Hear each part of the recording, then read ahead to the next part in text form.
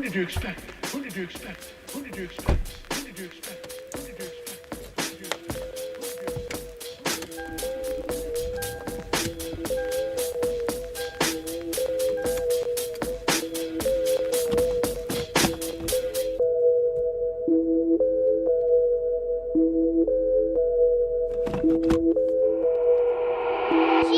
Welcome to the east side. We don't wait for doors of opportunity, we just wait on when we gotta kick them in. Decatur, Georgia, or a den of thieves. Hidden leaves just to feed the village. Hidden leaves make them feel like ninjas. Niggas always keep the metal tucked till you run up, get your face cut. Got your brookins on the back end. Know too many niggas trapped. They be stuck in genjutsu. They see the world from a different view. Shadow clones cause they silhouettes. Hard to point out when they robbing you. You never know what be inside of you. You never know who you be talking to. Till it's 2 a.m. on the east side. Black as shadows in the nighttime. They don't wait on nothing but the right time. He ain't come around the corner. Shots fired, that's a nigga down. Sad, but this is normal around this town. I've been crying for my niggas found. I've been praying for my niggas down. Always looking for some progress. Try a nigga, he gon' regress. Locked and loaded that nigga ready. Turn your brains into a red spaghetti. I be looking for God here. Hopefully see that I'm trying here. Save my niggas cause they really lost. Tell them my niggas before you write them off. They say, Vic, don't you move on that side, boy. Both the crime rate and junkies stay high, boy. Scary niggas, they ain't see my vision and they see it, they want on the convoy. Stop by the corner store, know that it's kissing. Then let them watch windows, punk gas for a bag of chip shot with the water. But no, they got size, I don't need no patchouli. I just want water. Star bitch with my brothers like Pops and Earl. We gon' turn Keller Road right into a Melrose. I might turn Wesley Cap to a motherfucking church. They got my people and teach them their worth. I don't need no appraiser, I'm knowing the worth of my property. They just owns out the cap, always a lot in the world, and I'm winning it all like construction on this side. I'm taking my time, now it's 2 a.m. on the east side. Up as fuck, no, I'm writing rhymes. Late night, now the early morning, like an alchemist, I'm turning into something. Shots fired, that's your nigga down. Sad, but it's normal around this town. Cause I'm calling, say you beat the charge. He can't wait to come back around. Other cousin call, he almost out. Say he heard prices, we back up. Confirm they gassed up. Told him chill, though, cause we next up. People be looking for God here. My job is to teach them look in themselves. Say my niggas cause they really lost. Spitting for the ones they breaking off.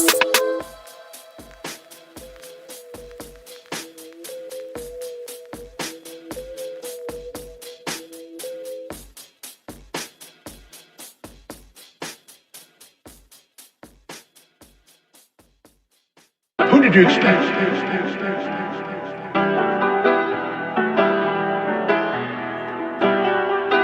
Biggest the what? Biggest the what? Biggest the what?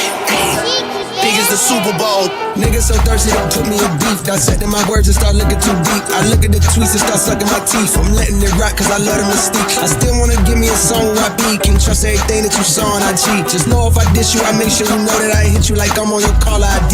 I'm naming the album to fall off. It's pretty ironic cause it ain't no fall off for me. Still in this bitch getting bigger. They waiting on the kid to come drop like a father to be. Love when they argue the hardest MC. Is it K-Dot, is it Aubrey or me? We the big three like we started the league. But right now I feel like Muhammad Ali. Yeah, Muhammad Ali, the one that they call when they shit ain't connected no more. Feel like I got a job in IT. Rhyming with me is the biggest mistake. The Spider-Man meme is me looking at Drake. It's like we recruited your homies to be demon deacons. We got them attending your wake. Hey, how the gang got away from the bars, man, this shit like a prison escape. Everybody stepping from fucking and everybody breakfast, and I'm about to clear up my plate. When I show up, it's motion picture, blockbuster. The goat with the golden pen, the top toucher, the spot rusher. Spray this whole shit up, the crop duster. Not Russia, but apply pressure to your cranium. Codes automatic when aiming with the boy in the status of stadium.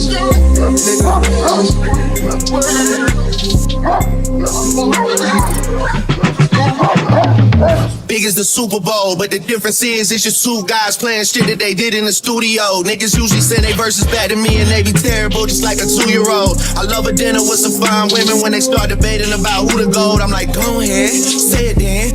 Who the GOAT? Who the GOAT? Who the GOAT? Who the GOAT? Who you bitches really rooting for? Like a kid that had been from January to November, nigga, it's just you and Cole. Big as the what? Big as the what? Big as the what? Hey. Big as the Super Bowl.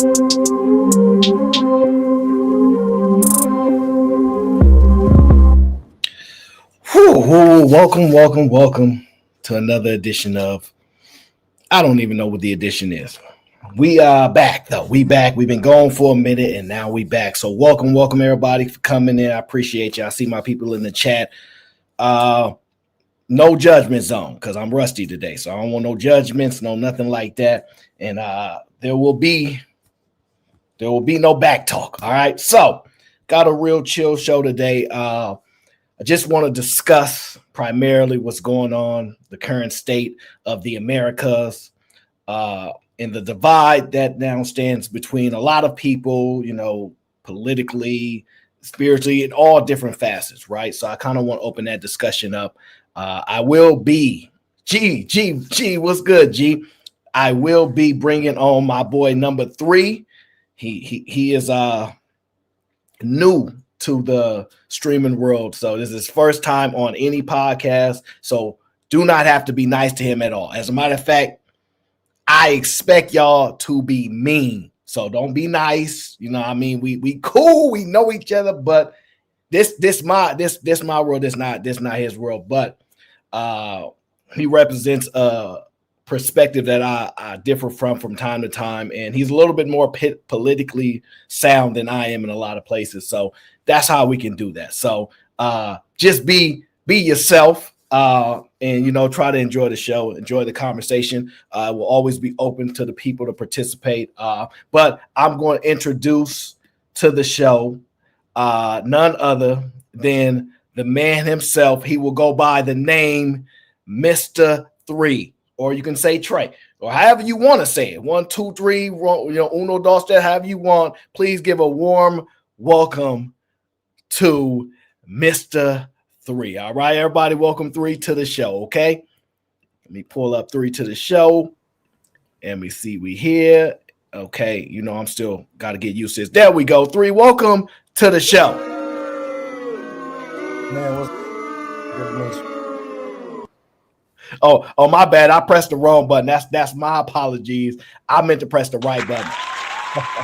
Hey, you can give me a hard time all you want. I'm good. I'm here for it. Oh man, welcome to the show, Mr. 3. Okay. Oh man, how you feeling? How's everything today? You doing all right? Man, I'm just ready to get to it. I mean, you seem like you got a topic you want to talk about. I'm ready to talk about it, and I think it's important. Absolutely. I'm just someone that likes to open up the conversation. This is my recommendation as someone that's new to podcasting, being on. Don't read the chat. That's my number one suggestion. That's what we tell everybody they first time up. Don't read the chat because the chat is full of people with their own mind, their own thoughts, and they will express themselves. So, be free as you can be. Yeah, I love it. I mean, somebody already told me my hairline needs some shaping. Somebody else asked me if I'm Republican or Democrat. So I love it all. I'm here for all of it. You done already told them to give me a hard time, so I'm ready for everything. No, I was saying that to myself. Sometimes I talk in 6 person. Yeah, I talk in 6 person. No, that's my boy Cellulite. Now he podcasts too. Now he good people, but he is somebody that is extremely vocal, and he gonna say what he really think. You ain't gotta, he's somebody to tell you where he stands. So he good people. And the cool part is everybody from different places. So everybody know I'm from the city. They ain't sure where 3 is from, but that might be introduced at some point and whatnot. But that might come up later on. How does it feel to be live and you can actually see people, saying things about you? Do you feel a certain type of way? I don't. I think I'm indifferent. I think people have been talking shit about me my whole life, so it's no reason to worry about the chat. I mean, I appreciate y'all. I respect y'all, but I expect you to do what you do. Don't hold back. That's a very studied political answer. Okay, so we'll just start the show there then. As we stand currently, in the Bay in particular, there are a lot of strong sides being picked. I'm in California, so what does that mean? Very left leaning out here. A lot of protests going on. They said your mic is low, so I'm gonna see if I can adjust your mic for you. So give me a second on that. Yeah, they said your mic is kind of trash, so we're gonna adjust it a little bit. Just so the people can hear you, so that way you don't get in no trouble. Okay. So so I just kind of want to get a feel for like where people stand. I've been hearing a lot of conversations about this. This ain't really a black people problem. This ain't got nothing to do with us. And then you hear people like, no, what's right is right, what's wrong is wrong. All these different type of things. You know what I'm saying? So I'm gonna try to dive into that and try to get an understanding. A lot of people understand my politics and how much I really don't like politics, but I'm not unaware of what's going on around the world. You get what I'm saying? So I kind of know what's going on. So I'm paying attention to a lot of things because you can't really ignore it at this point. So we just got to pay attention. All right. So that's what we're going to kind of get into. You are allowed to say, whatever you want, however your thoughts run, feel free to say them. I will probably open up the link to people if they want to join the conversation because they may have a strong opinion this way or that way. So if that's requested, then it'll pop up. You got it? Let's go.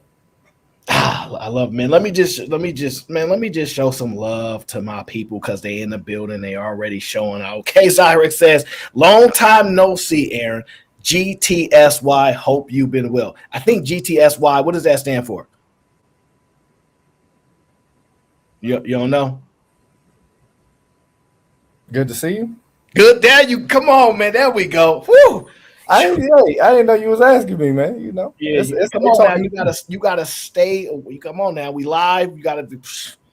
Anyway, now I know what it means because these are my people. But it's always good to see you. Thank you for tuning in.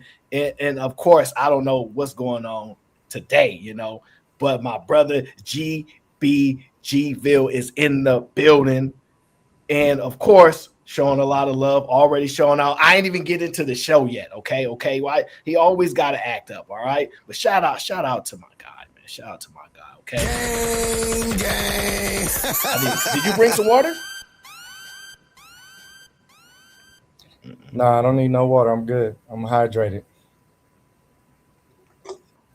All right. I'm going for you. You free. Hey.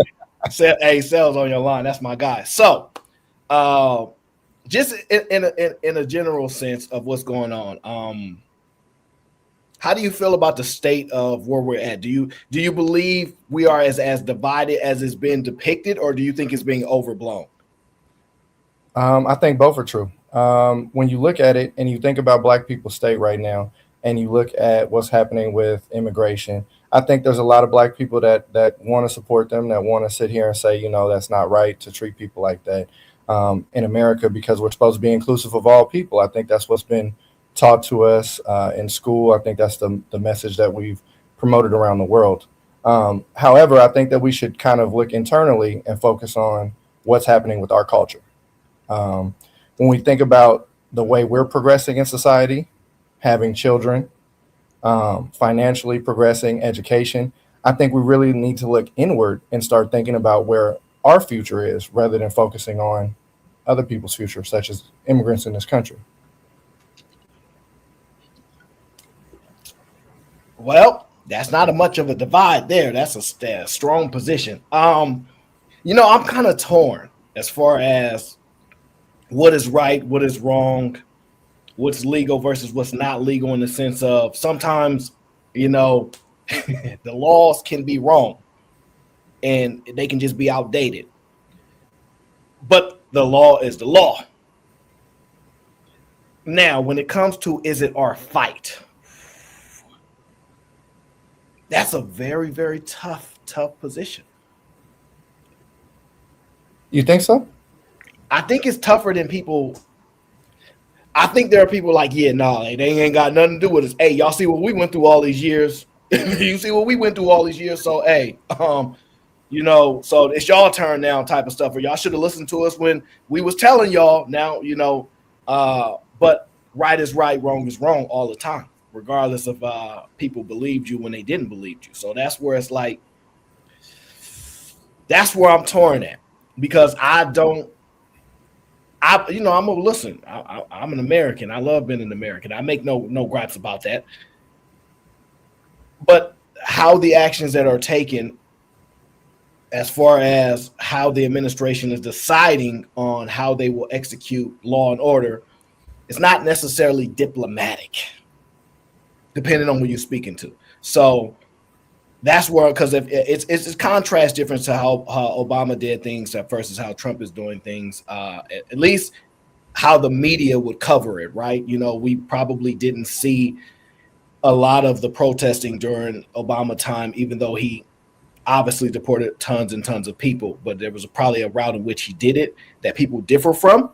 Uh, what the way I look at it is this: if your party win, then they gonna do what they gonna do, and when your party won, they had to deal with what y'all did. That's how I actually look at it. Because I'm an independent, I don't care about none of this.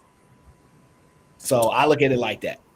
100%. I mean, I think regardless of what party you side with, if we look just as a culture, though, neither party has really helped us too much, right? Especially in recent years. So, going back to what you said about Obama, right? I think they said he deported over 3 million people, right, during his administration. Or more. Right now, I don't know where Trump's numbers exactly lie, but I think I agree with you to the point that most people's problem is how he's doing it, right? It's rough, it's brutal, it's in your face. He doesn't really care about the humanistic aspect of just individuals in general, which I'm completely against, right? I don't think that it has to be done with the level of brutality that we're seeing. I don't think that we should be condoning that at all. But at the same time, what I would ask is, should we not hold someone else to the same law, to your point, that we would hold anyone else to, right? If I break into your house, there's a crime committed. Now, if I break into your house with my son and my son is in the car, my son is going to go to a federal agency facility or a local county agency facility, right? Nobody's going to stand up and say, oh, he just broke into that house because he needed to get some food, or he needed some clothes, or he needed some money. And, his son was there. They shouldn't have took him in. So when we talk about coming to this country, we have to understand that most of us are looking at it as if it's a victimless crime, right? They came across an invisible border. There's a line in the earth. Somebody passed it. It's not that bad. But there are cause and effect. So when we think about immigration, we think about, if you translate that to wages, if you translate that to jobs, because we know that we have a housing crisis, we have wage crisis, we have a number of problems in America already that we're not solving for our own citizens, right? And again, I'm gonna loop this back to our own community. Our own community is suffering even more than the average American. Like I said, when we look at birth rates, you and I actually just looked over this recently. The percentage in the Bay Area of Black people that have actually diminished between the last 2 decades is over 10% in pretty much every city. So we're being run out of the cities. We're being run out of the communities that actually are affluent, where we actually have jobs, where we have places and opportunity. So when we look at those aspects, and so with that, are you saying that if we stop letting people in this country, then they won't push out the blacks? Say that one more time. So are you have an indication that if they were to limit the amount of people that were entering this country illegally, which is causing some levels of overpopulation in concentrated areas, depending on how you view it, that would in fact have a positive impact on Black America? To a certain extent, I do believe that. And the reason why is because if you look at the numbers of how many immigrants are coming into this country, and then you think about housing, for instance, that's the easiest one I can attack, right? If you just look at supply and demand, right now we all say we have a housing shortage. That's why rent is high. That's why home prices are high. So when you look at that, and then if you subtract all the millions of people that are coming across this border, they have to rent locations. They have to buy houses, right? And yes, buying a house is difficult, but we are one of the few countries in the world where you do not have to be a citizen to actually buy a home. So if you've looked at these things, right, there's only a few countries in all of the world that will let non-citizens buy homes. We're one of them, right? So how can we tell our own people, Americans, that they can't buy homes, they can't afford to buy homes, when we're letting foreigners come in, buying property, either leaving the country later. They're basically extorting America. That's what's happening. And right or wrong, I think the side that I'm standing on is just I'm standing on the American side. I'm an American first, right? And then I happen to be a Black American. So those two things are going to be the focal point of what I'm thinking about at all times. When we get to a point where you are telling me that in 10 years to 20 years that we need to learn Spanish to have a job in this country, or that's going to be the predominant language, I think that we have a problem. This is America. We speak English. I've been to other countries. They don't speak English in other countries. They may speak it as a second language, but when I go to drive down the street, if I need directions, the street is going to be in their local language, right? The local municipalities, they're going to be in their local languages, right? Well, when I go to DMV in America, hold on, give me a second. When I go to DMV in California, I got 12 different languages, 15 different languages that book comes in, right? But we're supposed to speak English. So how can you be here operating a vehicle on our roads if you can't actually read the signs? well, so let me give you an example. Um, so there are people that cannot read at all, but they drive. They know laws because one, they observed it, and observed behaviors is something you can duplicate. And we have a high amount of people that don't have literacy, so they can't actually speak, they can't actually read, type, grammar, know nothing. But they do know how to drive. They do know speeding laws. They do know stop signs. They do know turns. That we do also have symbols as well in a lot of the situation. I don't necessarily think you need to know how to read in order to actually be allowed to drive. And now maybe allowed is not the right word, but there are people driving that cannot read for sure, that are definitely illiterate, that without question. And they are actually good drivers. And I agree with you. But should we promote that? Right? We're supposed to be the greatest country in the world. And should we promote, okay, yes, we have people that can drive that can't read. We have people that can drive that can't write. There are arguments I can make to that basis, right? Because we grow up obviously learning symbols, signs. We pretty much know universally in America, red means stop, right? Yellow means you should slow down. Green means go. So some of those things are going to be innate. You don't technically need to read for that. But at the end of the day, is that the standard? Am I setting the standard at non-reading, level, or am I trying to elevate this country? See, the torn part is we open the doors. You can look at it as capitalism, right? Everybody knows I'm a capitalist. My audience is no shock to that. But if you open the doors to lower wages so that you can pay people a certain wage so you can capitalize off of that, and then when you're done, when basically what you're saying is, hey, we're going to use y'all up for low wages. And now that we don't necessarily need you at the rate in which we need you, you got to go. I want low wages to go away. Right. I think that's an argument that's being made. But at the end of the day, I don't want any low wages for anyone. What I'm saying, I think, is if you bring in a large group of immigrants, I think they will actually undercut the wages. So when you think about how you increase wages as a worker in America, whether you work in a blue collar industry or a white collar industry, if you have someone who's coming in and they're willing to work for less, or their work can be exploited because they can't maybe report you the same way that a U.S. citizen could because they're worrying about being deported. They're worried about somebody reporting them for being here illegally. They are providing a human service at a discount, and that does affect all Americans. So it would be, I'll give you an example. Let's say you were a dentist in another country and you came to this country. Let's say that you started working at a dental office without all of your credentials.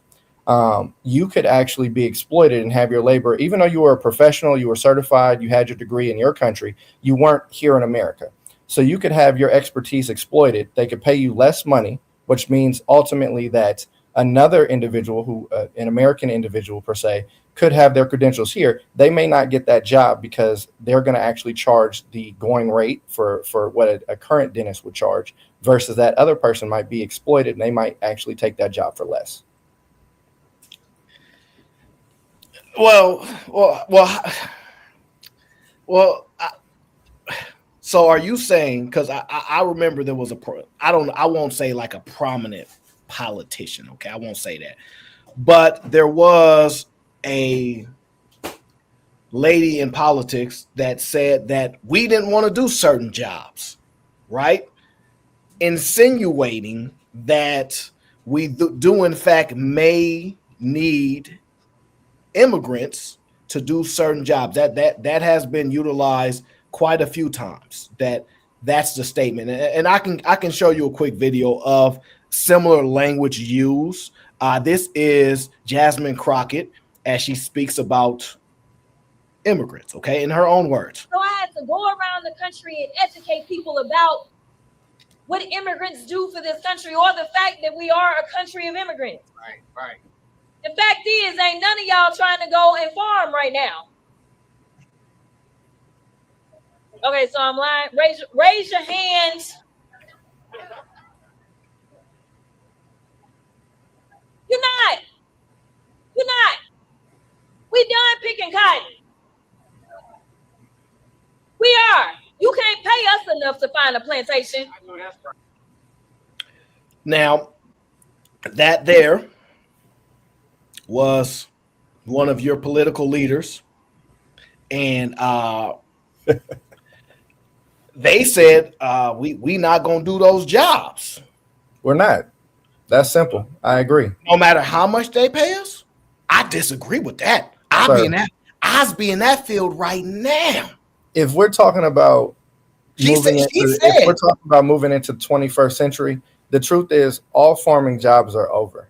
I don't know anyone. I don't know anyone's children that wants to go work in a farm. Now, if you want to own a farm because that's your passion, that's your hobby, and you've already made a bunch of money, so you want to go buy 56 acres somewhere and you want to have a farm, that was your dream to have horses and cattle, and that's different. But if you're talking about just working on a farm because that's something that you do for a living, yeah, we can automate that at this point. And if you look, there are a number of farmers that have already bought different AI systems, and they're also buying huge farm equipment because the equipment can work 24 hours a day, right? So when we talk about the argument that we have labor for farmers, I think that's a foregone conclusion that's going to be leaving in the next 20 years. That's not a job that we're going to talk about. So when we think about the immigrant population, we need to expand beyond just farmers. And I think that's disrespectful to them because we have a number of immigrants that are breaking into AI, tech. They're working lawyers, doctors. Like I said, they do every single industry that you and I and other people do. So I don't think we should limit them to saying that they have to be farmers. I think that's just an excuse. So who should be the farmers then? The machines. Why should we go out and spend 8 hours tilling some soil, planting seeds and picking fruit when we have machines that can do that 24 hours a day, round the clock without stop? What sense does that make? Your politician said it. She said, "I'm not I understand. I understand. There's a lot of Democrats specifically who are using that as a gauge to try to make a case why immigrants need to be in this country. And I'm not saying that they don't. What I am saying is that they need to be here legally. I'm saying that when you come across and you break a law, you have to be held accountable for that. And I think at the end of the day, when you think about accountability, if you've had 20 years, I see a lot of stories. People have been here for 20 and 30 years. If you've been here for 20 years and you can't speak the language, if you've been here for 20 years and you haven't gone to file your documentation to actually become a U.S. citizen, if you haven't tried to get your green card, any of these things, then I think we have to look at it and say, America's being exploited, right? If you really wanted to be here, if you wanted to immigrate into this country, then you have to look at it and you have to say, okay, immigration looks like actually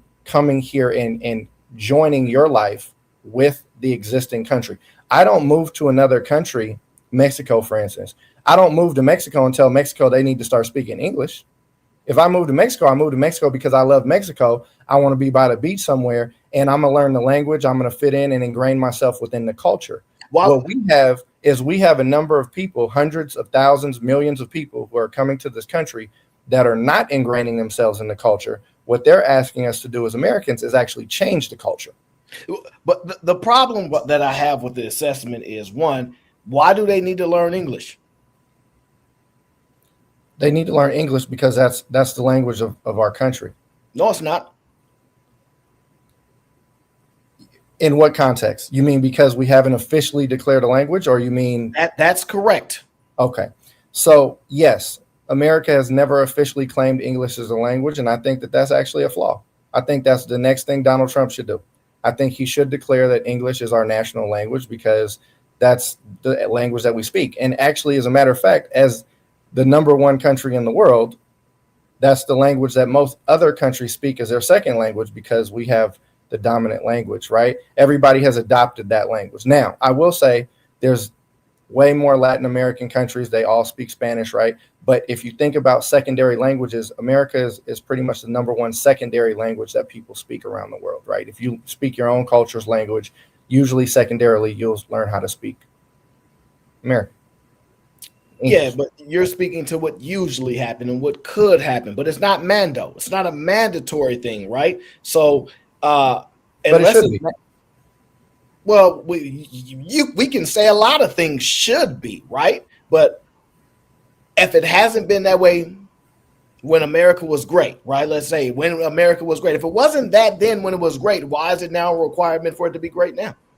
Because now is the first time we're having a conversation that we actually need to change our language, right? If you have anyone that you know that has, children in school, if you know anyone that's in the workforce and you've ever went on, Job Finder or any of the other websites, and you've looked at a job and the job said you need to speak Spanish to apply for a job. If you've ever seen something that said you need to speak Mandarin or Cantonese to apply for a job, that's a problem. We're in America. We shouldn't have to speak any other languages to get a job. Number two, how often do you see a job? No. Hold on. Let me finish my point. Let me finish my point. I'm gonna let you 1 second. And how many times do you come in contact with a person that's working in a service industry job or any job for that matter, and they can barely speak English? They speak broken English. You have a hard time understanding them. How did they get that job? How did they get the job that requires English to be spoken well and having a command of English? They got the job speaking broken English, but yet you as an American citizen who speaks English can't get a job because they say this job requires Spanish. That's all right, look. So you said a lot, right? So let's just tackle that. One, if you can thrive without speaking English, what does that say about people that do speak English? It ain't a requirement for you to thrive, right? Financially in particular, or even to navigate getting from work. So if you're able to get a job and it doesn't require you to speak English, that says a lot. And then thirdly, one, if they have a job requirement, as everybody know, I'm pro-business and pro-business owner. If I create a business and I go, my target audience is people that don't speak English because they got some money in this area and I want to target them. So I need someone that speaks their language. That makes sense.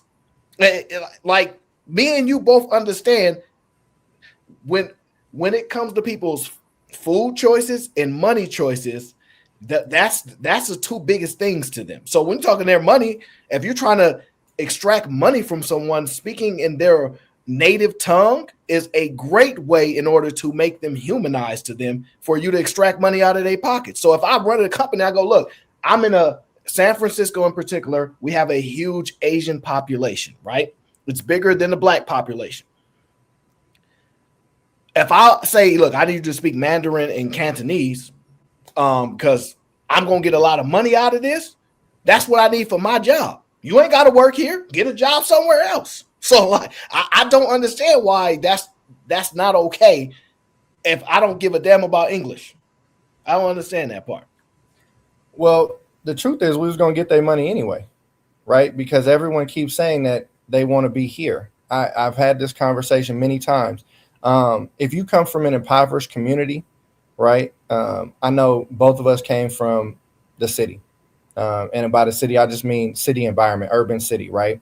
If you come from the city and you come from maybe not the most affluent area, and you want to go to the store, You could go anywhere from the liquor store to the corner store to buy you a t-shirt and some shoes, or you can go all the way up to Gucci and Louis Vuitton. I would argue that in layman's terms, America is the Louis Vuitton, the Gucci.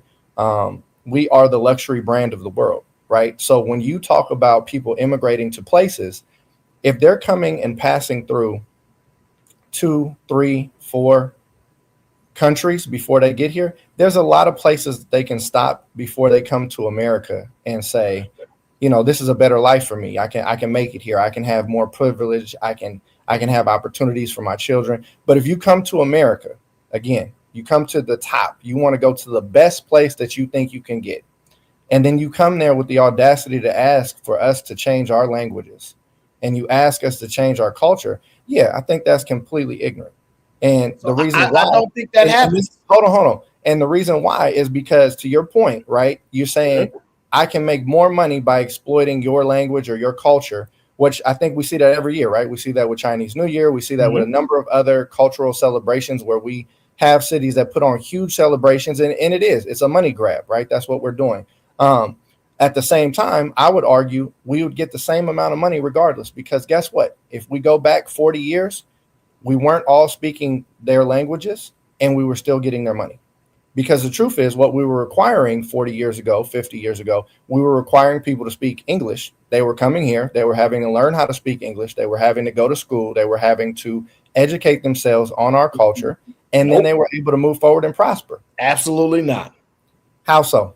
There are tons of people that don't speak English, been in this country 30 plus years. Maybe their children might speak English because they want to have children born in the States and whatnot, because we all know how that process works. Secondly, I don't recall, we don't force culture on nobody, right? That may be a problem. I'm not even disputing that if that is, but one, we say that we are inclusive. It's been presented. We are an inclusive country. We love all people. That's been presented for many, many, many years. And that's why black people have been upset, because they're like, let me stop you there. Being inclusive means that I'm accepting of your culture. It doesn't mean that I'm willing to change my culture for your culture. No, there's a difference. No. Yes. And let me explain it. So if I invite you to dinner and I know you're a different culture than me, right? I may make a dish that comes from your culture. Maybe I'm trying to honor your traditions, your culture. Maybe it's a special holiday. I can absolutely take part and celebrate that with you, and I can love that for you. But it doesn't mean that every year I have to change what I do. So let's say, for instance, you had a holiday and that holiday fell on Christmas, right? Maybe one year I might decide I'm going to celebrate your holiday, but in general, I traditionally celebrate Christmas. Maybe that's what I'm going to do. I'm going to do Christmas every year. That's my tradition, right? Okay. So again, being inclusive just means that I'm willing to accept taking part in looking at and not criticizing, ridiculing, or excluding your experiences. It doesn't mean that I have to change mine for you to be also true. But what's the change that's been requested? That's the part I'm not following. Like, what has been requested to change? Y'all have to change. Change what? What has been requested to change? Well, again, we've talked about, one was English, and I want to shout out Chat, because where's the request for English to change? Chat already told us. I don't know if you saw, but Chat already said. I guess Donald Trump already made an order saying that English was going to be the U.S.'s national language. So I guess we're behind on that. So that's been done. And I applaud that, because that should be there. Because if you have children and you don't want your children to have to speak another language, I think it's great to speak another language, but I don't think it should be mandatorily required that children speak another language in their own culture. It's not mandatory, but it will be, and that's what we're being told. But you're projecting that based on what? Well, they're projecting that based upon the number of immigrants that we're letting into the country, including the birth rates of the existing immigrants that we have in the country. Gotcha. So based upon those two factors, what we're saying is that Spanish is going to be the leading spoken language in America. Got it. So let's stop right there. So what you've explained is how we could potentially get to a predominant language. And the indication was a populace, right? So you're saying if the population then flips from where it currently is, where the amount of people that speak English is the majority. If it flips to the amount of people that speak a foreign language, that becomes the number one most utilized language. Why shouldn't that then be the primary language? It's that's if the standard is, well, the reason we've chosen the English language is because that's the majority. If the majority swaps, why wouldn't the standard then be whatever the majority is? Why is that shifting? Do you know of another country that does that? Do I know of another country that does what? Switches their language to accommodate immigrants. So the short answer is not about immigrants, because our statement had the conversation. I never mentioned immigrants. We talked about immigrants though, because that's what we're talking about, right? So what we're talking about is shifting for a specific reason. There's two factors we talked about, right? One is birth. The other one is how many millions of people we allow in this country, right? There are a number of countries around the world that let in people, immigrants specifically, into their country. I don't know of many countries, if any countries, that are going to change their national language or make it a requirement that people in their country speak that language because they've allowed those people to come in. Well, that's because they don't allow them in. So if you go back and actually check, because America is the most diverse place in all of the world, right? There are other countries don't have to particularly deal with this issue. So it's not something that we can't even use data from somewhere else, really, because they don't deal with this issue because they're not diverse. Their majority is very high, and the large majority of everywhere. In most countries, they're leading at 90 to 95 percentile in those countries of those same people. They don't have such a wide range of different groups there for it even to be a thought of issue. It's not something that can occur. Now, it is happening in some countries, like they're making arguments about, look what's happened with the UK and how that's slowly diminishing in their language because of sure, like to a degree, but in most countries, they don't have to deal with that because they did not allow for like immigrants to come in their countries at the rate, or immigrants didn't want to go there to increase the population while theirs were decreasing. So it's not an issue that they have to deal with. However, we opened the doors here because we wanted to undercut the amount of money that we had to pay the current citizens, because that's capitalism to a degree. Now, and that's exactly what I told you earlier, right? Yes, I made that point earlier. So you led right back into the point that I was saying. If immigrants immediately undercut the workforce of our current citizens, then how do we expect our current citizens to actually ever elevate their wages to a point where they can have sustainability? Yeah, that's not the goal. That should be our goal, though. Like, my goal is not the government's goal. Like, I'm not advocating for the government. I'm advocating for the people, right? Because the people are supposed to be what dictate where the government goes. The government is a representation of the people. That's what I'm saying. But at the same time, have you or do you see a lot of people state that they feel like they make enough money in this country currently? Nobody. Like, I don't listen to.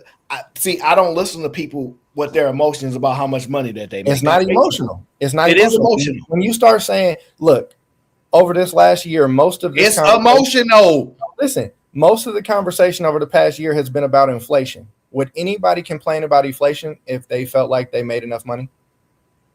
No rich people are complaining about inflation. No people that are even upper middle class are complaining about inflation. They have enough money.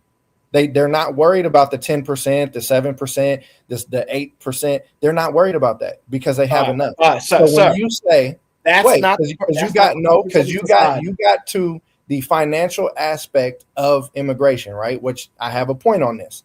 When you say we're bringing in cheap labor, that's essentially what you say. We're bringing in cheap labor. Cheap labor then undercuts American citizen labor, which we charge more, right, as we should. Then that is a direct impact not only on us, but the economy as well. But I'll say this. So people don't like what the current immigration ICE situation looks like with deportation. Let me propose this question to you. What would happen if we put a sanction on all non-U.S. citizens' earnings and restricted them from sending it outside of the country? Do you think that immigrants will still be here? I mean, in the mass majority that they are now? So you're saying if we put a restriction on the earnings that people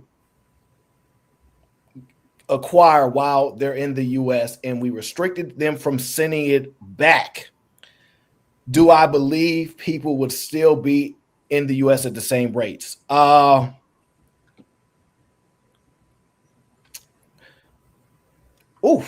would say yes, but I think that would affect their ability to support people back home. But I still think that they would be in the US because the alternative is what? Because even still, their life is still better here, right? If you get what I'm saying, like, so I understand, like, because we probably have deeper understanding of the finances aspect of it, of the movement of money going overseas and how that actually impacts families on a certain scale. But at the same time, if I can't get this money to y'all, what I've been told by people that from those cultures, that they would just try to get more of their family here as opposed to allowing them to stay there, right? So that's what would be the process. But I would agree, it would put a big issue with, you know, if you're not able to take the money that you earn in the US and put it back to another country. I do think that's problematic, but it also comes from an issue of this. You can't tell me what to do with my money. I earned that. Yeah. So you can't tell me what to do with my money. I earned it. I hear you. I hear you. And I think that is a very American way to think about it. But I think we can absolutely tell you what you can do with your money. And this is why you're not a citizen. See, this is the thing. When we think about exploiting resources, then we have to think about where are the resources going, right? So let's step back. You said non-emotional. Let's step back from the humanistic aspect and let's look at it strictly from a capital standpoint, to your point. Can we remove the human aspect from that? Just wait. So if we're saying people are coming here, they don't want to basically citizenize, they don't want to incorporate themselves within our own country. They're coming here to get education. They're coming here to work and then send money outside the country back to their homeland. And then they're building, wealth, and they're moving back and retiring there. That is the same option we have, though. Is that helping their country? Yeah, but the mass majority of Americans are retiring in America. Our money stays in America for the most part. However, my point is, if you are coming here for the exact reason of extracting our benefits and our opportunities, and then you're sending the money back to another country that is extracting wealth. You're extracting wealth, and then you're sending it to another country, which is enriching another country. My thing is, I don't think we have to deport anyone physically, right? So I think we can step back from Donald Trump's entire plan. We don't need to remove people physically at all. What we do need is to remove the tools that are available to remove assets. So if you're not a U.S. citizen and you buy a home, because this is a big turnover, there's a bunch of foreign people that come here, they buy property and they leave. They go back home, they sit on it, and then years later they sell it for hundreds of thousands, if not millions of dollars of profit, right? When they sell that money, they extract that money and then they take it back to wherever they want to go. If we stopped allowing people to do that, unless you are a citizen, that would be an immediate initiative for people to actually become citizens of the country and actually prove that they want to be here. My question is, at this point where we are in society, what is the purpose of becoming a U.S. citizen? What rules and rights do I have that are in any way different from an immigrant's rights who show up right now? If you came across the border right now, what's different between me and you under the current status? Not what Donald Trump just did, because we know he's out here doing something that's brand new. Under the previous administrations, I can get a job, I can go to school, I don't need to learn the language, I can get a driver's license, and I can even buy property. So what is the incentive at this point that we have for people to actually become U.S. citizens? What's special about being a U.S. citizen? So look about it like this. Let's say you mute. You can't speak. You can't speak English. You an American. You was born in America, but you mute. You can't speak English. You can't talk. What's the difference between that and the immigrant? Well, you're attacking somebody with a disability. No. What I'm saying is, should they not be afforded the opportunity to get a job? Well, yes, that's why we have the American Disabilities Act, of course. Correct. In order to support people that may have a disability. Now, that disability may not be something physical. It could be mental. It could be a multitude of different reasons. However, if it ain't a requirement for you to speak English to do that job, why are we trying to force somebody to speak English to do the job? Most people only do just enough to not get fired. But it should be a requirement to speak English to do the job. So it should be a requirement. Now, I don't have no issues with that. I don't mind if it is a requirement. Give me an example of a job that we would need where English would not be something that you needed someone to do. And what I mean by that is, like, I mean, yeah, of course you could work in a warehouse and you could never speak because you don't need to speak. You're working overnight. All you're doing is moving pallets. Mm-hmm. I get that. But my point is, what I'm trying to make here is, why would there be a job where we would exclude English from the criteria? There should be a job to exclude English from the criteria because it's not necessary for my business to operate. So, like, the requirements for a business to operate is different because we have different types of business. Like, for example, Japantown, Chinatown, they have markets there. Those people don't speak English, or at least fake like they don't speak English. Either way, when you go into that market, if you ain't speaking a language, it's not working out for you. But they have a place to where that exists. So if your business exists there and your target audience is that community for whatever reason, like the neighborhoods, store, whatever the case is, if that's your neighborhood market and that's the predominant group there, and it does not require for them to speak English to operate, why should we then say, no, we shut this business down, y'all don't speak English? Is that what you ultimately saying? When's the last time you seen an African-American person working at an Asian restaurant? You're going to answer my question, and then you're going to ask your question. I don't mind answering your question. The question is simple. Chinatown can exist as long as they want it to exist, but it doesn't mean that I need to learn their language to be able to go there. And I think, no, let me finish my statement. So you should get a job somewhere you don't speak that. You asked me to answer the question. So if I want to go take my family to Chinatown because they're from Mid-America and maybe they don't have Chinatown there, right? And I want to take them to Chinatown because they're out here in San Francisco and they want to see the sights. That's wonderful. I'm not going to be talking to anyone, though, that doesn't speak English, right? I can still get the cultural experience of being in Chinatown, but I don't speak any sort of Mandarin, Chinese, Cantonese dialect.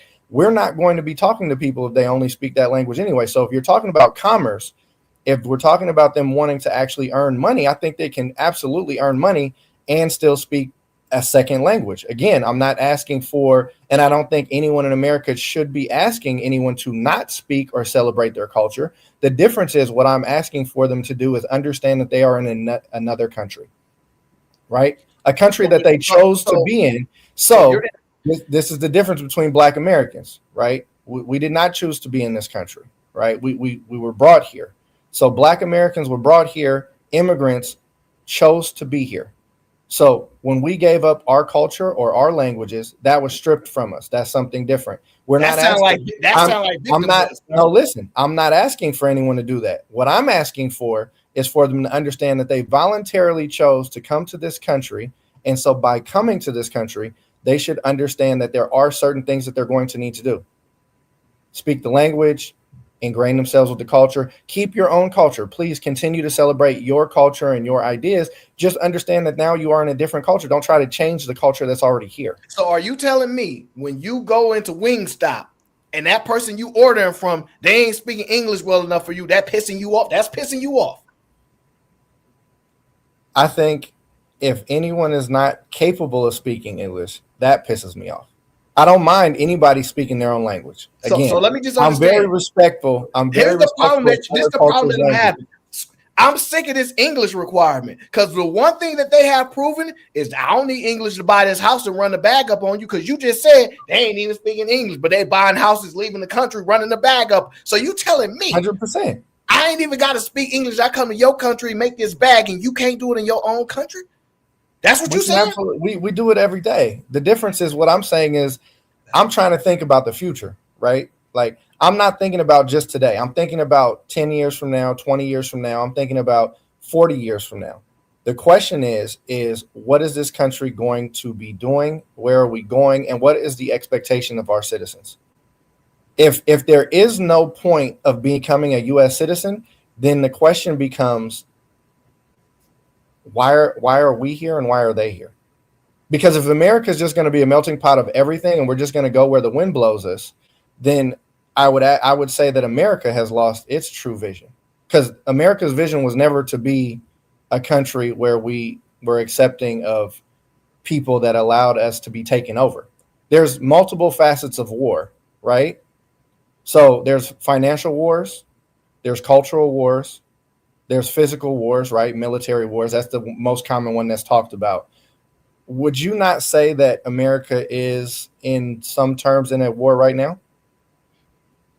We're always at war. There we go. So are we in a military or militarized war, or would you say that we're more internally in a cultural war right now?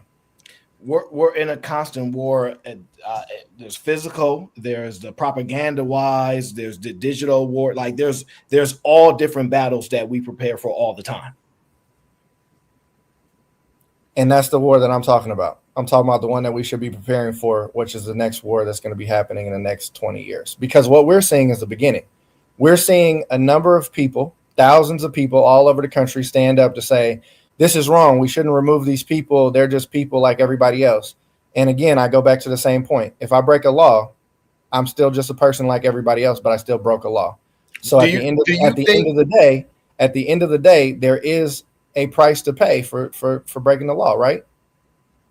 Would you agree?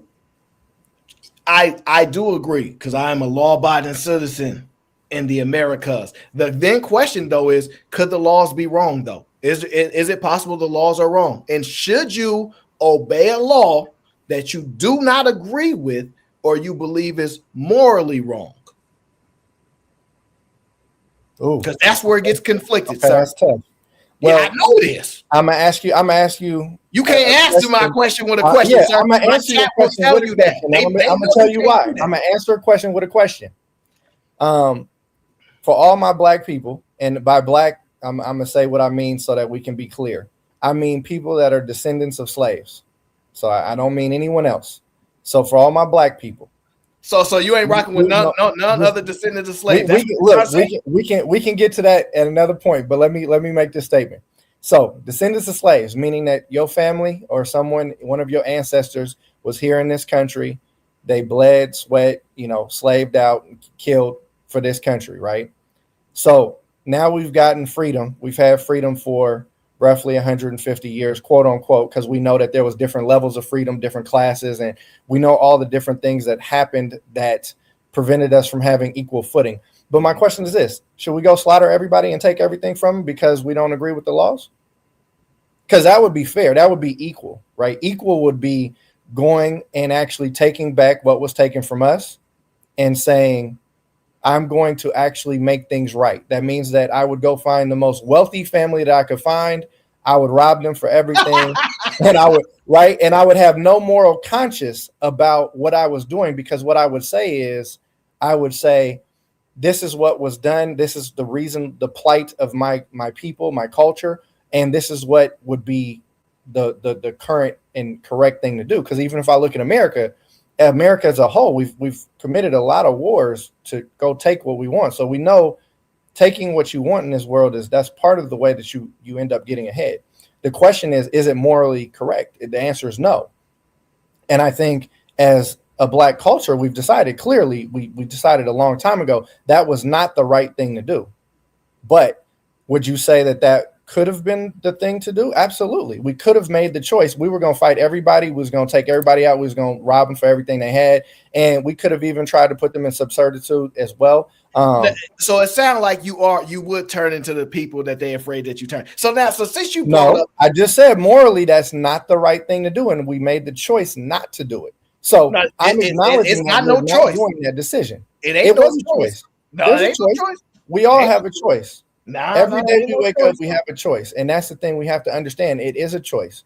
It is a choice to wake up every day and work within the constructs that we're provided. The constructs meaning This society was created by another culture. We live in a country that was created by another culture, hypothetically. I mean, of course, we know we built this culture, but whoa. Let's go. Wait a minute. You see, you be trying to throw little things in there and then try to run. Who built this culture? Well, we know that pretty much the entire U.S. structure has been created by Caucasians.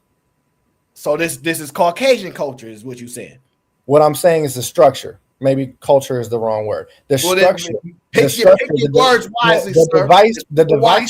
The device of the government, right? The way that our government operates, the laws that were created, those were all created by Caucasian people. So when I say that this culture that we live in, I mean the structure of the economic structure, the work structure, the family structure, all of those things were created by the Caucasian culture that came over here, colonized this land, right? Used slave labor, ran Indians out, killed people, genocide. They did everything. So they did the same thing that other countries did. Just for clarification, they did the same thing that other countries was doing. They did the same thing that other countries did in a different way. They did it the best. The best by the worst. If you want to describe the best as the worst, yes. Well, I don't know, because I haven't traveled across the world. I'm not a world connoisseur, so okay. I haven't been to every country touched down on the land. What I would say is they were highly efficient at dehumanizing people, being moralists, and being and executing their goals. Their goal was to make a country that was non-profitable, that had land that was unable to be utilized for any type of agricultural. They were able to take a group of people, and then they were able to turn that around and make it into a very profitable country. To be fair, they didn't take a bunch of people, and they acquired a bunch of people for an amount. So services rendered. And then they decided they were going to create all the laws and structures after that period to make sure that no one else could get on the same level footing as them. Correct. That's what I would say. They were hyper efficient at doing that. Oh, okay, so they were the best at doing that. Got it. Okay, so it is what it is. I don't know. I accept that's what you said. So since you want to exclude all the other so-called blacks, are you trying to say that the blacks in America is due reparations? Are you saying something crazy like that? Absolutely. I mean, why do we even look at that as being crazy? See, that's a problem even with our own culture. Why do we look at that as being something that's crazy? How many other cultures have gotten reparations? It depends, right? So no, it doesn't. Japanese Americans, first thing come to mind. Japanese Americans they got reparations for internment camps they were put into, right, during World War II. We can look at other cultures that have gotten reparations outside of America, right? So we can say when we look at Jewish people, right, the Holocaust, they got payments for that. Why is it that when black people had a blight, had a travesty placed upon them by another human being, why is it that we don't deserve to be compensated for that? So the short answer is, why were other groups compensated? I'm missing your question. We know why they were compensated. I don't know. Japanese Americans were locked up during World War II. I know that they were compensated, but I don't know why. Well, why do you think they compensated them and say, yeah, we're going to compensate them, but not y'all? Why? Why? They had to fight for it. I mean, the truth is they had to fight for it, right? They didn't just give it to them overnight. They had to go to Congress. They did a number of petitions. There was a number of things that happened. They fought for it, and they were ultimately granted it. The problem is their fight was so much shorter than our fight. I mean, we've done multiple things to actually bring this up. Even went to the World Court. If you've actually looked it up, we went to the World Court and actually talked to them about the problems and the things that happened in America during slavery and even post-slavery. We still have conversations to this day. Mayor Lori, San Francisco, right? He's got the reparations fund that he wants to create. The committee crap. Yeah, he's got the committee, but he wants to create a privatized fund for reparations for California had nothing to do with slavery. California had the most Jim Crow laws in the union. Actually, slavery. We're in the top echelon of states with Jim Crow laws. So did we have physical chattel slavery? No, we did not. But we did Wait. Chattel slavery? Yeah, the one where they beat you, rape you, and kill you. That type of slavery. Okay, I got it. So my question to you is this: who created that? Well, we know who created it. So again, Caucasian. We know who created that? Yes, Caucasians created that. Caucasians created we could look at Europe. We know that Europe had slaves, right? But we could also look at Europe and understand that Europe's slavery was different. That doesn't make it any better, but it was very different. It's been documented. All right, slow down, because people need a little bit of background to understand how you think the way that you think. Okay, like, what you said a lot. All right. However, we need to provide evidence sometimes, right? So you made this your first time on my show, all right? First time on the show, right? So you got to get, comfortable there. But before, I can't just let you say anything and everything, right? So I just can't let you do that. First thing first is there is a man, this man right here. Some people know this man, okay? I've tried to explain to you. You should probably learn about this man. Listen to what this man has to say, as he's a very, very known man. Okay, just listen here. Had a black guy named Anthony Johnson. Anthony Johnson came to the United States in 1621. Came in from England as a free black. And head rights in those days says anybody coming to the country can get 640 acres free right off the bat. And plus you can get another 500 to 600 acres for every slave that you own. He immediately went and had 13 blacks. So within a few years, about 15 years, he was one of the richest blacks in the colonies. Now, going up to 1638, he had all kinds of land and a whole bunch of slaves, getting close to about 70, 80 slaves now. And a white guy went over to one of his plantations, and one of the black slaves there, named John Castor, says, why am I a slave here with this guy? He says he owns me for life. And the white fellow who was a plantation owner also said, look, he doesn't own you for life. Indentured servantship normally runs 5 or 7 years. What do you mean he's got you for life? This black guy said, I've been working for this black slave plantation owner for almost 27 years. The guy said, well, just run off and leave. Forget about him. You don't have to keep working for him. So the black slave, John Castor, ran off. Anthony Johnson then went to court, and he sued the white plantation owner who had encouraged the black to run off. And the court accepted Anthony Johnson's claim against this black slave, saying that he owned that slave for life. Now, what happened there never had ever happened on the history of the earth with black folk and in this country, where all of a sudden a person laid claims against an individual for the rest of his entire naked life. And it was a black man. And once that court decision was made, whites picked it up. That became the enslavement codes, both explicitly and implicitly. And all the states began to enact it then, based on Anthony Johnson's ruling in court that he owns another black person for life. Okay. I'm gonna give you a moment to relax. Look, these people know me. These my people. They know, I'm a little different. You ain't used to this. So, you just. So I'm gonna take an attack. Take a second to save your. I'm good. Right. So this is where I'm gonna jump in. Okay. If we live in a community that is surrounded by drugs, and I see someone who's black and they sell drugs, does that make all black people drug dealers? Where I'm going with this is this. There's always going to be a bad apple. There's always going to be an evil person. There's always going to be someone. So we can pick examples in history, of course, where we can find brown people and black people throughout all of history that had slaves, right? Throughout all of history. What we're talking about is the way that slavery was monetized in America on a mass level. So yes, were there black people that owned slaves? Absolutely. Does that mean that was the norm in America? Absolutely not. So when we're talking about the mass effect of slavery, no, you can't. I'm not going anywhere. I'm gonna stay right here with you because I'm comfortable in this zone.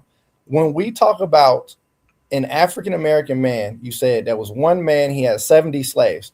At the height of slavery, how many people were in America? How many slaves? I wouldn't know the short answer to that. Okay. At the height of slavery, there was more slaves in America than there were Caucasians. So what I'm saying to you is, yes, that was one man. He had 70 slaves. And yes, he even sounds like went to court. He actually made precedents for the example that slaves should be owned indefinitely, right? He created the precedents. That's what I'm saying. That's called case law. Yeah, correct. That's I'm agreeing with you.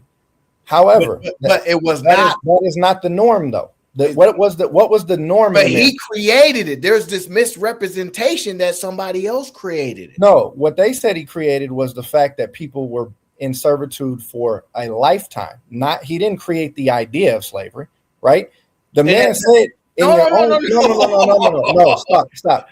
In your own video, the man said he came here at a time when America gave out 600 acres of land, and then for every slave you owned, you got a certain additional amount of land. That means that slavery was already set. He didn't invent slavery. What he did, he invented the construct of the slavery that we know as modern slavery that we complain about specifically, because slavery existed all around the world, still exists to this day, right? And there's only been a few countries that have abolished it for the most part, right? That set that precedent of abolishing, because it's a normal thing, all right? So people been doing it forever. So you think it's okay? So you said it still happens. So you think there's still places slavery is happening? I know for a fact it still exists. Just like everybody in my audience will tell you, it still exists. In the same capacity that it happened 150 years ago. Now, the capacity of it, no, because it's not because there are a lot of places that abolished it, right? And then they implemented a different type of system for sure, right? But you mean like work still exists. What's the modern where are we with slavery right now in America? Have we abolished slavery, or does it still exist to you? In America, it does not exist in the state at which it was at which it's being represented of what it is. So slavery to me exists, but not in the physical capacity of chains and the laws that require it. No, that doesn't exist. I would probably say the type of servitude has been exchanged for that. So like we went from not paid service and all these things to now you have to work a job. No, it does not exist at any capacity in which how it used to exist 150, 200 years ago. But no, but it does it still exist? I don't think to how it's defined, no. Okay. Not to how it's defined, no. But we could make arguments that it doesn't exist. So you would argue that black people are responsible for slavery based upon that video. That video specifically indicates a type of slavery. Yes. Did they say he shipped slaves here? Where did he get the slaves from? So maybe you're confusing with the state. Nope, I'm not confusing anything at all. I'm just asking a general question. Where did he get the slaves from? He himself came here on a boat. They said he came here, right? He came to America to get land. Once he got here, he found out there was a hustle. Where did he get the slaves from? Did he get a boat and contract a sailor to go get slaves from Africa? Or no, he comes from Europe. Did he bring them from Europe with him? He came from the UK where it already existed. Did he bring them? Did he bring the slaves with him? Well, it didn't state how he acquired his first slave in the Americas. He could have bought. I don't know. But they did not say. They would have said that man sounded like he was very astute and very well read on that case. He is. They did not say he came and showed up with slaves, because clearly he didn't have them, because he made a mention that he was going to get additional land by acquiring slaves.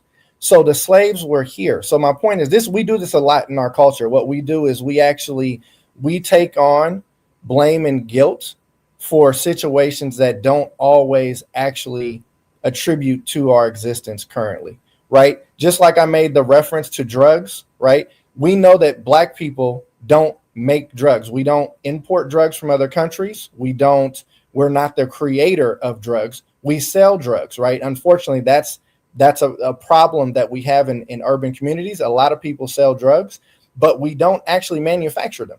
There's very few black manufacturers of drugs, unfortunately, right? That's the same situation with this gentleman, right? He did not create the entire construct of slavery, nor did he create the slaves. He didn't bring slaves here himself. They were here. He purchased slaves to actually gain land and wealth. That doesn't mean that that makes him any better.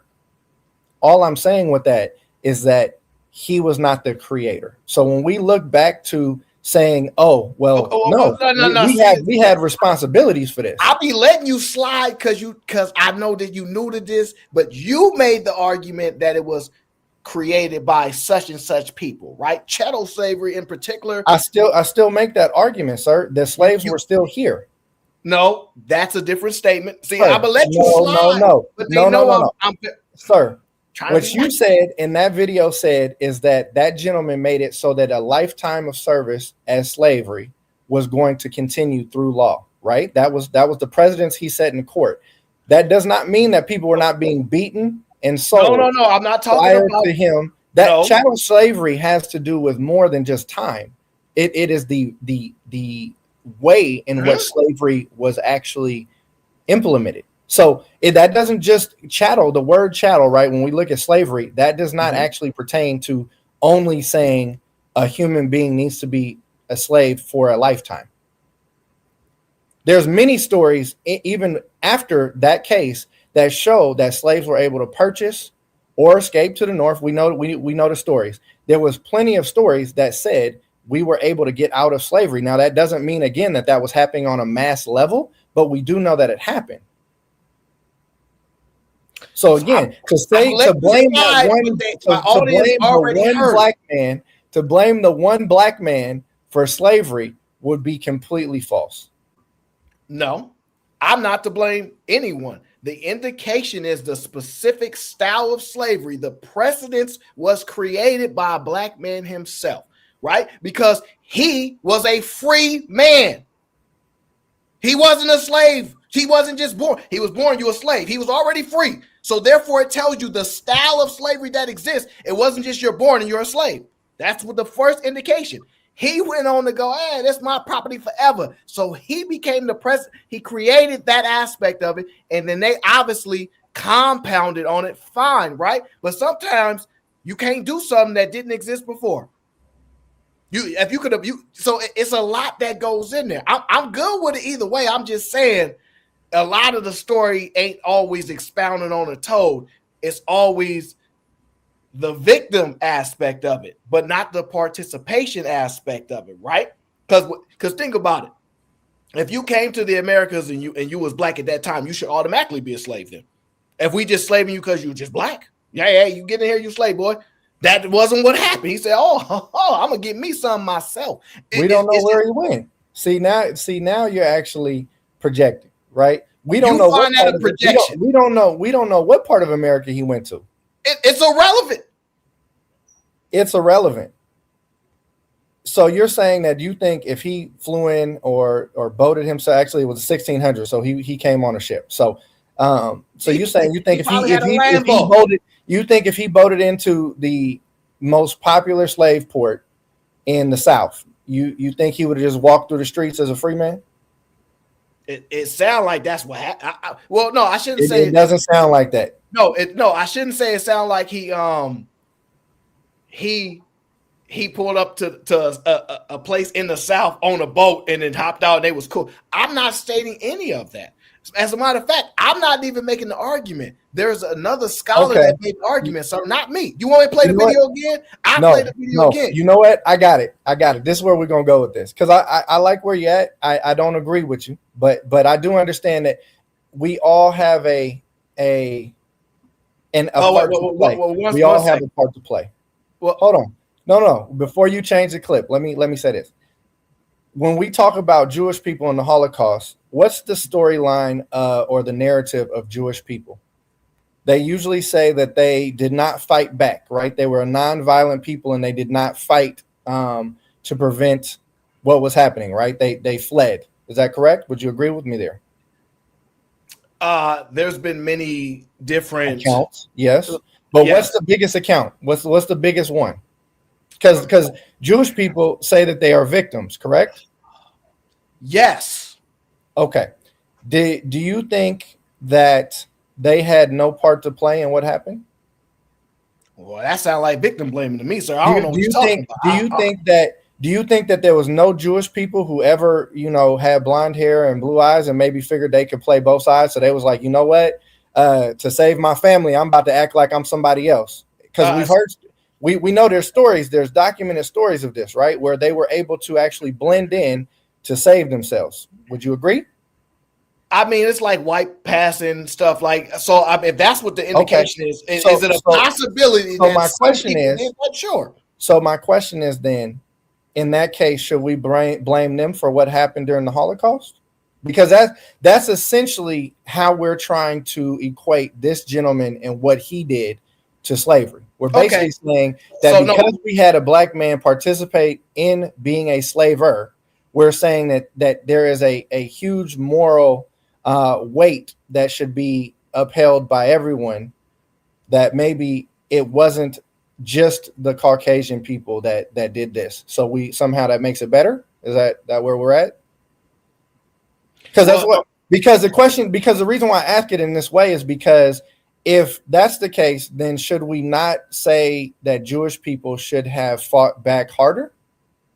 Should they not have picked up arms and fought and killed and died the same way that other people do during wars, because they were nonviolent people? Because that's the way it's described in history. They were a nonviolent people. They did not pick up arms to protect themselves. So when we look at the Holocaust, does anyone blame them for the Holocaust being created because they were nonviolent? I don't even know if I can comprehend the way that you are doing the correlation of participation to outcome. So I'm not sure I exactly follow.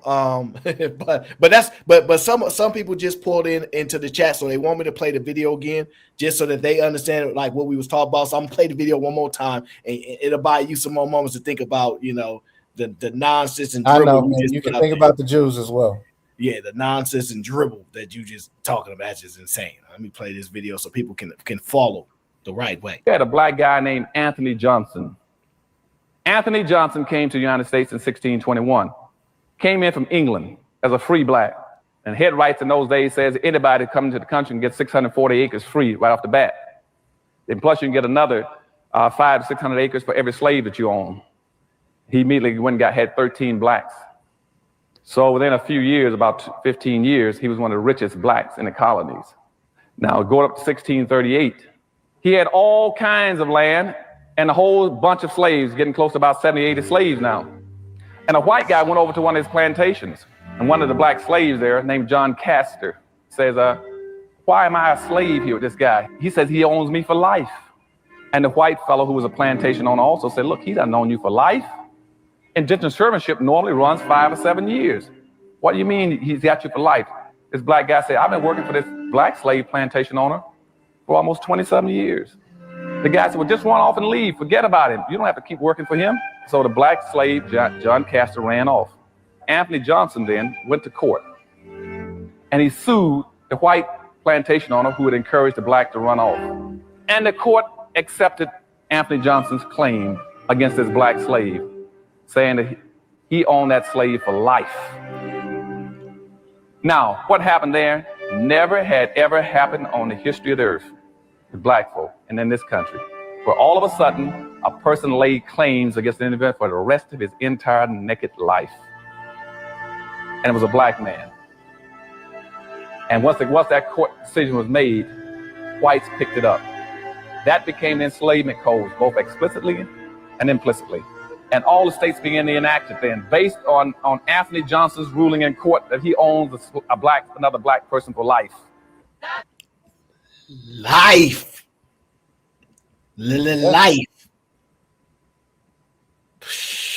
Anyways, I wasn't correlating that with victims in other areas and all that and other. You're right. We never do. That's part of the problem. Because I'm gonna tell you why we probably don't do it. It's always, but you did it too mentality, right? Oh, but they do it too. They did it. And they did it. Well, we don't care about what they did. We talk about you. Let me ask you this one thing, and actually, I'd like you to pull that clip up, but another episode because we need to do more background checks on it. What was the other slave owner's name? Right, I need to know more information about the other. We just get one person, and then everybody else is somehow oblivious. If we're going to talk about the black man who supposedly created the lifetime servitude of all slaves forever, and that was the precedence that was used to change all of the way that America actually did slavery, then why are we not using the names of the other slave owners that's involved as well?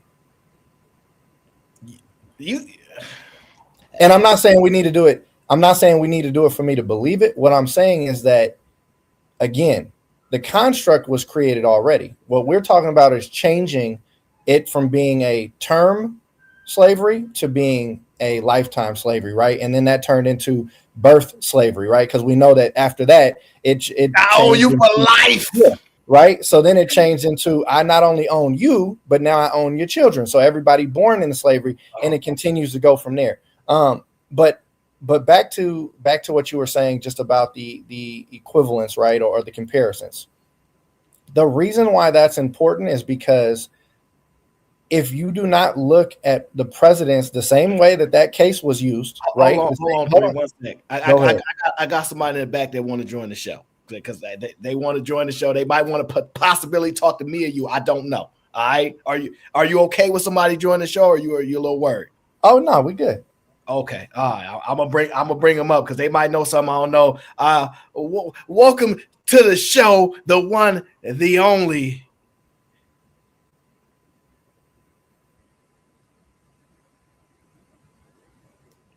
Cellulite Podcast. I can't believe. Well, first of all, what's going on, Aaron? What's happening? What's good with you, bro? How you doing, man? I'm good. Mr. 3, what's going on, G? Man, what's going on with you, bro? Man, you up here folding like a deck of cards on cardboard, my G. What's happening? No, I don't think so. I think we just got different perspectives. I'm open to all perspectives, but I think at the end of the day, I mean, you got to be respectful, but standing your ground is important. Absolutely. But here's the thing, though, right? What you're participating is in revisionist history. You're trying to change something that's already foundationally laid. How so?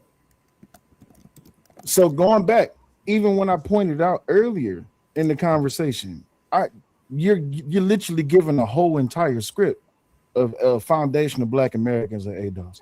The problem is you're trying to differentiate between indentured servitude and chattel slavery. But earlier in your conversation, like you was talking about, when I was typing the chat, I said, so you're literally trying to make a pathway to citizenship by way of indentured servitude, by way of cheap labor for these immigrants.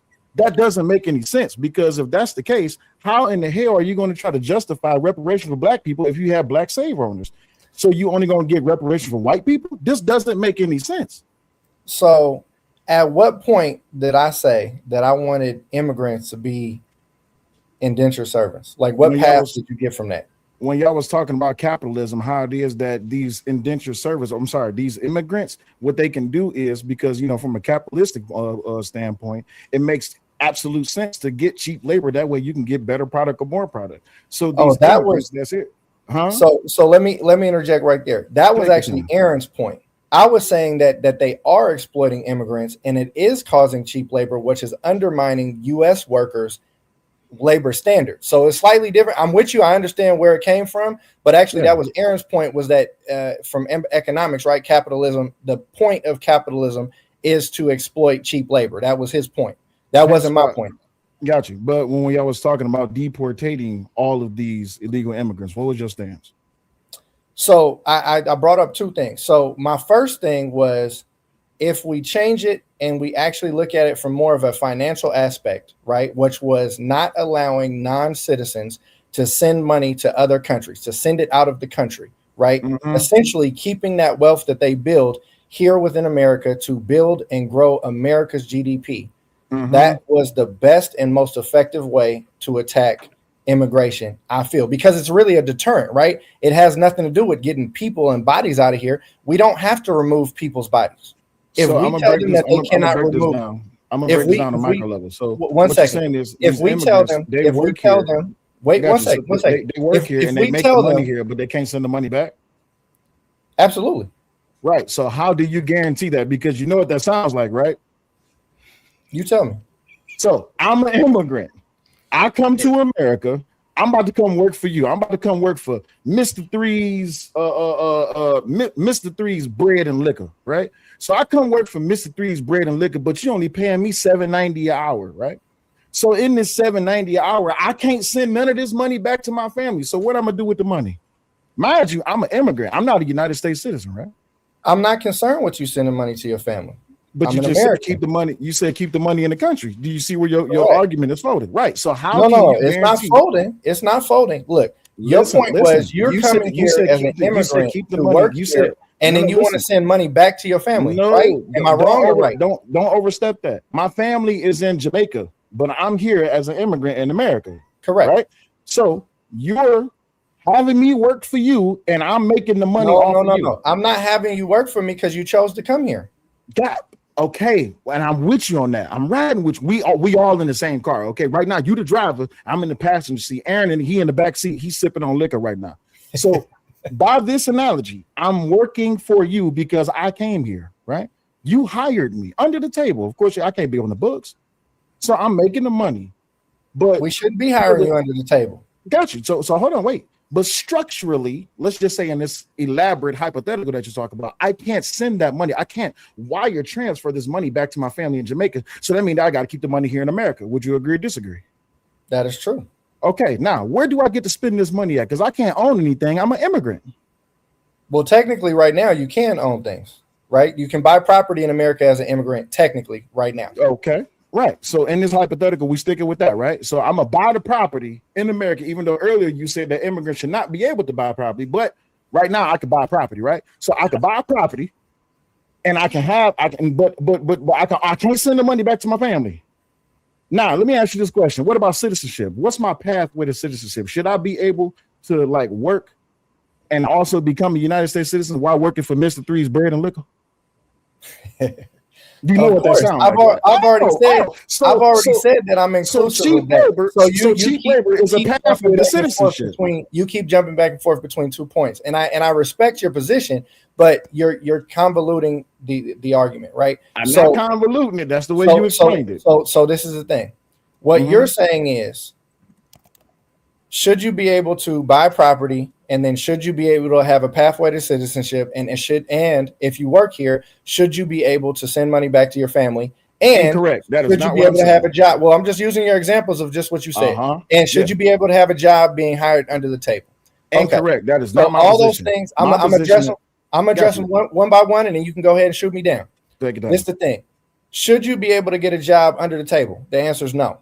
No, you should not be able to get a job under the table, because that undermines my workforce as far as the U.S., right? So my cost of labor goes down because somebody decided to hire you under the table, which means I make less money. That's just the way that folds under economic structures in America. So no, I don't believe anybody should be hired under the table, because I want you to make just as much money as I do, right? That's the thing. To elevate our wages, we got to elevate them together. So if somebody's undermining one person or another person, we both are hurting each other. That's number one, just to get that clear. Number two, the only reason why I brought up the idea of putting a financial construct on not allowing non-citizens to send money outside of America was to counter the violence and brutality that we're seeing by ICE removing people physically. Because the idea is, if you are a immigrant who came here and your factor, the what brought you here was that you wanted to better your life, better your family's life, and you want to become a citizen, and you actually want to stay here in America, then absolutely you should be able to make money. You should be able to become a citizen and do those things. If you are not one of those people, if you're coming here just to extract resources, and I said this earlier, if your only focus is to come here because our money is worth more than your money, and so you want to work here and then ship all of our money to your country and build in your country, build up your country's GDP, because again, we're in an economical war. Aaron and I talked about this earlier. So our country is in competition with every other country in the world. So if you understand that, then you understand why the movement of money in the world is important. Right? So what I'm saying is, rather than remove people's bodies, rather than have to lock people up and see people's 5-year-olds detained in the streets and all the nonsense that we're seeing right now, what I'm saying is if you put a financial construct like stopping people from being able to send money out of the country, a number of immigrants would leave automatically because their point is to come here, get the money, and then extract that money and send it back to their country and leave. That was the reason why I had mentioned that. So it's not about per se trying to indefinitely keep anybody's funds or anything. The point is it's a deterrent.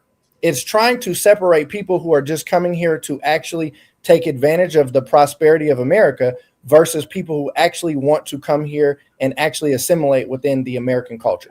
So why wouldn't the better point of reference as a deterrent, which we all know that when it comes to immigration, that's not a judiciary problem, that's an executive problem when it comes to branch of government. And we do understand that when it comes to due process of immigration, that due process is expedient deportation without question.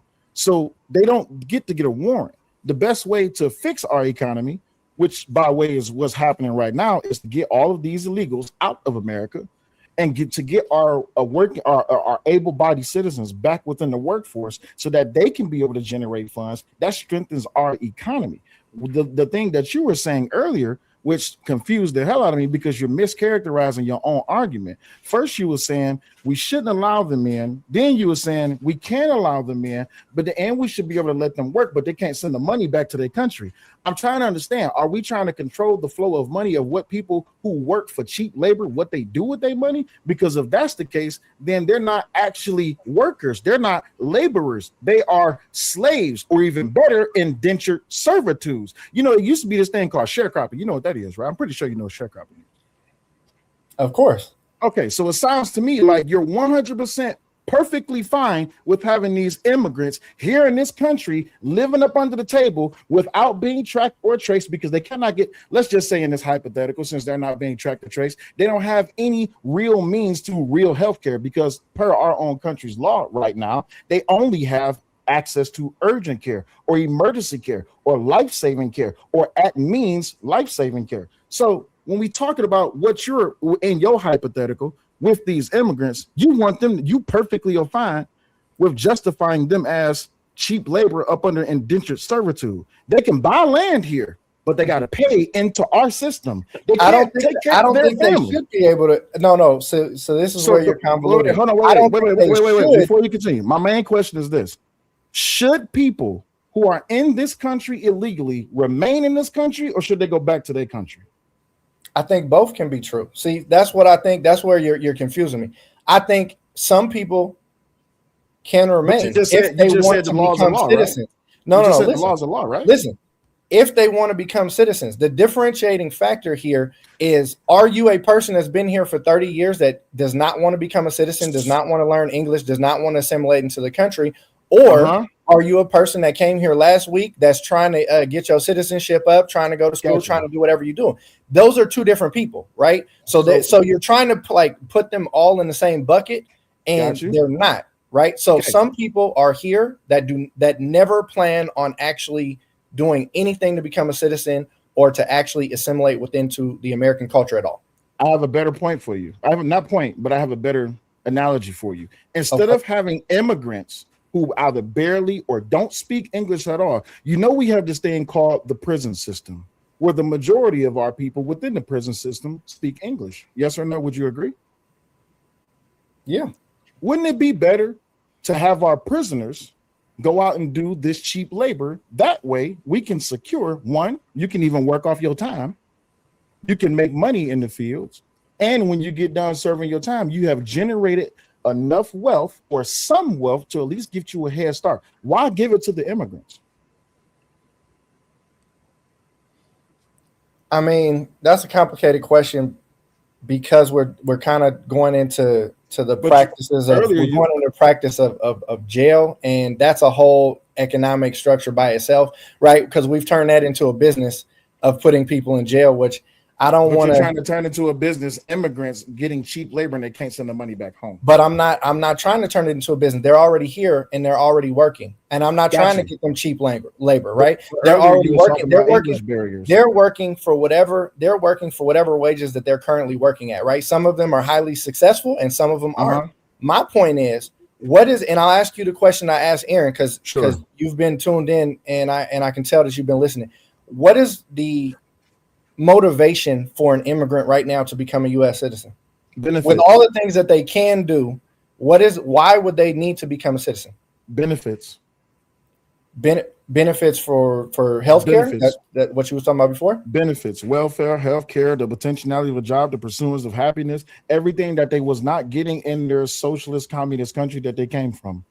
They chasing the American I'm gonna assume that you've been to another country. Yes, 3. Okay. Were those people that you saw unhappy? In the one country, no, which was Japan. But I mean, I would gauge their level of unhappiness because the most you see on the streets is working men, and those working men, which are usually businessmen, they have like briefcases, shit like that. They're naturally unhappy. We know Japan, they working like 14, 16 hour days, so yeah, they got that's a different lifestyle. But Aaron, in general, do you have read you your super chats right away, or do you hold? I just hold on for 1 second, Mr. I usually let y'all get to your conversation and okay. All right. Right after that. My apologies. Go ahead, Mr. 3. My bad. No, I was just gonna say I agree with you. I think their culture is different. I would argue that I think they're happy within their own culture because if you look at the level of controls that they demand in that culture of Japan, then you'll see that it's all about work, right? That's kind of where their level of happiness and success is driven from. But I was more so speaking to the countries that more so are pertaining to this conversation with immigration, right? So when we look at some of these Latin countries, they can be very poor countries. They don't have to have a lot of opportunities, and I've been to some of them, and I can tell you they're quite happy, right? Does that mean that every single person is happy? No, but what I'm saying is there's still people laughing and joking in the street. There's still kids running around having fun. They're still actually enjoying life. So the idea that for some reason people are miserable without America, I think is false. Now, does that mean that we can provide a better opportunity for them? Yes, I think that there's better opportunities when you think about having a job, creating wealth, maybe even transitioning wealth. Yes, those things are different. But when you say happiness, right? When you say healthcare, if I move to another country right now, do I have healthcare? Not healthcare like here. It depends on the country you go to. No. See, that's the thing. We can't. You're trying to make different levels of healthcare. It doesn't matter what level of healthcare it is. If I move to another country, I don't have healthcare unless I can afford it. So I have to pay for it.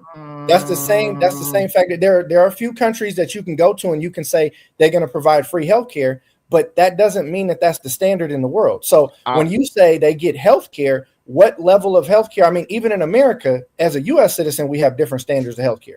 If I'm wealthy, right, I have a different standard of healthcare than if I have a regular job. Like the job provided, HMO, PPO benefits is not going to be the same thing if I'm a millionaire. That's just facts. Got you. But when it comes down to it, we understand that since Biden came into office and all of the loopholes that he participated and took act upon with his executive orders, and we even have senators on tape admitting to this, a lot of these immigrants get better health care than a lot of our U.S. citizens who's on even the most expensive or even the least expensive health care. When you pay attention to these things, the level of health care that you can get in another country might just be urgent or life-saving, but there's a difference, especially here in America when they're getting special treatment. I'll give you a prime example. I got into a car accident last year. When I got into this car accident last year, it fucked me up pretty bad. The problem is that it was a whole bunch of immigrants that was there at the hospital.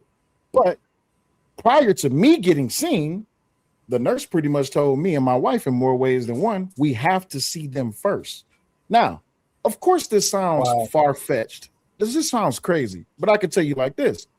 My wife and quite a few family members I know who works within healthcare, they will tell you. The senators who was arguing on Capitol Hill and in the House of Congress last year during the government shutdown, they were arguing about this, is that these immigrants was getting pushed to the front of the line. Why? Because the hospitals knew that they was going to get a kickback from these taxes because they wasn't able to pay. But here's the problem. Let's say you and your wife get into a car accident, right? And your wife is pregnant. Of course, you're going to get that bill because you're injured. You're going to get that bill for your wife because she's injured. And then let's say your wife goes into labor. Now you have to cover all three of those expenses. As an illegal immigrant, they don't get to cover those expenses. Why? Because they're going to get that urgent life-saving care or at-risk care or means-tested care. That bill is not going to go to them. That bill is going to go to the United States government, hence where it is that our American tax dollars are going to pay for that. So when you talk about level of care in another country, they're going to get that bill, but guess what? They're also going to get the most bullshit care because we have some of the best doctors within this world, within this country. Does that mean special practice? No, that just means at urgent care, life-saving at means tested. And there's amongst other things, when you talk about in other countries, they have an economy, but it's shit. And I wanted to bring this up earlier. I want to bring up a country of contention, talking about specifically Venezuela. Venezuelans would tell you that up under Maduro, that was a shit country. You had women who, Aaron, I'm protecting your platform. You had women read between the lines, Mr. 3. They had to participate in selling themselves. Activities, yes. Yeah. You had men who pretty much had to submit to the drug regime and the empire that they had going on there. And then you had all these different factions that was going on within government. But at the head of it all was Maduro. The people of Venezuela would even tell you that during that time, that's why they was coming to America. One of the things that they was telling the GOPs and all of these different people that was down at the border was, I am being persecuted within my country. Part of that, they was able to gain asylum or they was able to reach refugee status. So they came to America. What did they get when they got here to America? They got 6 months of free rent. They got food stamps and they got job opportunities. And they had the ability to get a United States identification. And on top of that, they was able to vote. These things they were not able to do within their own country. And they've been living there for years. But you know what the problem is? As a United States citizen, I've been on this. I've been stumping in the United States of America since 1989. The government has never offered to pay for my rent for 6 months. They have never offered me 6 months of food stamps. They have never offered me these things. You know why? Because I have this thing called a Social Security number, which makes me liable for what it is that I owe that debt to the United States government. These things are not necessarily needed by an illegal immigrant. So when I say happiness, I can guarantee you this. It's one thing to be wealthy in America, and wealthy is not 6 figures. I need everybody to go ahead and get up off of that. This is for everybody in the chat, not you, Mr. 3. Everybody get up off of the 6-figure argument. Just because you make 6 figures don't mean shit. Unless you're making a good 150, 175 by yourself. Why you taking shots at, I'm struggling? Don't do that. Come on, man. Listen, we are struggling, brother. We here in this thing together. Don't you know? I will say Black Power, but Mr. 3 said earlier that unless you're not part of that delineation, I was waiting for him to bring that argument because I know it's coming. Delineation argument is always a thing that they like to turn to. But when we talk about here in America, and I'm gonna end with this. We talk about happiness. Happiness is you don't have to live paycheck to paycheck. Happiness is you don't have to worry about what your kids gonna eat. Happiness is making sure your refrigerator is full of food. Happiness is making sure that you have income to be able to feed your family, which a majority of Americans participate in. But you know who don't participate in that? A lot of Americans, black and or white or whatever the group that they come from, they live this paycheck to paycheck. Now imagine the thought process when you sitting back and you going to work and you putting in these 16 hours, you barely getting any sleep, your kids running around, their grades are slipping, you and your wife having troubles, y'all arguing over bills, and then you hear $19 billion in fraud in Minnesota. They flying out $900,000 a time out of an airport to go back to their country. What do you think as a Black American, as a veteran, as a citizen of the United States of America? How do you think we're going to feel? So I hear what you're saying. Immigrants should be able to stay here. Fuck these immigrants. We didn't get not a piece of what they got. So just so I'm clear. Before you jump on, let me just read the super chat that came in. Okay, Mind Chaos Brew says, and when America goes into other countries, strip them of the land and the people of all their worth, that is just okay, right? Shout out to the Cape and the Rough. Shout out to the Bears. Shout out to Gaza Strip and Venezuela. Shout out to Venezuela. We do need some resources. That so part is 100%. We always need resources, but so just so I understand your stance and your position, you say all immigrants should be gone. That's where you at? Without question. Wait. Illegal immigrants or all of them? No, illegal. My bad. My apologies. I just want to get clarification. Illegal. I just want to be sure. So your issue with some of the things that I've said is that I have a space that allows certain immigrants to remain, and at the same time also have a space for certain immigrants to be removed or remove themselves. No, no, Now no. Wait, hold on. I think what we heard was they could come here and make money, but we're gonna tell them what to do with their money, and they're restricted from sending money outside the country. That was only an idea that would actually prevent us from seeing the level of violence and brutality that we're seeing in the streets. And the reason why that came up, that's subjective. What I'm saying is that is subjective, right? Because technically it's not that bad. The argument also then became, because somebody from the chat said, well, America has businesses in other countries, and we go there, produce money, and extract our money and bring it back to the U.S. Those are companies, though, not people. Not only companies that, are not people. Companies are entities; they're not people. No, but legally they can be legally they can be looked at as people. But we all know the difference between a corporation. We know the difference between a corporation and a person, right?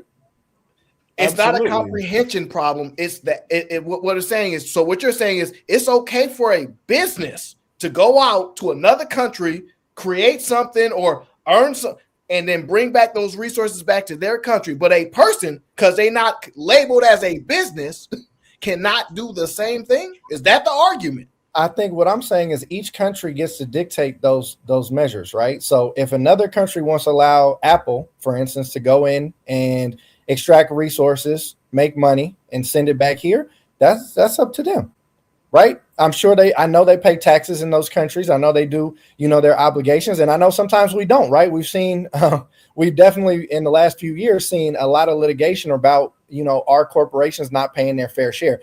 But I don't think that it's fair to compare that to an individual, would you? I mean, that's $1 trillion company, and you're going to compare them to somebody who's coming over here. The comparison is, right, we all a business. You're a business. I'm a business. Sales a bit. We all a business. Now, how it's interpreted in law and all that, income is being produced. I created it. I earned it, however you want to describe it, versus earned income. So what I'm trying to understand is that we want to hurt these people that earned income, right? We don't want to hurt anybody. Well, what I'm saying, the only reason I'm making the comparison, because I'm just talking about the ability to earn money, generate it, and then take with some of that money and leave and take it somewhere else in which you chose because you earned that money.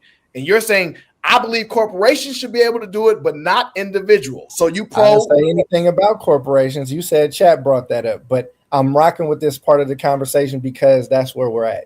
You just stated that you don't think it's the same thing when I stated that there is a difference. Correct. You're absolutely right. There is a difference. Okay. So I'll accept the statement of there's a difference. However, are you saying that the businesses should not be allowed to do so as well? Or you're saying that I don't care? I'm stating that would be up to that country to decide.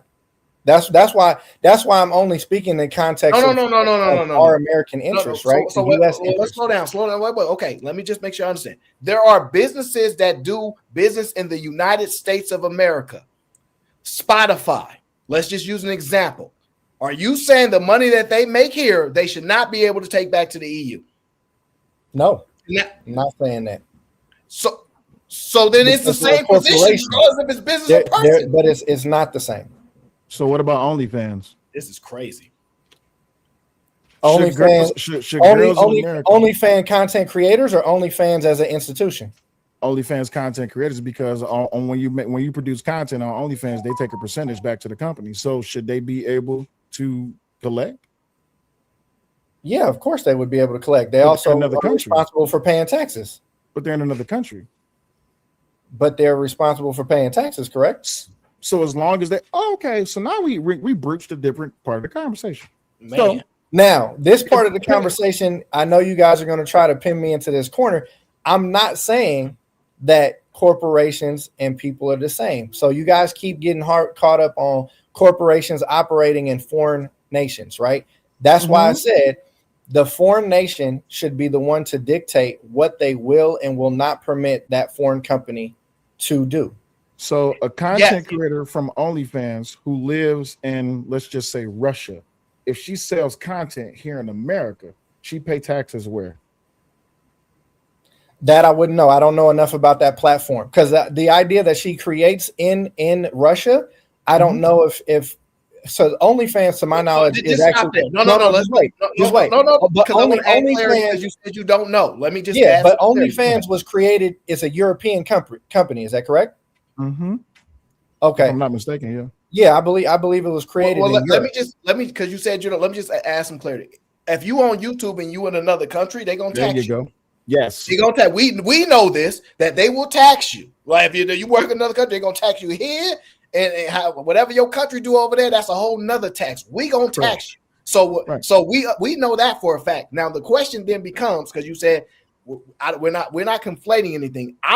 What I'm hearing is I favor businesses, right? Because do you have an issue with other countries making money in the United States and then taking their money after their tax back to their country? Do you have an issue with that? No, because our government doesn't have an issue with that. You just destroyed the whole argument. Oh my gosh. Oh my, it's okay. It's been fun, big homie. I know it's okay because they used to this. They know me, so that they not shocked by that. They not shocked. You know, I'm not trying to put no pressure on nobody. That's why, you know what I mean? I'm the calm guy. Sales pressure. I mean, I've already said that I knew where y'all was going with this, but there is a difference between the corporations and individuals. That's just my personal. That's not where we at. Down on us like we don't comprehend. No, sir. We comprehend what you said just fine, sir. What you said is, look, my government don't have a problem with, which now undercuts your argument. That the country is the one that should dictate how the foreign entity is operating, so right? Currently, as it stands, wait, no. I got this. Hold on one second. Currently, as it stands, since you so support of your country, so they should dictate it. They currently can send money out of the country. Correct. That's why. But you have a problem with that. So I'm asking you. I didn't say I had a problem. I said it would be a proposal that would stop us from having to have brutality in the streets and removing people and children. That has nothing to do. No, that has. Listen, respectfully, Mr. 3, this is your first time up here. This is my first time engaging with you, so I'm gonna keep it at a low level. But I am gonna speak my mind. I'm sick of niggas saying that dumb shit. The brutality that you see in the streets is not because of the economics or the finances or the healthcare. No, I tell you what the brutality in the streets is. The brutality in the streets is because you have American citizens who is using their bodies as human shields to protect illegal aliens because they look at them as neighbors and friends. But the problem is they don't want to answer for or even see to when American citizens, read between the lines, you lose their lives or are violated by these illegal immigrants. And the problem is, goes back to that Muhammad Ali analogy. The Muhammad Ali analogy is it's a whole group of snakes coming down the hallway. I don't know which snake is good. I don't know which snake is going to bite me or not bite me. I just know it's a group of snakes. When we look back at how the previous administration let in all of these hundreds of thousands, if not millions of illegal aliens, we don't know what they're. Oh, by the way, I got to change up my verbiage for a quick, and Aaron. All of the people who came into the country under Biden technically were not illegal. Technically, they were legal per Biden's executive order. Problem is, there was an expiration date on their stay here in America, which ended in 2025. Hence why it is that the government was shut down because they were trying to fight to keep them here. But here's the problem. Expedient deportation is due process in America. Per the executive branch. So, with that being said, you want to know why you see all this violence in the streets? It's not because of healthcare. It's not because of money. It's because they need new voters and they hate Trump. That's all this boils down to. Because none of this. And guess what? As a Trump supporter, I can say that. But even as a non-Trump supporter, who hates Trump? Say that. Give context to that. The liberals, the Democrats, people who don't support Trump, people who don't support America, people who just want to overthrow the government. But a number of members of the Latin. No, hold on. I know. I'm trying to support you though. I'm trying to support you. A number of Latin people actually voted for Trump though. Absolutely. You know why that is? That's because the Democrats were stupid and the liberals were dumb. They were hoping that they can get these people into this country and get them to vote blue, but they didn't do the research. They thought that they came from a socialist communist country and they was going to come here and vote the same thing. The problem was, let's say, for example, Mr. Three, I don't know how much money you make, but let's just say, give or take, let's say you make $125,000 a year. Let's say you a single man, you ain't got no kids, and you own your own business on the side, but you live in a socialist communist country. They coming to reprimand you. They coming to tell you what you can do, what you can say, what you can look up. You can't even watch certain things on the internet. You can't even look up stocks in that country over in American country because you know you can't do that. But the problem is you are conservative at heart. And in mind, your money, you want your money. But the socialists and communists is telling you, no, you got to get that up. So you leave that country and you enter America legally. You think you about to vote for a Democrat that says we want to take all your money and give it to the poor? You think that you about to pay into all of these welfare socialist programs that you don't believe in? You make $125,000 a year. Let me ask you a question. How much money are you willing to commit to that, to the social welfare programs of people who sit at home and refuse to go to work because they don't feel like it? How much money are you willing to commit out of your $125,000 a year? You asking me specifically? Yes, sir. Why would I have to? Look how many government programs we already fund with billions of dollars. We gave Ukraine over $300 billion just for a war that wasn't ours. So I mean, our government can provide those services. So I agree with you. I don't think that should be on the back of people. And I don't really have an argument to what you've just said. I think that a lot of things that you said are correct. I think the only difference is that I've provided different options because a lot of people that are in the streets, a lot of people that are marching and protesting, they don't like what's happening. They don't like the idea of removing people from this country, especially by force. But here's our counter to that. Oh, I'm sorry. I thought you were done. Go ahead. No. So like I said, so the only reason why that monetary construct was even suggested was because I believe that we would have a lot of people actually remove themselves, right? Because the incentive usually is make money, extract the money, help my family prosper and do well back home, and then eventually I will transition back home. So if we've got millions of people coming into this country with that mindset, I think a lot of those people then will actually exit on their own, especially if they've already made some money. There's a disagreement there, though. I don't think they're going back home. Like, they're trying to bring their family over here. Yeah, like one that happens too. Either how is our population so high if they leaving? They're not leaving. Oh, you're talking about immigrants? Yeah, they're not leaving. That's the misconception. They are absolutely not leaving. Now they are sending resources back home and here and there when they can and whatnot, but they are absolutely staying here in the large majority of instances. There's a small amount of them that go back. It's a small amount. So we're actually staying. Not to forget, but also to include these illegal immigrants. They were offered the opportunity to get a free ride home with pay. They were.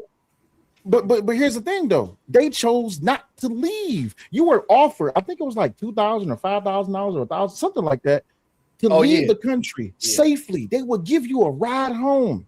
And you know what the tariff was on that country? If you came from Venezuela and we sent your ass back to Venezuela, Venezuela got to pick up that bill.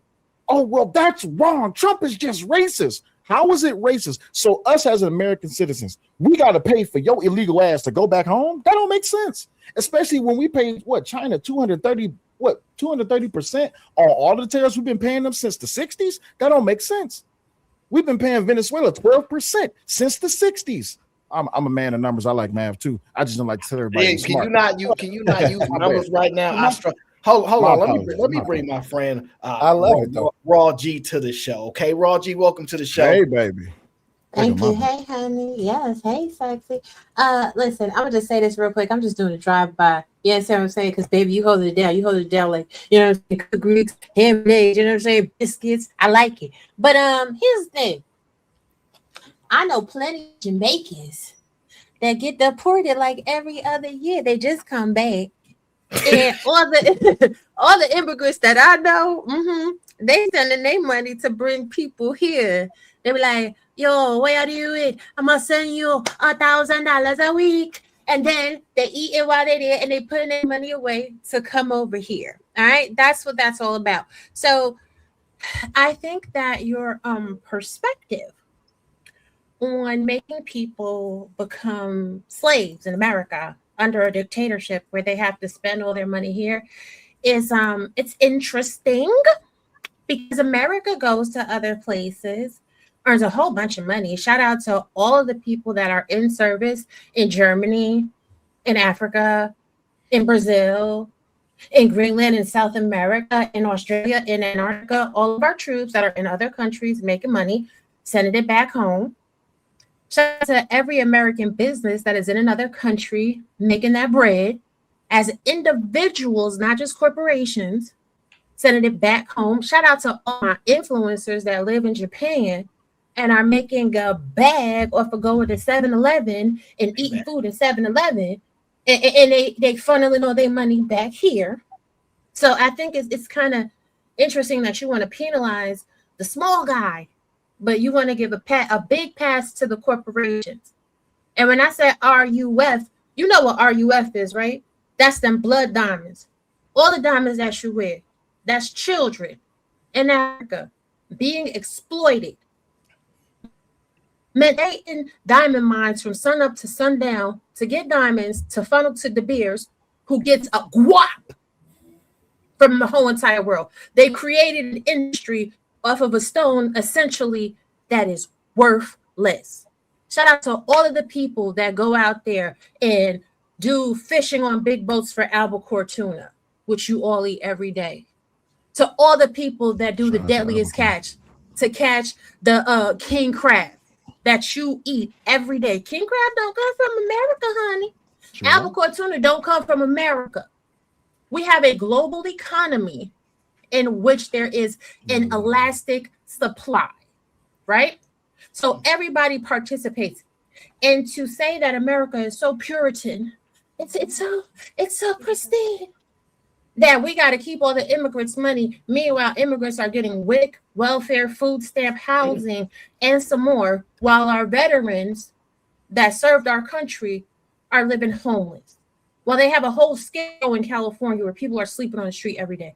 While people, American citizens, are homeless all over this country in a permafrost, deleting because of the weather temps. While American citizens lost their life on the daily during the C-19 pandemic because then nobody cared about their health care. But, oh my God, now we're going to repeal the Affordable Care Act, which was set to expire at the end of 2025 anyway. And I got it. Child, let me go on ahead and go. Bye, gentlemen. Bye. Bye. That's why I married her. So that's a deep perspective. So I want to say this. And I appreciate the perspective and the analogy that you gave. But I'm letting you know right now, as a black man, it's okay for you to say that because this is a thought. If Trump said exactly what you just said, guess what they would be calling him? Racist. They'd be calling him a racist and the N-word, not nigger. You see what I'm saying? This is why I said, to your point where you said all the brutality in the street, the brutality in the street is literally because they just hate Trump. You know how much flack Obama got when they put up them pictures of kids in cages? You know how much flack Bill Clinton got? Hillary Clinton just said it the other day on stage. She said, my husband and Obama deported more people in their tenure than Trump did in his first tenure, including his first year. I said, wait a minute. Hold on. Brutality? What brutality? Because if you remove all of the protesters who's not peacefully protesting, who are obstructing justice, protesting is okay. If Aaron was a federal agent and he was an ICE agent and he was out there and I'd be in the street with my camera, like, you bitch ass nigga, that's nothing wrong with that. But if I go up to Aaron and get in his face and I start antagonizing him and then I push him or I spit on him or I put myself in between him and the illegal alien, or if I'm tracking Aaron's vehicle, doxing his license plate, getting a picture of his face and then threatening his family, when was this a peaceful protest? At what 100%. level? I At 100% what agree level with do you. we? At what level do we call degeneracy and debauchery actually what it is? Because if you remove the United States citizens who are protecting the illegal aliens, and you get rid of the politicians and the governors and the mayors and the police forces and the police chiefs who's saying we're going to have an ICE-free zone. Let me ask you this question: if you're an ICE agent, you go to get an illegal alien, and they run into an ICE-free zone, and the sheriff say you can't come in here, and the mayor say you can't come in here, and the governor say you can't come in here, but it's your job as a federal agent to go get that illegal agent. What you supposed to do? But if they say come get your black man, I'm going okay. to get him. Yeah, You're going to get them. So, but then a whole bunch of American citizens get in your way and say, if you come any step further, we're going to spit on you and call you the N-word. Yeah, I think that's a problem. Okay, cool. So at the end of the day, I'm 100% with you, and I've been on that time because this is the only place that we really have seen people try to stand up for people that are breaking the law. If you was to get arrested in the street right now for doing something wrong, there's nobody going to be out there preventing the police from arresting you, whether you got your son with you, your wife with you, whoever might be with you if you have children. So I'm with you on that. That is not a peaceful protest. It definitely crosses the line. I asked a question a few weeks ago. Why would you have a firearm at a protest? I mean, it's your right? constitution. Now, I understand I understand there could be an open carry state, but my point is, we all know if we go out into a protest, right, we know things can get hairy. If you've ever been around them, if you've ever been in them, things can definitely change quickly.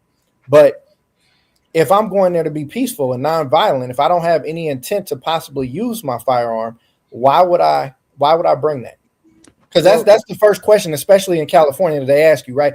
Why did you take it out of your home, right? Because if you took it out your home, then there's intent. Right. So we look at it, and this is why I said this is literally all because they just hate Trump. You pay attention to everything that the man has been doing since he first got back in office. You got to remember, during the Biden administration, they removed all detainer statuses. Detainer is Aaron is a federal agent and you're an illegal immigrant. Aaron, I tell people I'm a federal agent, they gonna believe me. Aaron is an illegal immigrant and you're a federal agent, and you got Aaron in a holding center. Well, Biden said you got to let Aaron go. And you'd be like, well, wait a minute, hold the fuck up. He's a detainer. We're getting ready to send him back. Biden said you got to let Aaron go. So now Aaron is just in the streets. He's not asylum seeking. He's not a refugee. Let my people free. They said it to Pharaoh.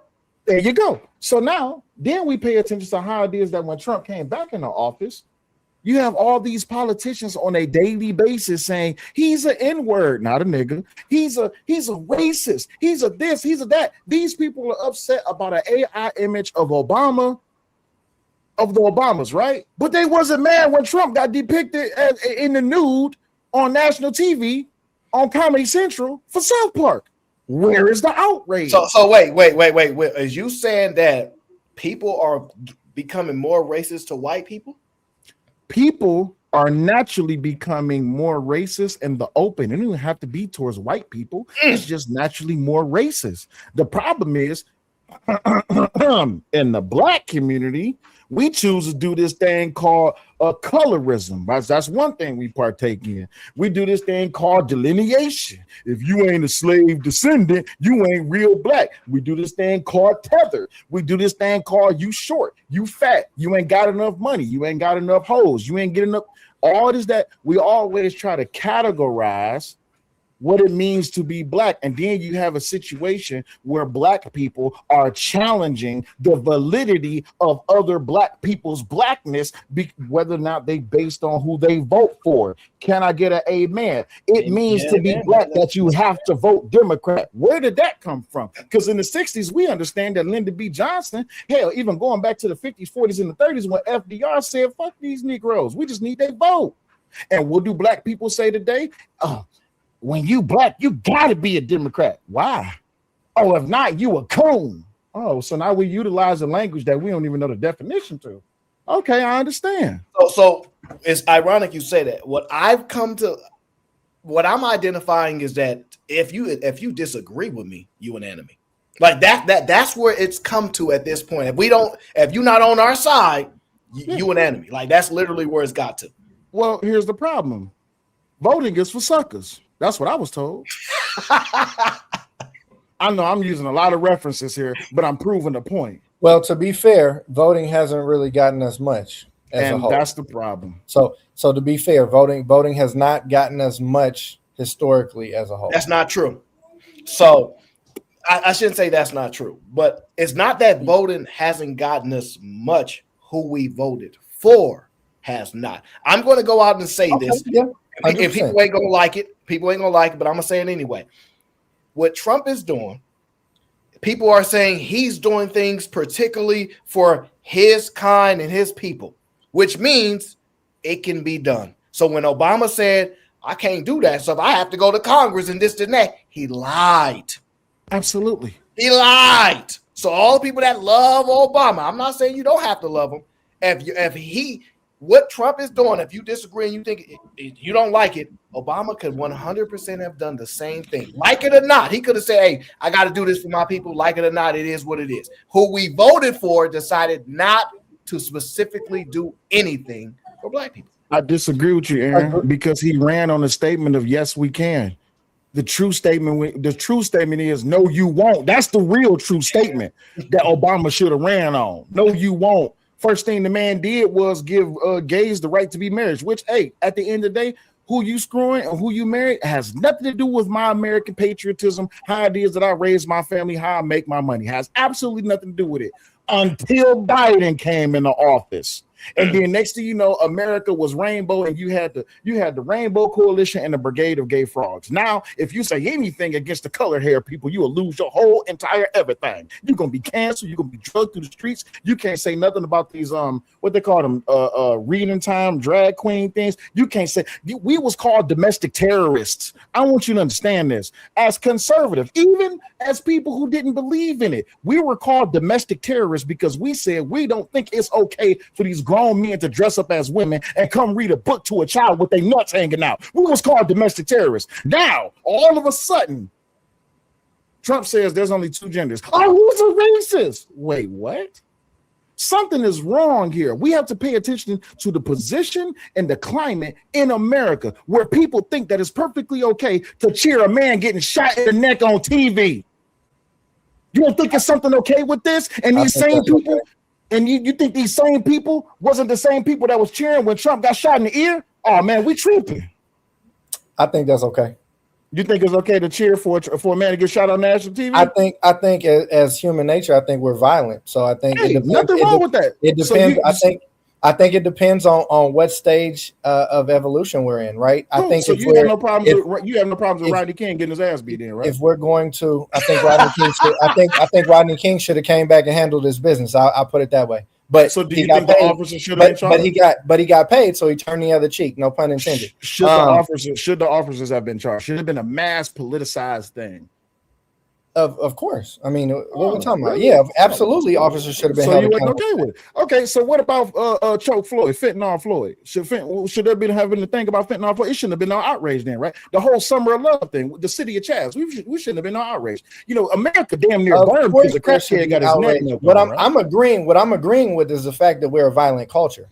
Absolutely, I don't disagree. We are a violent culture. So I think when people say, "Oh, we shouldn't have no reactions," if you feel strongly about someone who has a large platform and that platform is producing potentially what some people might consider hate, and you get killed, then yeah, I think there's going to be some people that's going to celebrate that. I think acting like we don't have people that would celebrate it would be ignorant. We celebrate when we win a war, we celebrate, right? I mean, we haven't actually had a real serious war where we had troops on the ground in a long time, but like when we win a war, we celebrate, right? I brought back some of those troops in past. So the problem that I have is this, right? I'm not trying to be disrespectful. I salute to all our veterans, right? My grandpa was a veteran, came back Purple Hearts and all that. So I'm not trying to be disrespectful anyway. What I'm saying is that we can admit that our wars are not fought the same way as, like, let's say per se Vietnam War was, when we had huge casualties.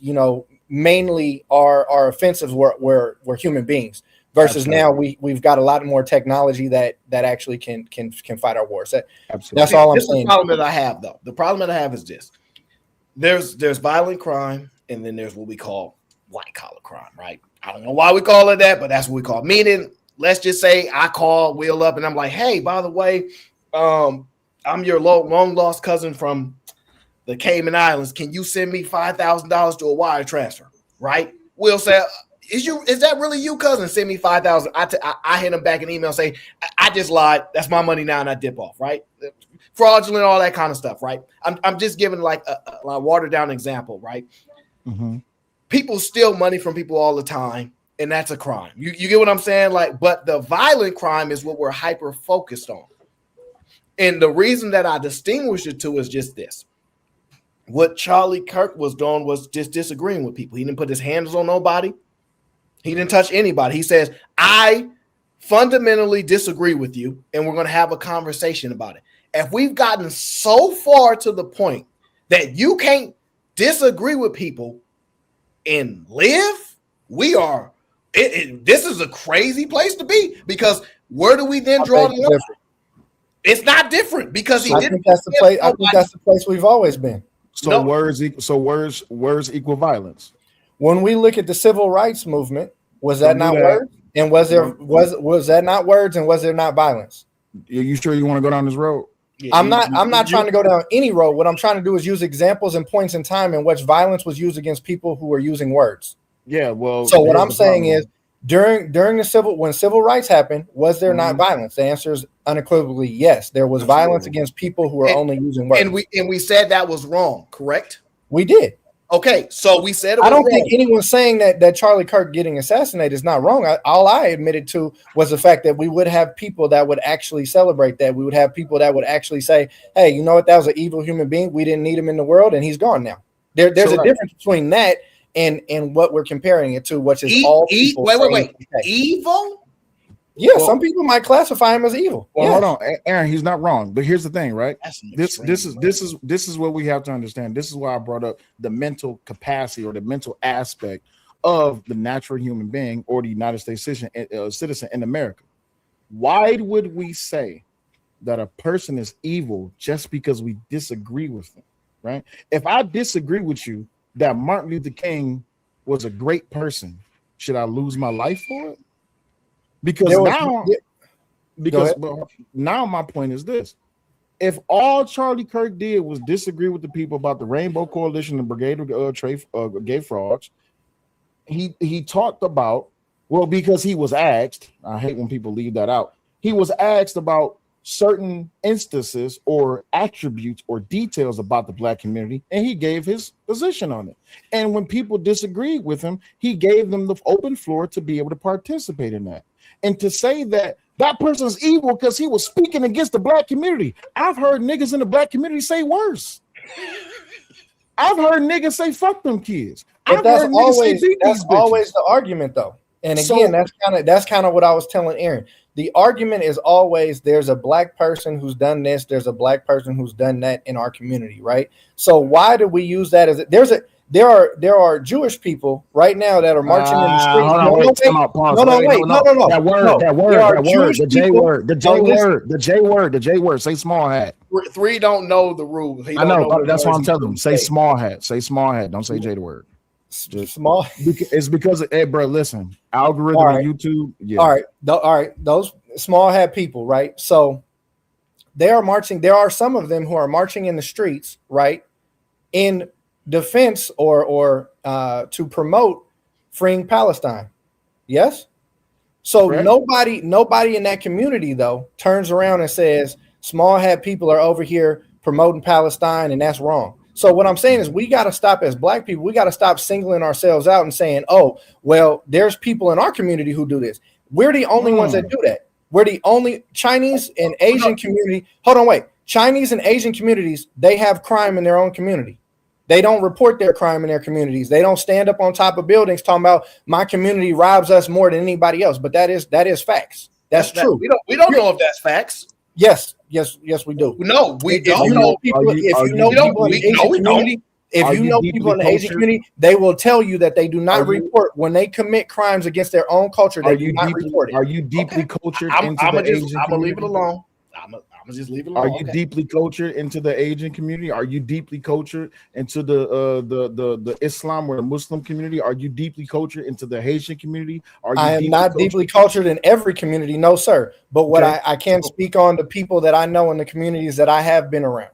So Right, but again, so- everyone is different. I can admit that an Asian community that lives in Texas might be different than an Asian community that lives here in California. But what I'm saying is, in general, I have been told by friends, family friends, people that I have known for many years, many decades, we do not report crime that happens within our own community. It's not that crime doesn't happen. We do not report it because we believe that brings shame on our community. So by reporting it, so what I'm saying is, as Black people, though, we stand up and down, jump up and down, and we say, oh, we do this in our community. We've said horrible things about our own community. We take advantage of our own community. That is true for every culture. We've got to get away from the fact of thinking that that's only happening in our culture, because we use that to undermine the issues that we actually have.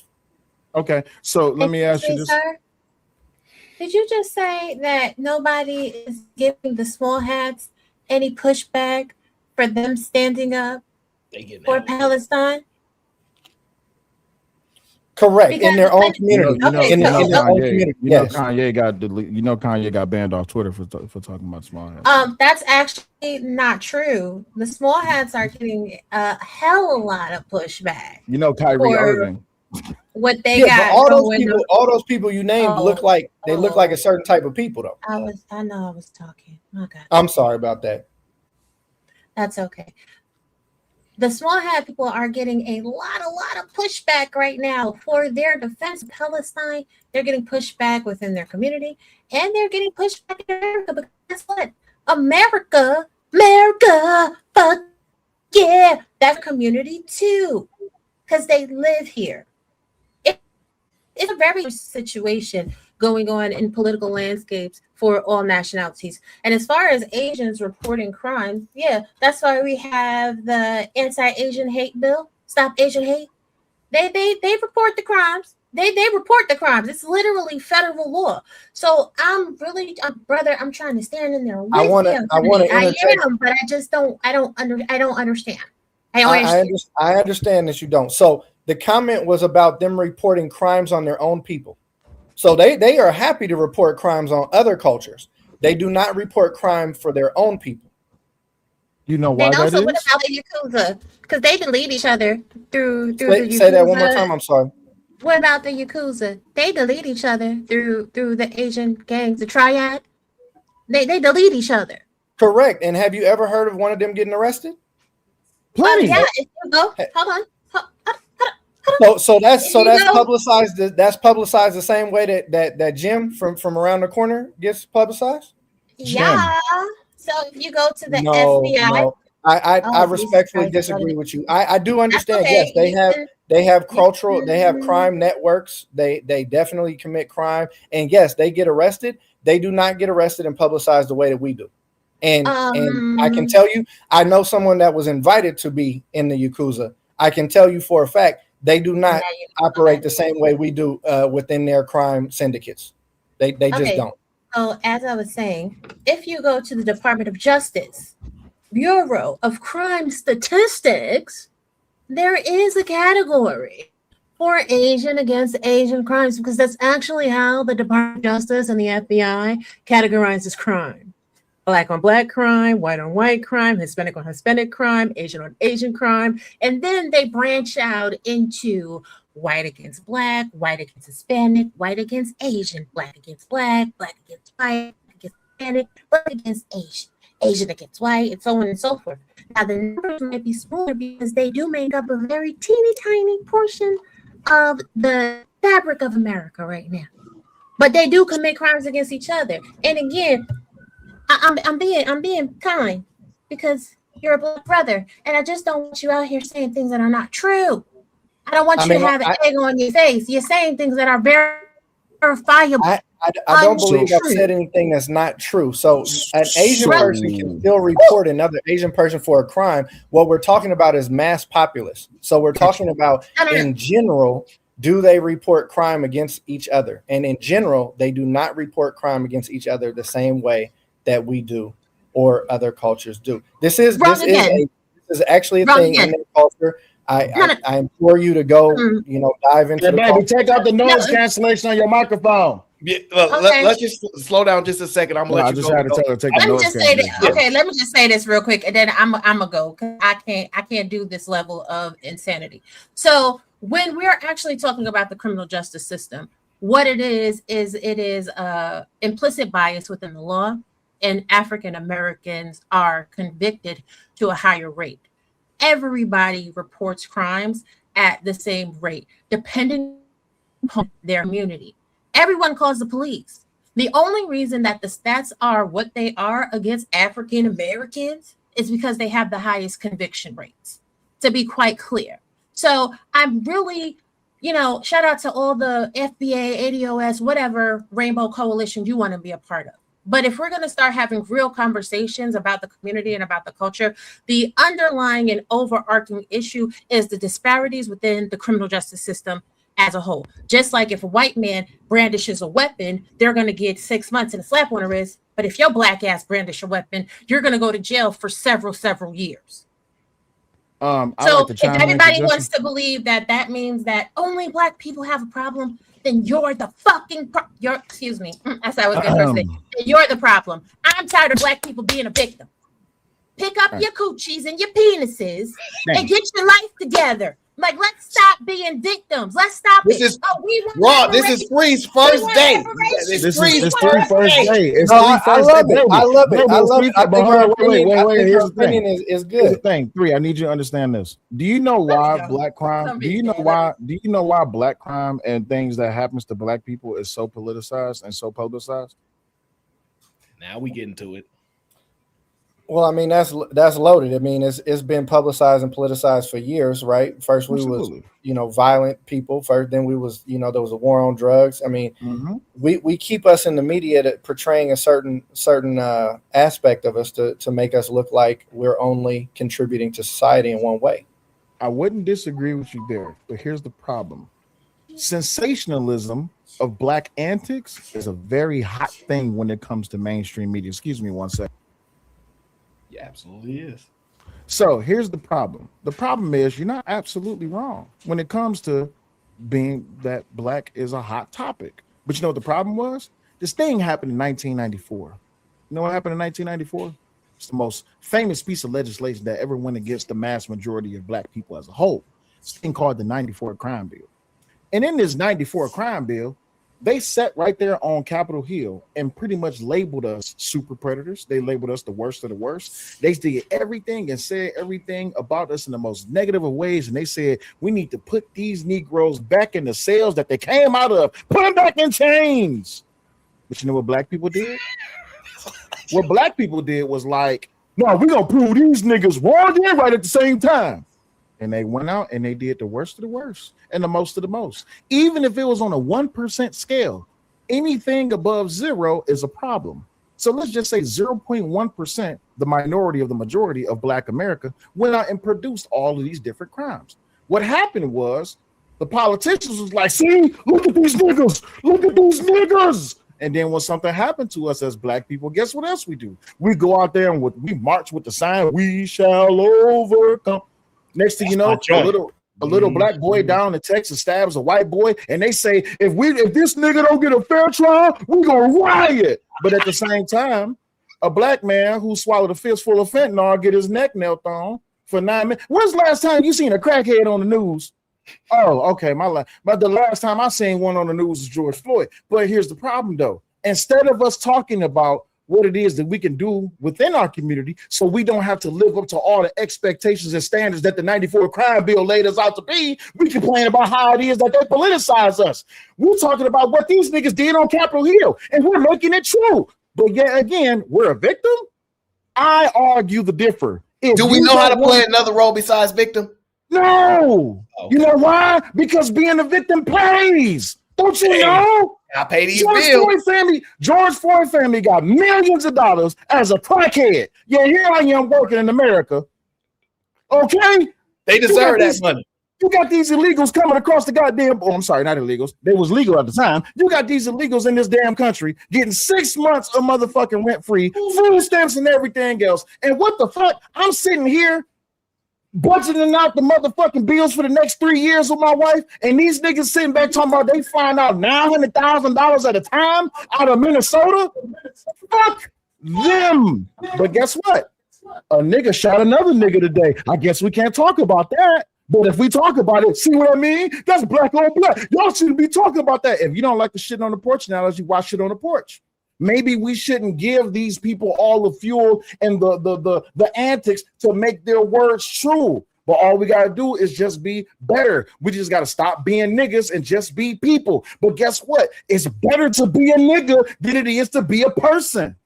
Hence why we glorify and we promote the worst of us on a minor scale over the best of us, which is on a major scale. But you know, hey, what do I know? Is there not white on white crime? Absolutely is white on white crime. You know what? Is there not white on white crime committed more than black on black crime? Hell yeah. You know why? It's more of them than it is of us. But guess what? But we don't talk about it in that context. We do talk about it. No, we do talk about it. But you know what the problem is? Who gives a damn if a cracker kill a cracker? Hey, don't say that. Don't say that. Don't say that. Who gives a damn if a white person who gives a damn if a white person kill a white person in the black community? Just like they don't give a damn if a black person kill a black person in their community. But all I'm saying is we gotta take the context of black and white out. Crime is crime, right? Oh, okay. So let's do that. So crime is crime. So because the basis, not the basis, but part of where you were going was right. If there's a black person that does something against a black person, we don't want to talk about it, or we don't want to acknowledge it, or we try to brush it off. I don't think that is that. I don't think anybody's brushing off. If you ever lost a loved one, you ever had a partner get shot in the head, somebody run up in their house, get them, unalive. My thing is this. I have. I'm just being real with you. I even listen to what you just said, right? Man. That just went over and it's close to me. It's close to me. So what I'm saying is, I don't think anybody's brushing it off. But at the end of the day, I'm not going to use that as the cornerstone to why we shouldn't move forward and focus on something else. Right. And so here's the thing. Because those crimes happen. Those crimes do happen. Here's the thing about it, right? Third ward Colombian. It's a little thing. Let's call him Mr. 3, baby. You gotta go at him like that. Mr. 3, I'm sorry, Mr. 3. You know, I got a smart mouth. If they didn't tell you. Oh, okay, 3. If they didn't tell you, I got a smart ass mouth. But the difference is the 13th Amendment, right?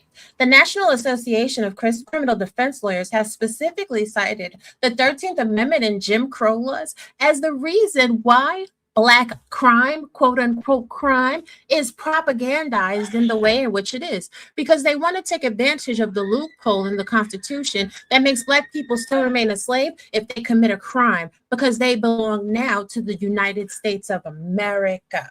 And the Jim Crow and the Black codes became the criminal justice system in the United States of America. Don't worry, you don't have to take my word for it. All y'all in the chat that say I don't know what I'm talking about. We've been through this for quite a few years. No, I know. We've been through this for quite a few years now. So I'm going to educate you yet again today. Shout out to all the FBAs. Aaron, can you share the screen, please?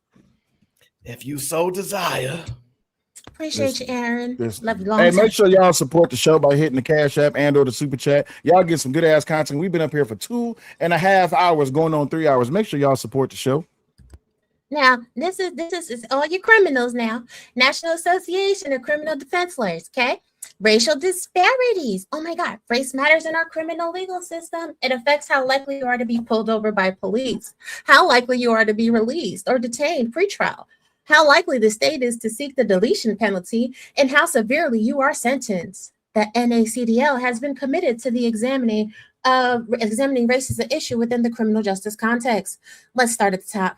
After the Civil War, Southern states embraced criminal justice as a means to reimpose racial control over African Americans. This included the passing of Black codes and later Jim Crow laws. The 13th Amendment to the Constitution abolished slavery and involuntary servitude, except as a punishment for crime. Say that part again. Except as a punishment for crime. Mm-hmm.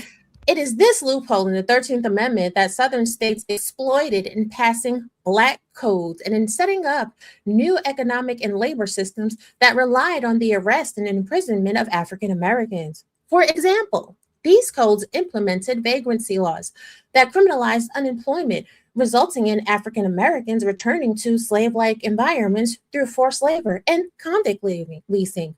Violation of the Black codes also resulted in offenders having to pay fines. And those who were unable to were forced by the state into labor until they worked off their balances. Why is this important? Because the same criminal legal system that was developed after the Civil War to reimpose control over African Americans exists today. Imprisonment has been and continues to be used as a weapon to control community of colors in ways that aren't used in other communities. Hey, Let me Rob, say that again. In ways that aren't used. Hold on a second, Emmanuel. I got you. In ways that aren't used in other communities. We see this in the crack cocaine sentencing disparity. There's a difference between a rock and a powder. You got a little powder, honey, they're just gonna spank you. You got that rock, though, they're gonna put you to jail for the rest of your life. Ask about Rob, it. we know Over you can policing. read. We know you can I read. know, but I a just lot of want people 30 can't. A lot of seconds. people I know. wait, And I'm gonna Emmanuel. let A you lot of get people. back. Let I'm me gonna just let you land my just 1 second. let me land my plane. I just Because there's want a lot of 15 people. seconds. There's a lot of people in the community that don't read. Let me land my plane. Let me land my plane. And the over-policing of Black communities, the excessive criminal fines and fees imposed on defendants, and a bail system that relies on payment to secure one's freedom. So if you Black in America, you gotta understand the criminal justice system in America is simply meant to make you be a slave. That's why. I don't know about all that, but Aaron, we just want to let you know you was missed. We really appreciate you coming back, brother. You don't I understand appreciate that, bro. I do. how much we miss your presence in this space. I'm gonna let Rob G, cause you know she ain't Rob B no more, cause she got married. I don't know what happened, but That's the people right. got put away. But listen, I thought y'all like don't let marriages. listen. Don't let you listen. You left this space. This all I want to know. I just want to tell you before I drop back down. You left these space and these niggas was single and came back. These women was married. That's all I want to say. And I just tell you. But shout out to you, bro. I just came to give you your flowers because I And we appreciate I don't. that. trying to be like you. We trying to Means a get 8 lot, man. years. Listen, I don't think people know how important you was to this space to us, brother. And we just want to let you know we miss you. So I I'm gonna let you appreciate get that, back. man. It means a lot. It really does. Yeah, we finna show up and show out for you. That's right. What you mean? Turn it up and pop that. Let me stop. But so all the Black people that want to sit there and say it's not fair. Yeah, no, it's not fair. You live in a system that wants you to be a slave. You're the remainder of a problem. They couldn't delete you all. They didn't mass deport you. They just put your ass back in chains. I mean, everybody that go to jail is technically belong to the state, and so it ain't just the Blacks that's in there. Yeah, but they go hard. They go hard in the paint for the Black people. They don't give a damn about them white boys. They don't give a damn about them white boys. You ever see a white boy get arrested for some cocaine? He only get 3 months in probation. He not even getting 3 months in jail. You know what he getting? He getting 3 months of drug court. He getting to go sit up in a cushy transitional housing, eat some And good go to food, watching rehab. TV.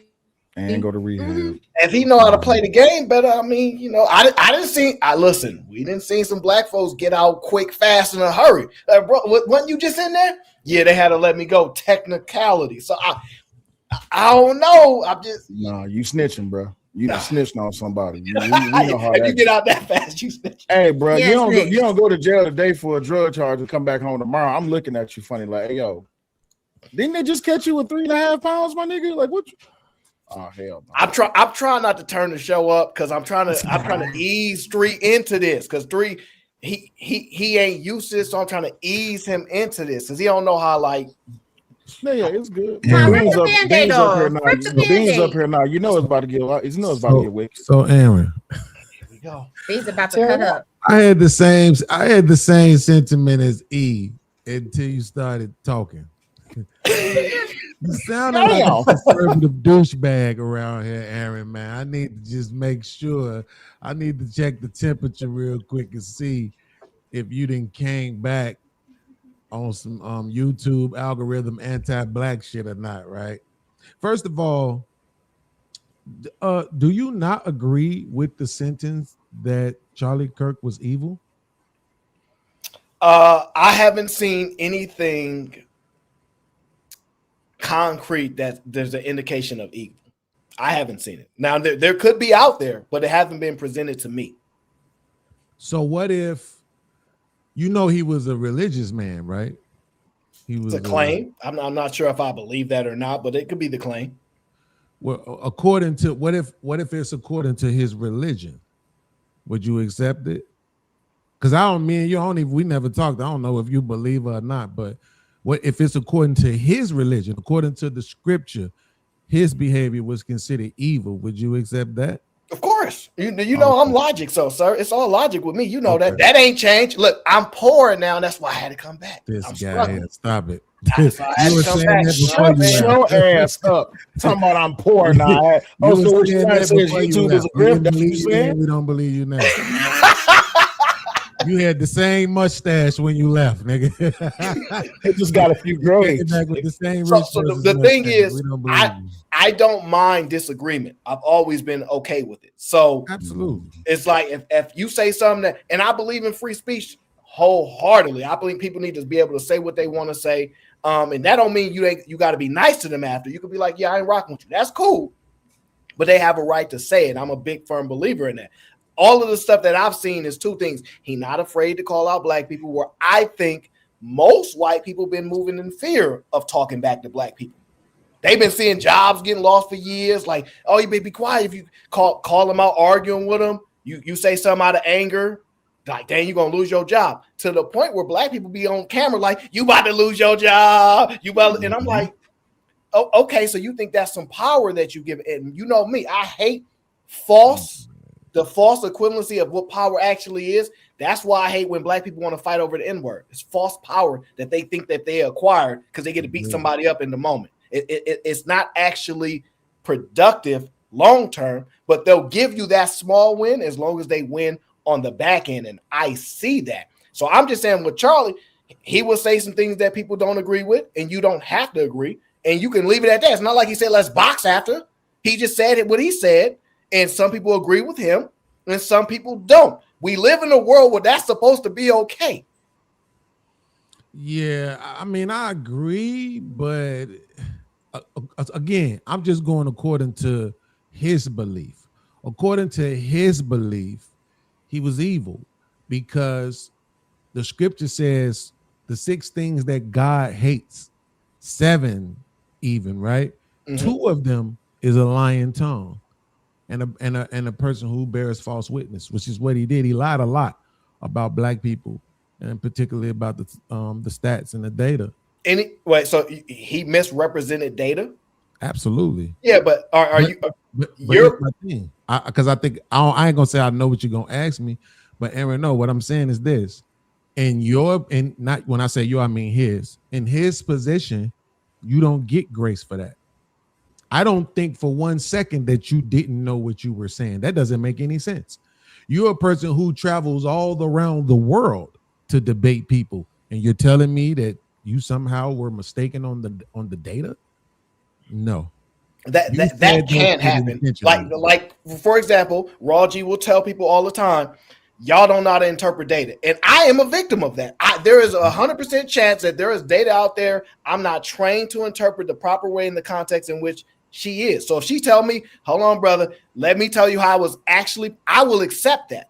So the interpretation matters in a lot of context, but when I say no, I don't mean no, you're wrong. I mean, this isn't to be in. He's okay. I'll just give you one, and I'm not going through all of them because nobody who is a fan of Charlie will care. He said black people commit more kidnappings than white people. You think that's true?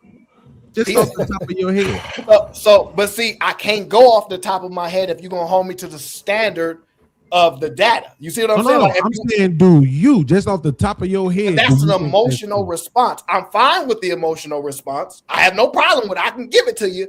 But if you're going to hold the standard to the data, then I don't want to, give one that's not confirmed from data. So if you present it with me, I'll be like, okay, the data says that. But that's what I'm saying. Before I even looked up the data, I didn't have to. Right? 3 started smiling as soon as I said it. because he know it ain't true. No, because 3 a hater. He a hater. No. Anybody in America knows that that's not true, right? But that's what I'm saying.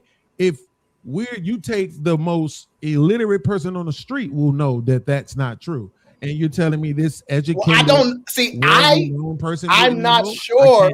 So you have to present that to me in context. If they be clipping it, I've seen people get clipped up. I've been clipped up. Like, so I'd have to see.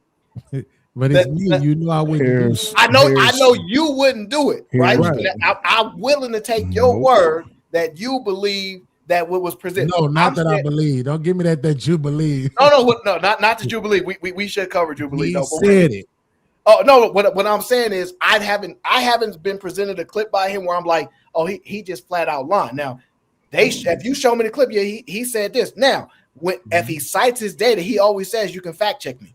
Now, if he give you the option to fact check instead of saying you have to take his word as the gospel, that's a fair thing because we all should be challenging anything that's presented to us. We shouldn't accept nothing that nobody says at that particular face value. It should all be challenged unless you just gonna follow somebody. And most of us are critical thinkers, so we wouldn't normally do that. I've heard some things he said I agree with. I've heard some things he said and I don't agree with. Wait a minute. I can isolate bullshit. Wait a minute, Aaron. Bullshit. You're not trying to tell me that a person, because it sounds like what you're saying is, as long as a person says you can fact check me, then they can never be accused of lying. No, it absolutely can be. They can be incorrect. That's why they have fact but checkers. It opens the option of them being incorrect. And the thing is, oh my god. But why would you say it then, though? How much can I turn up on your show? You know, you gotta have as much fun as you want. Okay, it's coming. And it's not at Beans. It's not at Beans. But you know what kills me? This is what kills me. I hate when a group of people who's been subjected to a religion that they don't even believe in or practice until it's Sunday always want to hold everybody else to a standard based on their religion. That's bullshit to me. People sitting up here and talk about we love God, but we think Charlie Kirk is evil because he said he's a Christian man. Yet you believe in the same God, or you pray to the same Bible, or you pray about the same religion that he prayed to. And you niggas lie every day. Niggas always talk about they got 6 figures and they ain't got 6 figures. Niggas always talk about they got bitches and ain't got bitches. Niggas always talk about they got jobs and they ain't got jobs. Niggas always say they got a body, they ain't got a body. Niggas say that they came off the porch and never came off the porch. Niggas say that guess what? The sky is dark and actually the sky is light as hell. But you know what the problem between niggas and religious people? Religious people hold themselves accountable. Niggas say ain't nobody hold me accountable. So I don't give a fuck what nobody talking about. Talking about, oh, Charlie Kirk evil. Guess what? Charlie Kirk ain't saying nothing different than Fred Hampton, Malcolm X, Huey P. Newton, motherfucking Martin Luther King. So I guess them niggas was hellacious as well. So everybody's a hypocrite. That mean everybody's going to hell. But Charlie Kirk is that doesn't undercut his point, though. No, it doesn't undercut the point. But my point is my point is this: when we talk about data, and I've said this multiple times before, and a lot of people don't understand when I say this for some reason. But the moment that you quote data, that shit becomes fucking illegitimate because within the next second, that data can change. If you want to say per this time and day that the reciprocal amount of money that was going within the transition between the black community was happening in the 1950s per this day, then you can make that argument. But if you're going to sit here and say that black people are the most disenfranchised people in this country, you're a fucking liar, period. So now, since I said that, and by the way, I am a man of faith, I guess I'm evil because I believe in Jesus, and I just said that too, right? That's bullshit. People need to move on with their religious belief of how it is they want to judge people, and these niggas stare down the bridge of their nose and call out everybody else's sin, but they don't want to be held accountable for their sins. Get the fuck out of here. Everybody's a fucking hypocrite when it comes to your spirit, because the same blood that got me there is the same blood that get you there. And if you want to judge me, then guess what? Fuck you. So Aaron, so you got it. So you saying you're not saying that as long as the person says you can fact check me, then they can't. Absolutely not. I'm not saying that. Okay. I'm opening the gray area of which it's a possibility that it's not intentional. Like if I like it's you like to be sure you got to be certain that it's intentional, done on purpose, and be like, yeah, that's why. It could be accidental. Now, the standard, right, what you speak to, hey, somebody with that platinum. Now, listen, the standard, right? When you did the platinum, I don't hold another man to a higher standard than I hold myself. I'm the standard, and so nobody has to do nothing better than me because I can't be comfortable with myself to think I'm gonna have a higher standard for somebody above me. Either I'm not doing enough to hold that standard, or I realize that I'm so beneath somebody else that they have a standard above me. I haven't got that balance before, so I'm the standard, and I can't hold nobody to nothing else that I can't hold myself to. So that's where I get stuck with, like, you know what, we can. That's why I'm open. Disagreements. They have their perspective. Now, here's the problem. Truthfully, I believe that if the lying or the evil act was on the benefit of the person, they would accept it. They would accept evil people. If what Charlie was doing was going to get black people reparations, and he was lying his way to the reparations, we wouldn't say nothing. We wouldn't stand on no principles to be like, he shouldn't say that because he's lying. Because if it was going to benefit us, we would accept the lying, the evil ways. And I think that's what most people are. So what I've seen is most people shift. They don't stand on character and morals. They shift to whatever benefits them. And I have been noticing that if you disagree with somebody, I hate you. You're against us. You're evil. I've been seeing video after video after video. I'm like, dang, they just don't agree. Why there has to be you the enemy? But that's where we're going this far.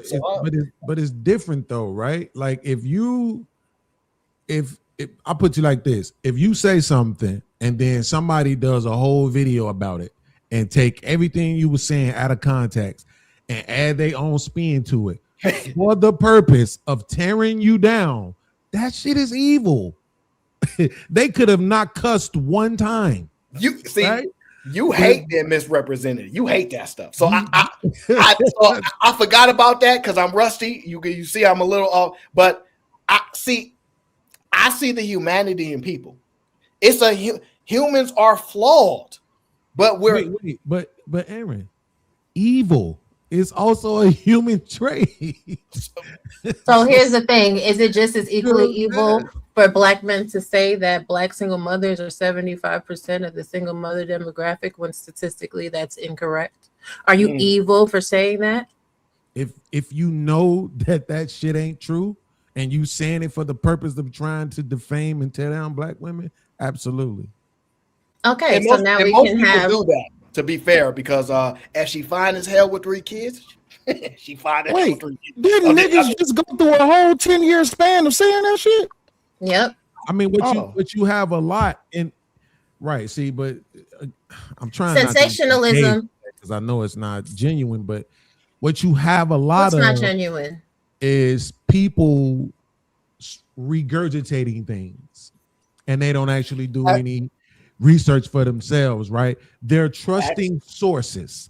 Right? Agreed. They're trusting the guy on YouTube, they're trusting the guy in the barbershop, wherever they heard it from, and then they regurgitate these things in conversations, right? When you start talking to them, you start realizing that very quickly. People on college campus do that all day. That's why Charlie got so big, because they don't even know what they talking about. Like I'll be hearing, and the problem that I have is like there's no consciousness to realize when you do an action, you think it's okay, but if the other person did it, you calling them out on it. That part mind blows me all the time. Like, yo, I have a question. Is it their fault for saying it, or is it their fault for believing them? It's their responsibility. So, all right. So, if we're talking about responsibility, I should be held accountable for the things I say, right? Mm-hmm. So, what about the people who hear the things I say? Should they be responsible for doing their own fact checking? Right. It's their responsibility to check that shit to make sure it is what it is.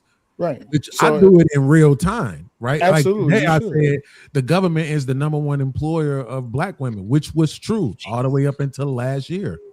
Right. Mm-hmm. After all those layoffs from y'all homie. So basically what you were saying when you say that is black women got jobs and you appreciate that. Well, I was just saying that they don't. The conversation was about trying to say that they be getting these worthless degrees and they all work in retail. I'm like, hey, you can't say that shit. If the government is the number one employer of black women, you can't say they all work in retail. My standard is, my standard is as long as you got a job, you trying. Well, yeah, but I'm just saying in real time, once I learned that it was the healthcare system, guess what? I had to change up, right? But we was doing that in real time. I was using information that I had once heard before, once checked on before, and saw that it was true. And now it's not true as of 2025. This is all Three's fault, by the way, for this nonsense. He started all this. I just want y'all to know that. And being just to get you on the record, where do you stand, sir? Are you standing with the people with the you know the signs and everything that says we should be able to stay? Or are you saying people need to go out of this country? The immigrants? Yes, sir. Yeah, illegal immigrants. Illegal immigrants. Wait, I'm glad you asked me this question. Top to bottom, I'm talking Ukrainians, Yugoslavians, Somalians, Jamaicans. I don't care what you are. All immigrants. Yes, I want them all gone. Absolutely. Wait, shout out to my brother Chris J. He said, "Welcome back, V." Hey, don't get too excited. I ain't guarantee y'all I can stay. I'm still not certain. Whether it be for a long time or for a good time. Welcome back. God, I appreciate you, bro. Hey, I appreciate you having me up here, and I got to step down. Oh man, right on, bro. Bye, boo. All right, Chris. Cool. But this oh, I'm sorry. Go ahead, Rob. Because I wanted to see him talk about deporting everybody, and he want everybody going. I wasn't expecting him to say that. I would not. What? I was expecting him to say that. He don't like nobody. Everybody? Aaron, it's your fault. Remember when we had the conversation about the minimum wage like 2-3 Oh years yeah, ago? you know I broke it down. I did. Bruh, so what you want me to do? If I understand the impact, right? Even though I did some research that shows that they benefit the wages as well in a certain way, but it's all about supply and demand. It's just too many of them. It's too many of them, bro. And what if I'm gonna look bad if I say get rid of all the Hispanic ones? I'm gonna look bad if I say get rid of all the white ones. So it's just like, well, just get rid of all of them. Oh, to be clear, that was my stance as well. That will go for us as well. Yeah. Who as well? It was Who? My family been here. My family been here. I'm white. I don't really care if they go or not, but yeah, it does have a direct impact on wages. But there is another thing, depending on when that argument come down the line. What I've explained what has probably the biggest impact on wages, but we won't get into that right now because it'll cause a huge massive divide, and I ain't trying to be divided right now. Okay, I'm trying to bring the country back together again. Now, you know, I don't know if I want to bring this up because I will probably get in trouble. I'm trying to not get in trouble today. As best first day back. Yeah, you know what I'm saying? So and shout out to my dog T.O. Since next Super Bowl will be in Somali. Shout out to my so the Super Bowl was in the Bay. We never talked about that. We spend a lot of money to get them out there. And it's gonna be back in Cali next year too. We heard that they let me just tell y'all. There was no homeless people out on our streets when they came through. Just want to let y'all know that y'all was talking about we got a mass homeless problem. They wasn't there. Tell y'all that now. As somebody who's going through the FIFA company Houston, they are shipping the homeless to another location. Yeah, we gonna send them back to you. Yeah. No, the fuck out. No. Yeah. Hey. You have a whole ocean. Ship them there. No. Y'all so insensitive to people. I'm shocked. The whole entire ocean. Y'all have what's called a jock tax. That's not the Lord. So all these dudes had to pay to play in the Super Bowl. Ain't that some shit? That's crazy. Yeah. The game is different. We about to turn. So I did. So do you support federal agents doing their job? Absolutely not. I know that sounds hypocritical. But wait. You didn't even let that breathe. You try to clean it up. Let that breathe for a second, sir.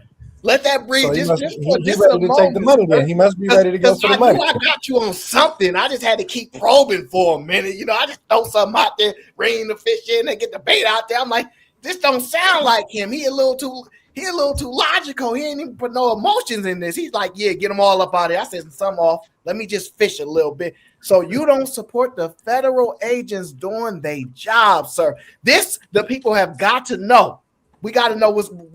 Okay. How could you not support them to do the job if you want them to do their job? Absolutely. So here's the thing. I think it becomes problematic when you give people badges.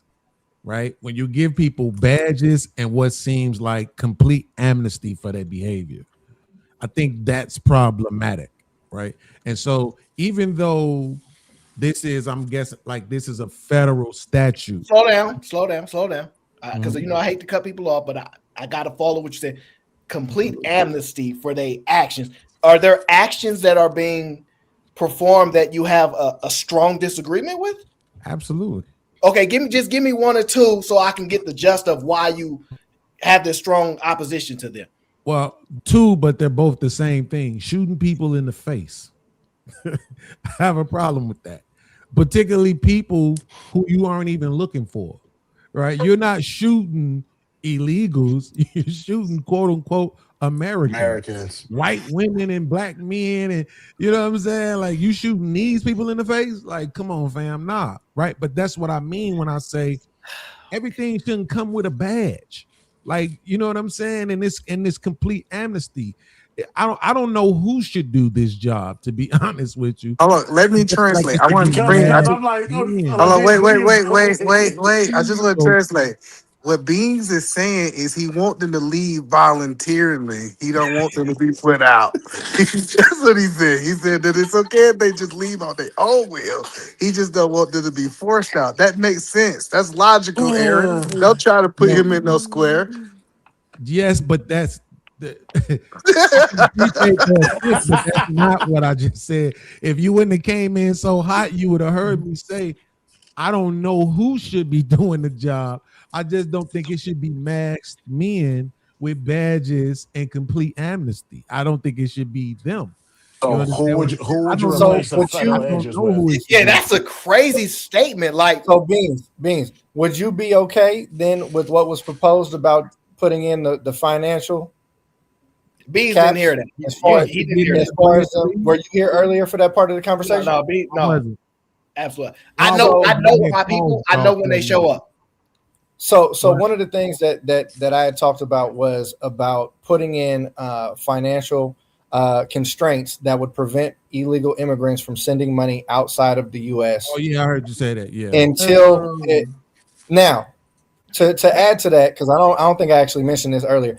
If an illegal immigrant was to actually become a citizen, they would absolutely be able to send those funds out after that point. But it's an incentive to be able to actually decipher whether someone wants to actually be a U.S. citizen and stay here, or whether they're just here extracting resources. So since you say that you don't agree with the federal agency piece of it, would you think, or would you agree that would be a good mechanism that could promote people to actually self-deport? Let me go downstairs I because I got to talk about this. I won't disagree with it being a mechanism for people to self-deport. I don't know if what percentage are actually sending money home. You know, I'm pretty sure it's a nice chunk, but my thing is this. It's the reason why I'm not really a fan of what you're proposing is because I don't want them to have a path to citizenship. That's the point. Go home. Right? Go home, Roger. All these people come over here, and this is what they say. Man, y'all Black Americans should be doing better than what you're doing. Right? Why can't you get this done in the country where you're from? Then my thing is you get it done in the country where you from. Now, I agree with that, Beans, when I want to make my argument. Like I can use that same logic. I will accept if the statement then becomes, well, part of the problem is they don't give us the same access that the U.S. will give us access to. Because if they did give us the similar access that y'all have in y'all country that we don't have here, I would be able to do it. So basically what I'm saying is if we are bad boxers in the United States of America, but we got access to gloves in the United States, and they're bad boxers abroad, but they like, we would be good if they would just give us some boxing gloves, but they won't in our country. And we come to the U.S. and they give us boxing gloves, and now we good. It's reasonable that the only reason that they not doing it in their country because they don't have access to boxing gloves. It's a reasonable statement. Absolutely not. Absolutely not. So you're gonna say my statement is unreasonable? That part to me, I think. Black people, under your analogy, Black people had the same situations to come through. We were not afforded all the same resources as everyone else, and we've actually been able to amass wealth faster than many. Absolutely many not. cultures. Absolutely 100%. not. You absolutely not. Because when you make the statement, we didn't have the same access, then you didn't have no wealth then. Until you were What we're allowed talking to about have is access. context is You before couldn't to now. compete until they allowed you to compete. You Right. can't have both Right. statements. And So you and wasn't we've made the competing best of our prior time to since the we've had it. ability to. Okay, I see what you're saying. I see what you're saying. Hold But, on, but wait, stop. Aaron, but the reason why that's still problematic is this, because if I look into your country, let's say like damn, I don't want to lie. Zimbabwe. If I'm wrong on this, I'll concede. But I think What type of country are you looking for? wherever We gonna hold you accountable. what's old boy name? That's evil. The one who used Right. to be on the Peak. He be on Hampshire a lot. Trigger Oh, Mike. Nigerian. What is Nigerian. Yeah, that's my guy. Nigerian? Nigeria, yeah. Okay, so Nigerian. I did some research on Nigeria, right? They had a bigger middle class than we do, right? So, and then they have a wealth class as well. So my thing is, I don't want to hear the excuses. Somebody over there getting it done. So why can't you? I don't think Nigeria is a good example. But that's a lot of limited information compact, right? So like they doing the same thing to us though, Aaron. Is my point.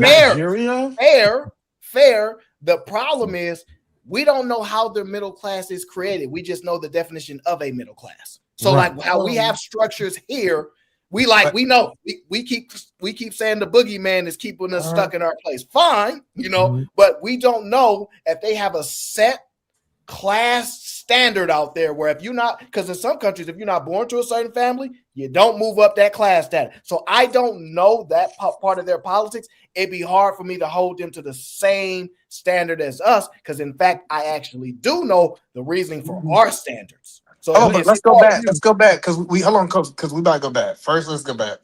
Is it third or is third is his name? Or is three? That's three right there. Trey, three trees, all that good stuff. Three. Maybe smoking trees. Let me stop. I'm playing. So three to third.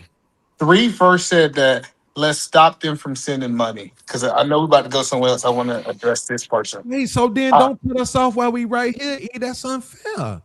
Just wait till we finish this, and then you can take it where you want to take it to. That's fair, I think. Well, no, y'all about to go somewhere totally different. We at. Okay, go ahead. Let us finish right here where we at. E. Thank you, man. And I swear I'm not being facetious. I mean it. Thank you. You Aaron, are. What I'm saying, I'm not Aaron, but I'm look, just this messing is with what you. I'm saying. Whatever the limitations may be over there, those are the limitations over there. There are some that exist over here. Fair statement. I know where you're going. You see I what will I'm agree saying? with that. I will agree with that. But to be fair now, if we just look at human nature, we tend to want the least resistance on the pathway, right? So if we go from A to B and we see like a road going downhill and one to the side, you going around, take 45 minutes, and I can just get there in 2 minutes, the large, overwhelming majority of people will go the 2-minute route. And if they're saying the pathway to get what I need over here is longer, I come over there, it's faster in America, that's a sound argument.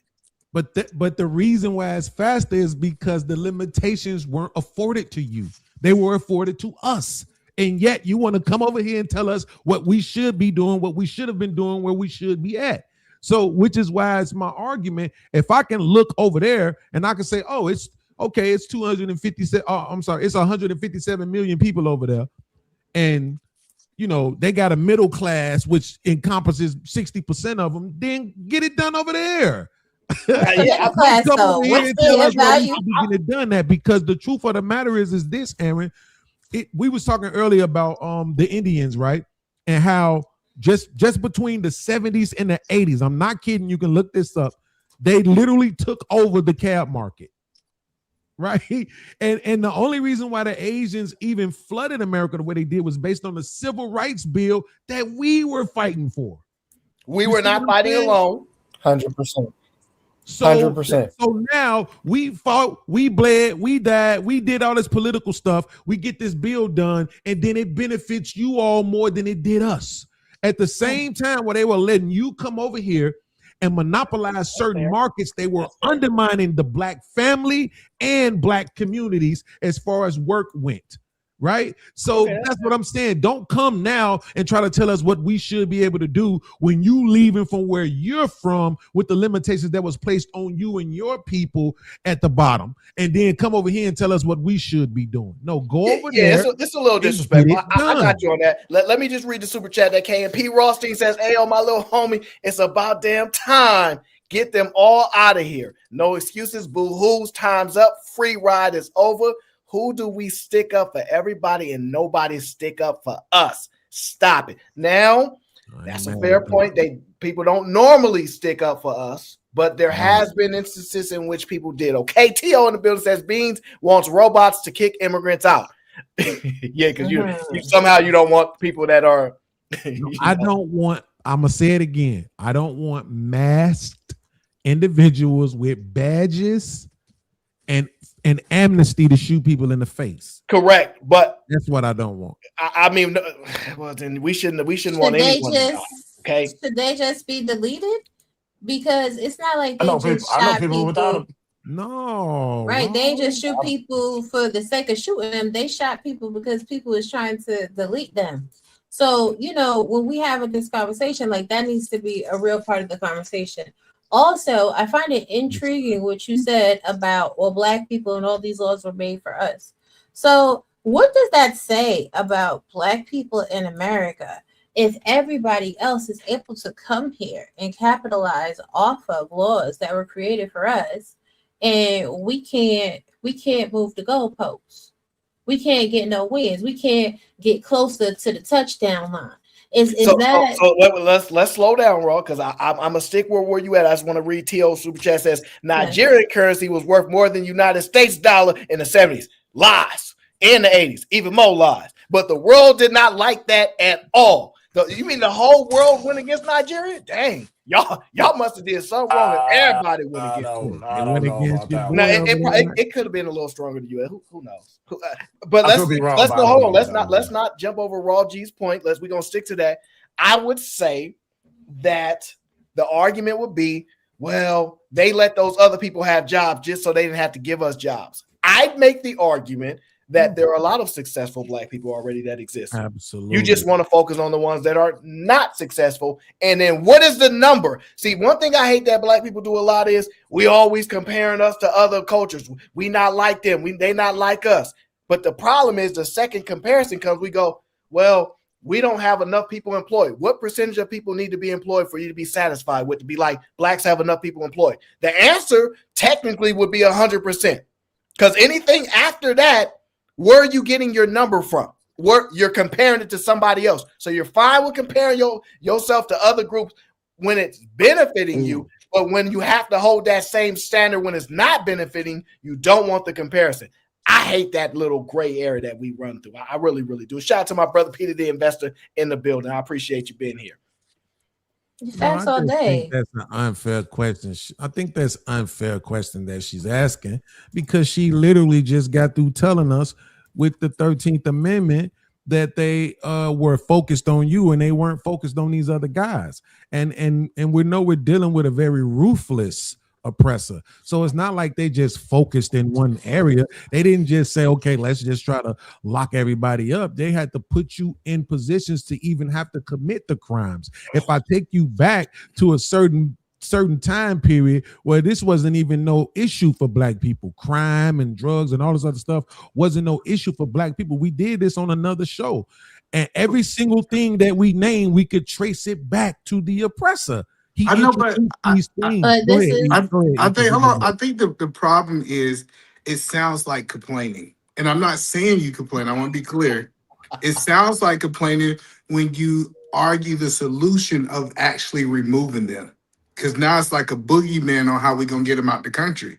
Because if you say, hey, this group of people have been tasked to remove them from the country, but we don't want them to do it, it's almost like I really don't want a solution for them to be removed from the country.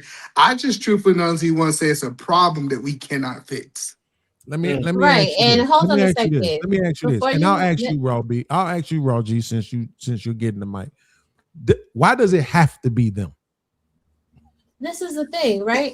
I personally don't care. Anybody that's here illegally taking benefits away from American citizens needs to go. If you're here legally, great. If you're not here legally, then leave by any means necessary because you're a thief. At the very end of the day, that's all it boils down to. And what people in the modern society are now trying to do is say, well, oh no, have pity for them. They're a stray cat. They're a stray dog. Let's bring them in the house and feed them. But I have to answer his question because I've been talking to Beans long enough that he want to answer to his question. And the answer to your question, Beans, is because they are in charge. You keep saying why, you keep asking the question, why it have to be these white folks? It's because they are the ones in charge. We can't tell somebody else who's. How do you know they white? Was that his question? Because at the end of the day, why it has to be them is because black people simply don't do to participate in anarchy. Let's keep it a stack. 3 just showed us earlier today where there was a black man that went to the court when black people were not favorable and got his money back for his slave that the white man took. Now, see, I be really chilling, but I'm about to tell y'all some real shit. It's enough black people that commit, according to 3, enough crimes in America that if you really wanted to overthrow the government and make some waves and make some changes, it could be done, either physically or legally. But we want to sit here and argue with each other about gender wars, but we want to sit here and argue with each other about FBA and ADOS. But what we don't want to do as a community is come together and say, hey, these are the rules. This is the code. This is the standard. This is the law. We're going to mobilize. We're going to weaponize it. We're going to make something happen. See, they had to kill like 600 million Native American Indians because they wasn't having that. They was with their bows and their arrows to the shotguns. Like, oh, all right, you going to get some of us, but we're going to get some of y'all too. Okay, but this is the thing though, right? But so you don't think again, because I don't like Aaron already told you I can't stand being misrepresented.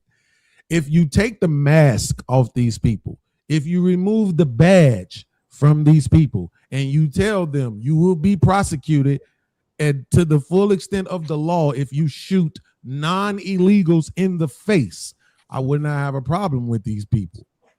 I have a problem with anybody who can. Are non-illegals being shot in the face? Anybody. Just since this has come up a couple times. I haven't heard this news to me, but he normally only talk about. Hold on, we got to break it down. The reason that they have a mask on is because these people are attacking their personal life in their home, so it's to hide their identity. It's part of the uniform, man. Listen what you said. Hold on, I just want to break down what you said. You said that I should not protect my family and my loved ones by revealing myself to you to prove a point to you, Beans? Wait, why are you making it about Beans? No, what I'm saying is that in general, police officers who engage with the community more than anybody else don't fucking wear masks. Actually, so wait.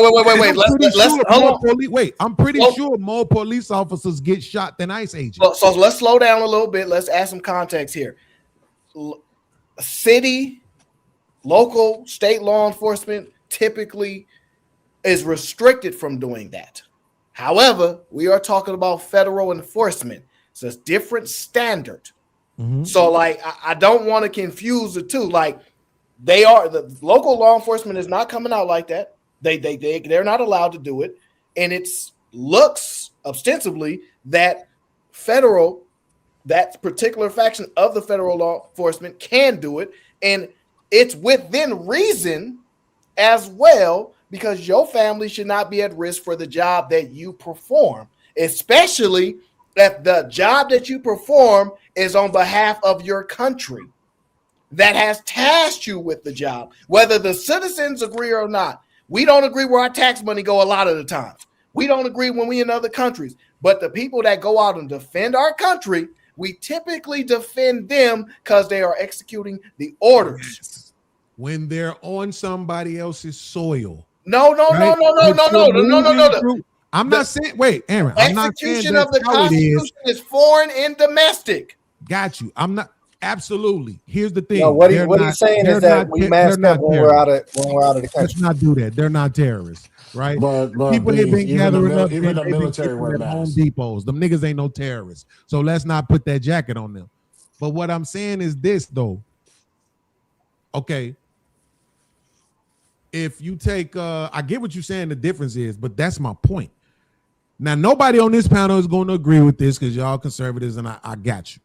But Americans in general, when we turn on our TVs, when we turn on our smartphones and our tablets, and we look at what's going on overseas in these other places we consider third world and all these other places in the Middle East, and we see masked men with assault rifles going through neighborhoods and doing things and shooting people in the face, we're disgusted by it.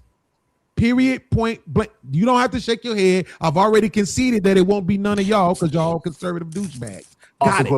But I'm saying in general, we look at those places and we go, that is a shame. Because they're wearing the mask? That don't make no sense. They got all that going on over here. But then when we do the same thing, all of a sudden it's always this justification for it. Nah, it look bad when they do it. It look bad when we're doing it.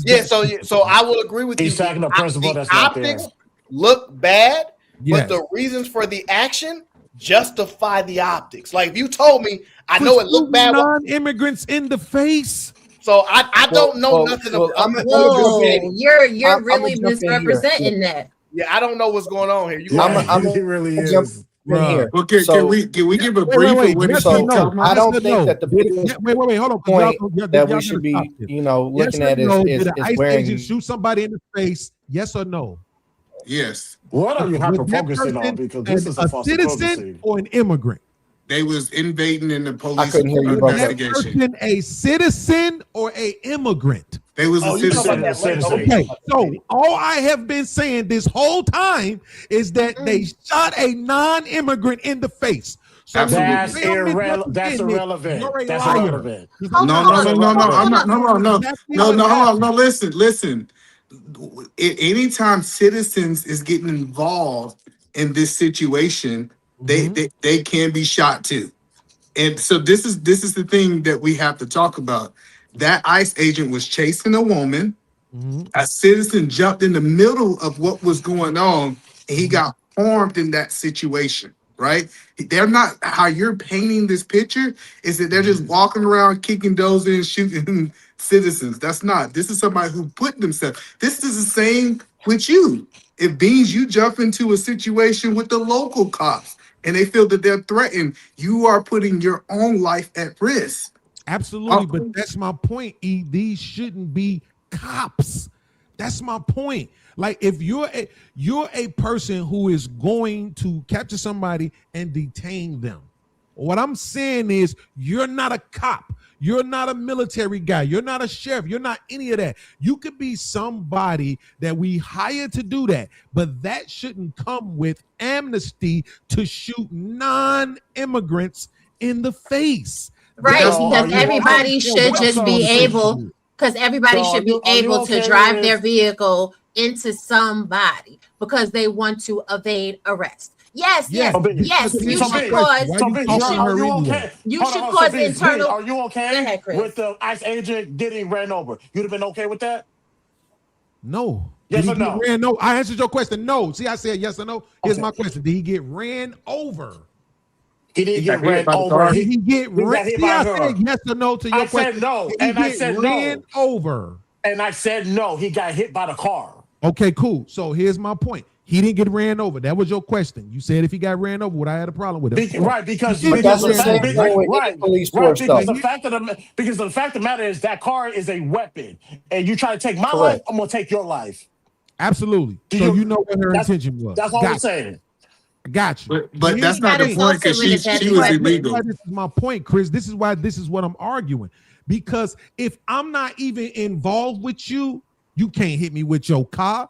I don't gotta shoot you. None of that don't matter if I'm. Why am I even talking to you? Perfect. Why was she talking Why was she there with her car?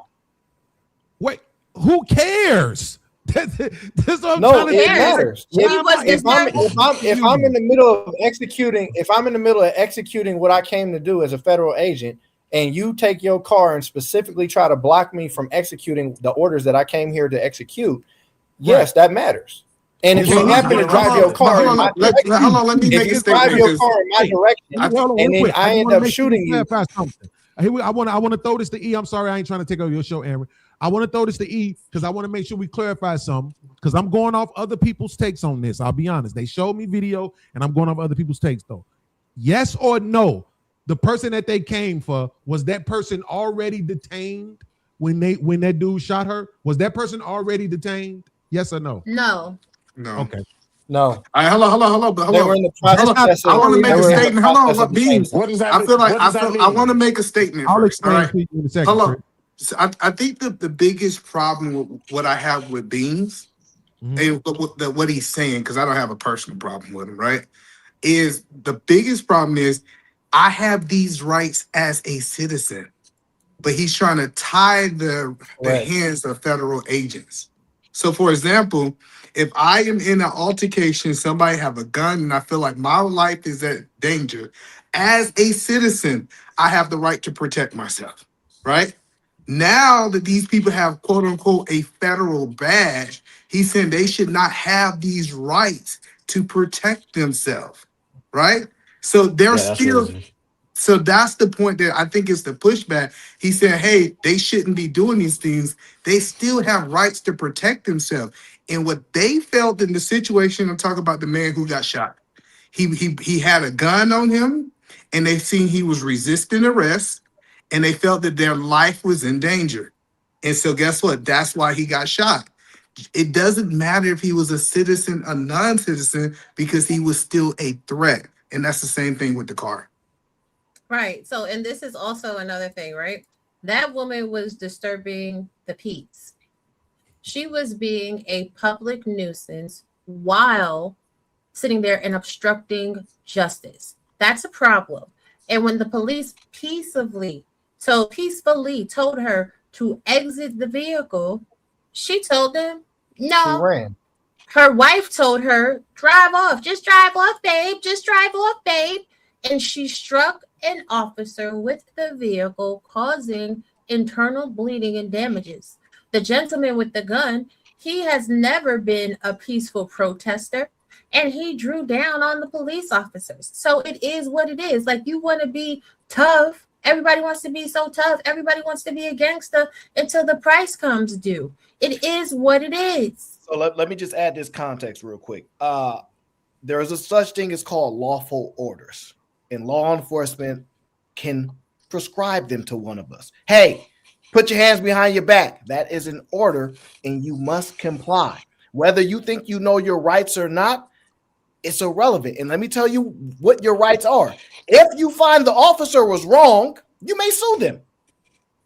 You may sue the department and say, hey, your officer was wrong. I was incorrectly arrested. I will sue you. But in the moment, during their investigation, for whatever reason, if they give you a lawful order, you can't say, I know my rights. I can do what I want. That ain't going to happen. So if your rights is actually to follow the lawful order, and if it deems that that officer violated the law, we can press charges. We actually can sue them for that. We are trying to change, when we think we know the law, we also think we get to enforce us knowing the law. We actually don't. And there's a distinction there. And I've been seeing a lot of people have this problem of not understanding what a lawful order is, whether we agree with it or not. Even if the cop is breaking their own laws, you can't enforce that. You have to actually follow the law and sue them, which is your cause. I'm sorry. I will look back and I see Will is already turned up. The problem is this, and I want to explain this to Chris. The question you asked is that this is why I said I don't argue for the law. Laws change. So people who argue for the law, to me, I think that shit is just the cowardice way to operate because laws change. Okay. What I'm saying is this, though, in my opinion, Chris, I look at these people the same way how I look at mall security, bro. What? So if you know now, can I finish? Just let them cook. Let them cook. If you know now, they have the rule now. Somebody come in the store, you standing there doing your little security. They come in the shoe store, they grab some shoes and they run. They tell you now, don't chase them. Don't chase them down. Don't try to interact, tackle them, and fight with them and all of that type of shit. Now, I understand they trying to avoid liability, right? The thing is, to me, bro, because this is my problem with this. We make some shit too damn important, right? Raw G, I want to admit something. I already said this. I was going off what other people had said. I just looked it up, and it says no immigrant was in custody. Right. Now, the story that has been being told this whole time, Raw G, was that they already had the immigrant in custody, and they was trying to leave, and she was blocking their way from getting out. That's the story that's been getting told on every platform in this space since that shit happened. Is that told on a right wing platform? Y'all could not do not let Beans know. Y'all are not gonna let Beans. Hello, wait, no, y'all know. He said federal agents are mall cops. We gotta adjust the federal. Okay, go ahead. Wait. Can we have a real conversation? Yes, we can have a real conversation. Let me talk. Let me just let. This three fault, by the way. This all three fault. This all three fault. He was directing it towards me. So let me say this. The truth means a lot of people in this space don't know what the hell they're talking about. They don't do their research before they go live. They hear a hot take, a sound bite, and then they grift off of the community to make a coin. They actually are not journalists. They are sensationalist grifters that are looking for a cash app and a super chat. Because from news media outlets and true journalists, it was never about the immigrant being in custody. It was about that particular woman going outside to obstruct ICE officers from even being able to get immigrants. She was beeping her horn to alert immigrants that there were ICE agents around. Go ahead, babe, because I see you. Go ahead, babe. All right, cool. Can you pull up my screen, please? It only take me like 20 seconds to do this. It ain't gonna take me that long. It ain't gonna take me that long at all. All three's fault. Go ahead. We'll do it. Go ahead and do what you gotta do, man. Office of the Reviser of Statutes, 2025 Minnesota Statute 609.066, authorized use of deadly force by peace officers, which does include federal agents. Subdivision 1, deadly force defined for the purposes of this section. Deadly force means force which the actor uses with the purpose of causing, or which the actor should reasonably know creates a substantial risk of causing death or great bodily harm. The intentional discharge of a firearm other than a firearm loaded with less lethal munitions and used by a peace officer within the scope of official duties in the direction of another person or at a vehicle in which another person is believed to be constitutes deadly force. Less lethal munitions means projectiles which are designed to stun, temporarily incapacitate, or cause temporary discomfort to a person. Peace officer has the meaning given in section 626.84 subdivision 1. Legislative intent. The legislator hereby finds and declares the following: that the authority to use deadly force conferred on peace officers by this section is a critical responsibility that shall be exercised judiciously and with respect for human rights and dignity for the sanctity of every human life. The legislator further finds and declares that every person has a right to be free from excessive use of force by officers acting under color of law. Now, you know why this is so important? You want to know why this is so important? Guess who signed this into law? President Biden. No, Tim Walz. Tim Walz. I can't stand you here. The motherfucker that's over Minnesota. So here we have a situation. We have federal agent Beans is carrying out his federal agent job by going to get an illegal alien. And we have peaceful protester E. the Man Williams in the middle of the street, blocking his horn, and he's dancing, and he's doing this thing, block the traffic, and then 3, he's a partner to federal agent Beans. He goes up to E. the Man and says, get out the car right now. And Christopher J. is his brother. He says, no, pull off. And as E-Man is pulling off, he strikes Beans with his car. My question is, does Beans have a right to use deadly force? Yep. Yes. Well, yeah, everyone's protesting in the street saying that this is wrong. Now, I will conclude one thing. President Trump and Noam, the leader of the DHS lady, and Pam Bondi, they should not have come out and called that woman a domestic terrorist. They should not have done that. He definitely should. You know what also should not have been done? We should not have been called domestic terrorists because we said we didn't want transgender niggas reading books to our children in schools. Hey. But the most important thing about all of this is that when we're talking about propaganda is a hell of a tool. everyone said that there's a video saying that she never touched him with the car. But there's a medical report saying that he has cracked ribs from being struck by a car. There's a video with him getting struck by a car. And yet people will tell you the car never touched him. So how did he get the broken ribs? So magic. I mean, we also have to factor in. We got to remember this is also Becky, and that's a difference too.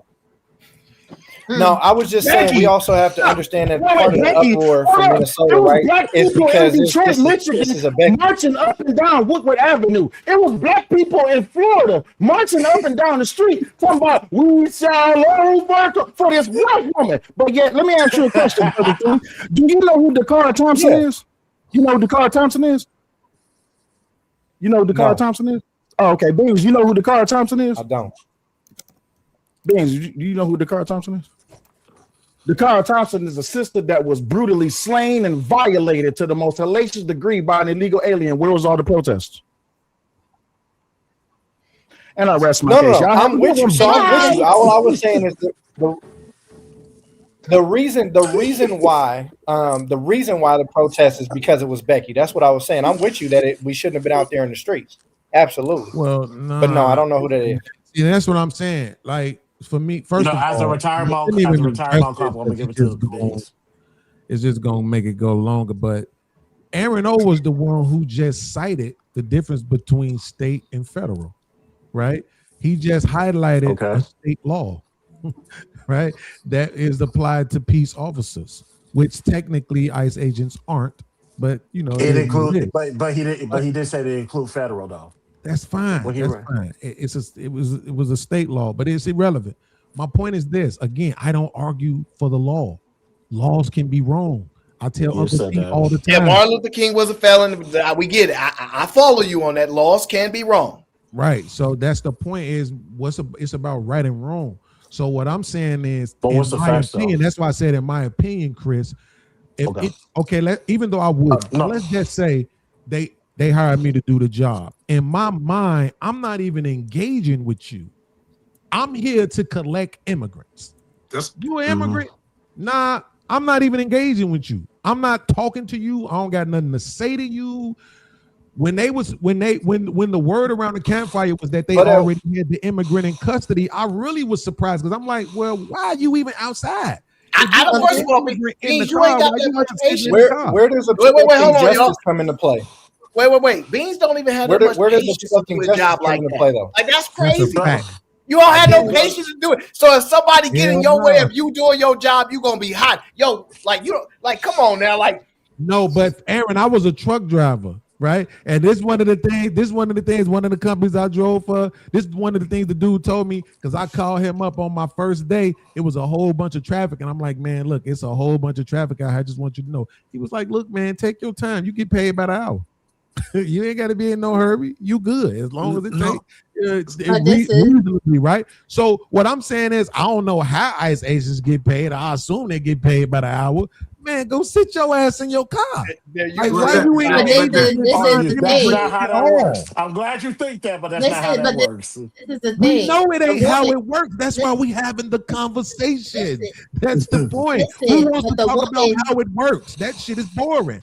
We talking about what's right or wrong. I'm sorry, go ahead. No, but this is the issue. The issue is the local authorities are working against ICE agents. The issue is that woman was not only being a public nuisance, she was impeding traffic flow for American citizens trying to stand up for ICE immigrants. She was causing a blockage on the road and causing drivers to have to drive up on the sidewalk and put children and regular pedestrians in danger. What are we talking about? Be honest, man. Because if you remove that ICE agent and drop my black ass right there, everybody would be saying he ain't had no business shooting that woman. So But in reverse,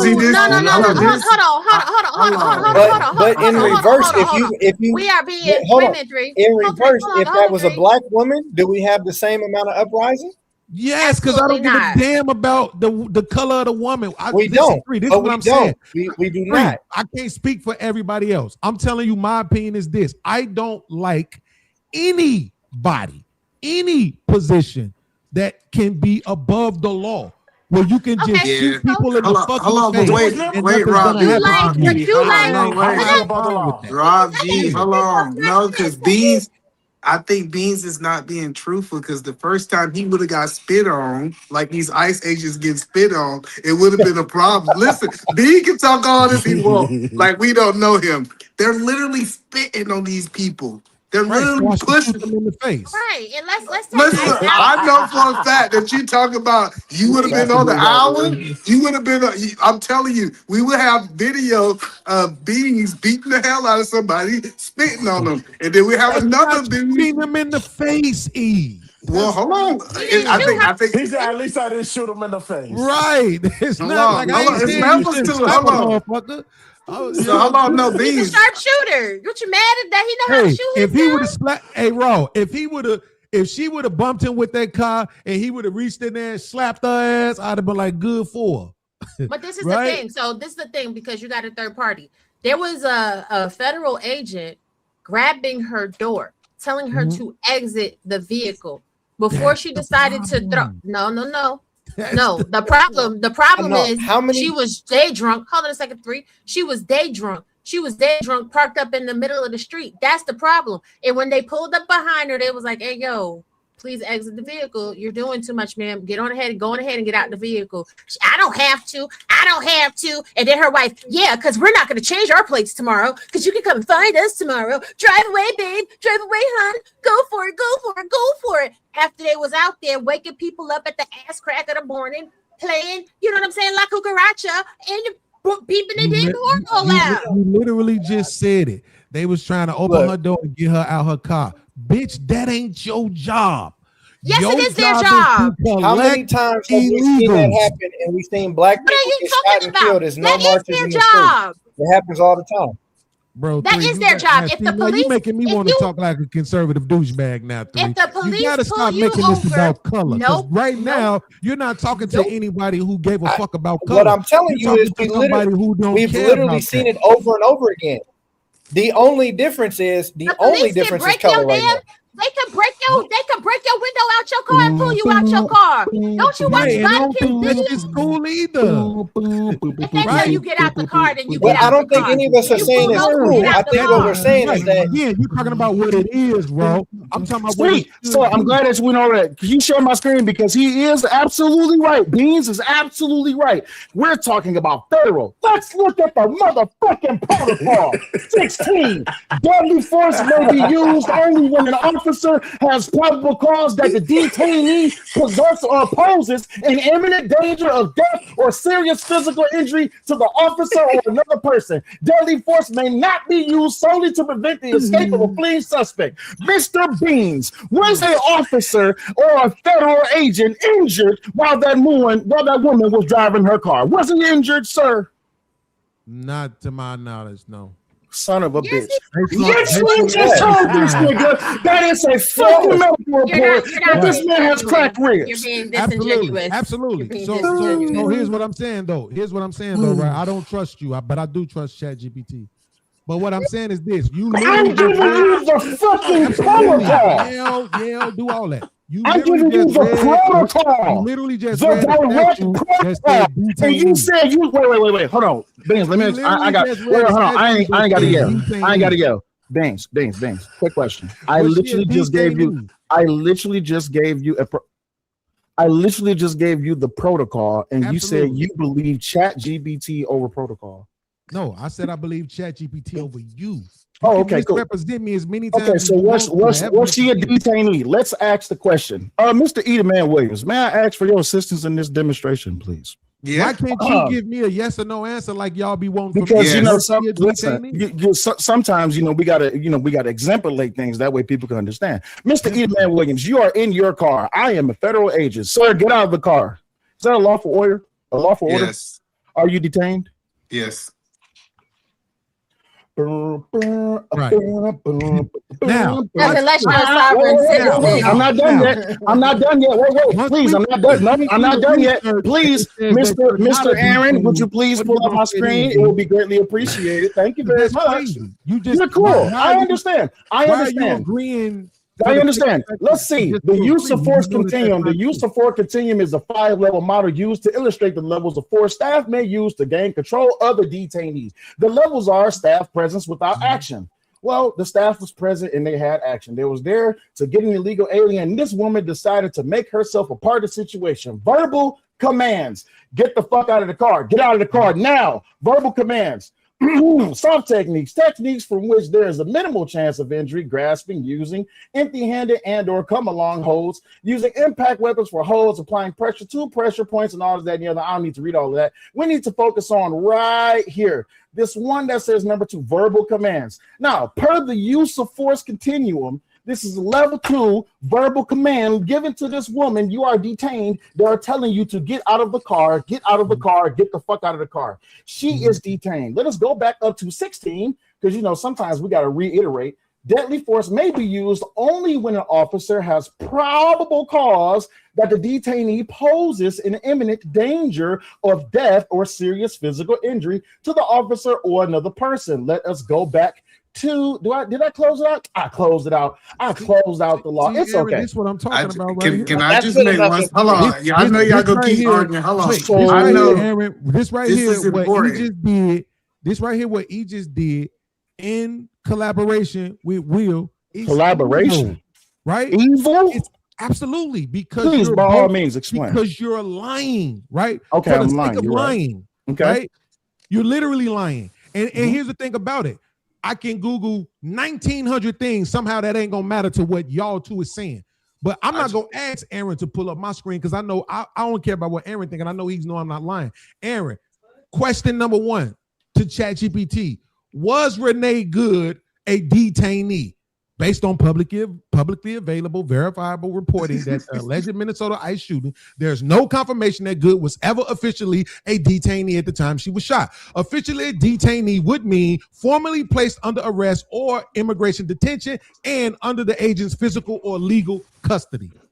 Right? But now watch this. So according to that, was she a detainee? No. According to what? To what ChatGPT that's a no. Like that, the emphatic from what he read, that's a no. However, we have the ability to interpret in the law. We know what a lawful order is.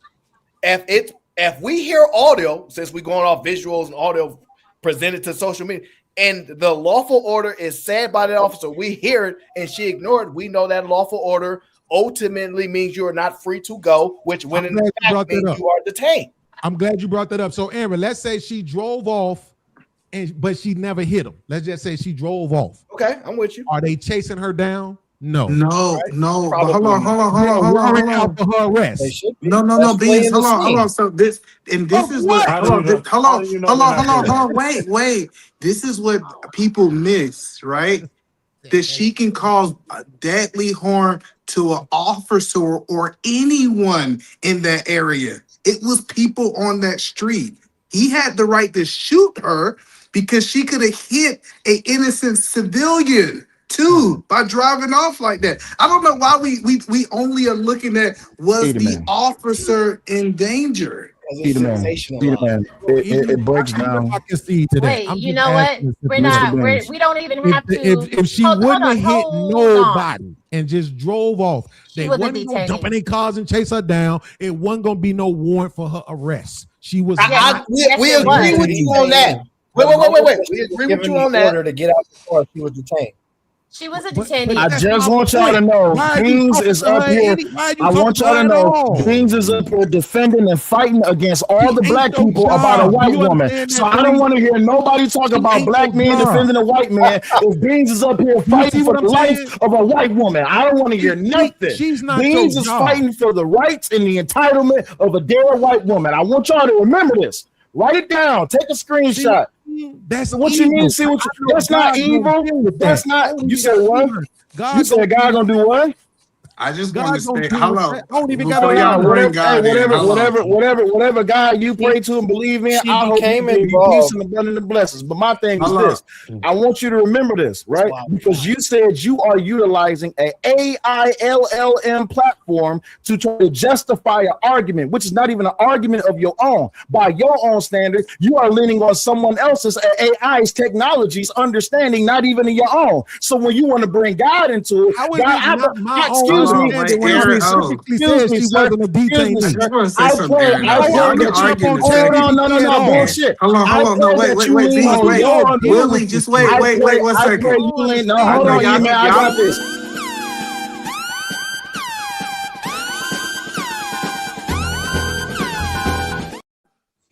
I pray you lean I on. still have the stop talking thing. I still got it. I know y'all forgot it, but I still got it though.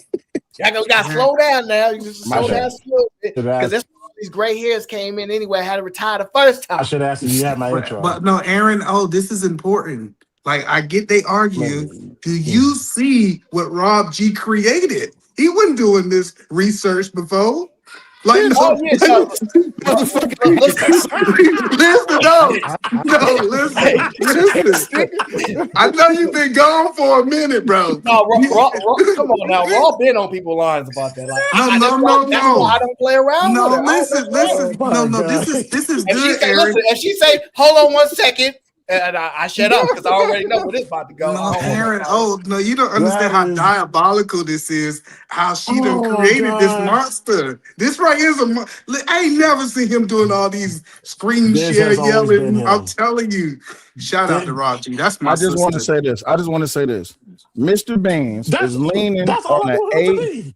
Mr. Beans is leaning on an AI's understanding and the perception as it perceives the law instead of his own understanding. By way of the Christian faith, he is depending on something else to drive and lead him instead of the word of God. So if if it is true that Charlie Kirk is evil, then guess what? You evil too. All right, slow down. That's not what Beans was doing. So Beans, I know, you don't I'm just have talking to shit. respond. All right. I told you, God. But gonna wait, take care slow of down. it. I gotta let my guy 3 know that I run. They apparently they don't like when I leave. They need you may leave if you need to. I just want to let you know you're free. You don't have to feel obligated to withstand what these people about to put you through. I'm used to it. I don't want you to feel that you obligated to have to withstand some of this because it's a lot. Because They just get started. He don't know. I warned him. I got people that check facts. I got people from all kind of backgrounds. They make all kind of. I got every wide range here, and they much nicer. Hey yo, Larry Hoover's AI avatar is sitting his ass right there and gonna get this smoke. Okay. Who's that? Lamar Black? Oh hell no! All right, y'all. Larry Hoover go. Jr. is gonna sit his ass right Y'all there. take it easy, because he literally is defending this shit too. Okay, hold on. I don't understand how he defending this shit too. I mean, as much as I ain't gonna say nobody want the immigrants gone as much as I do, because I do like some immigrant food. But at the same like some time, immigrant bro, women. I don't want them gone. How do you want to remove them? At the risk of shooting non-immigrants? Hold on, let her ask that question. How do you want them removed? That's a great question. No. Wait. We're gonna come back to that because he keeps saying she wasn't a detainee. Aaron, no, please share the video. Here we go. We're not gonna play crazy around here. That's what we're not gonna do. Give me a second. Let me get this here. The point of view from that ICE agent. Newly released cell phone video obtained by CBS News for the first time shows the ICE agent's point of view in what are likely Renee Good's last words. That's fine, dude. I'm not mad at you. The agent, who appears to be with his cell phone, approaches the car. Her car is blocking traffic. He circles around to the driver's side. That's fine. U.S. citizen. As Good's wife, who's also filming, tries to get into the car, other officers rush towards the driver's side door. Out of the car. Get out of Good seems to try to back up and then drives forward just before the same agent fires with his right hand. Today, Minnesota's Attorney General. Now, what you just saw was not only the officer that shot her, but 2 additional officers. He was just surveilling the car. They told her to get out of the car. They went up to her car door. They held on to her car door and they said, get out of the car. She was detained.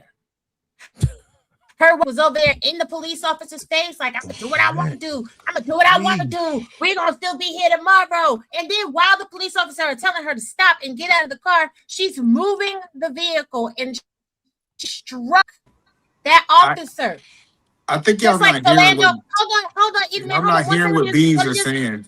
Y'all Let me not. explain this thing. No, because she was a detainee. I don't care what he's talking about. He don't know what he's talking about. And I'm telling him this so he don't be in nobody's car. And the police run up on him and tell him to get out the car. He feel like he's not a detainee, and they shoot the hell out of him. Well, hold on, because I hear Beans. Because hold on, I think y'all just haven't had enough conversations with Bean to understand what he's saying. He's not arguing that the officer was not trying to detain her. He said at that moment she's not a detainee. She wasn't detained. And I heard what he said, but he doesn't know what the hell he's But that's talking not about. correct. Because the police She was a detainee officer as soon told her as to get soon as the officer gave her the command. She's So- detained. Yeah, he was. So I just want to make sure I understand what you're saying, Three. I want to make sure I understand what you're saying, Three. Let's go You're back to the saying question, that- though. You're saying the command. Let's go back to the question. Get out Beans. of the car. means How you're do you detained. want to remove them? Wait, you're saying the command to get out of the car means you're detained. Yes. Correct.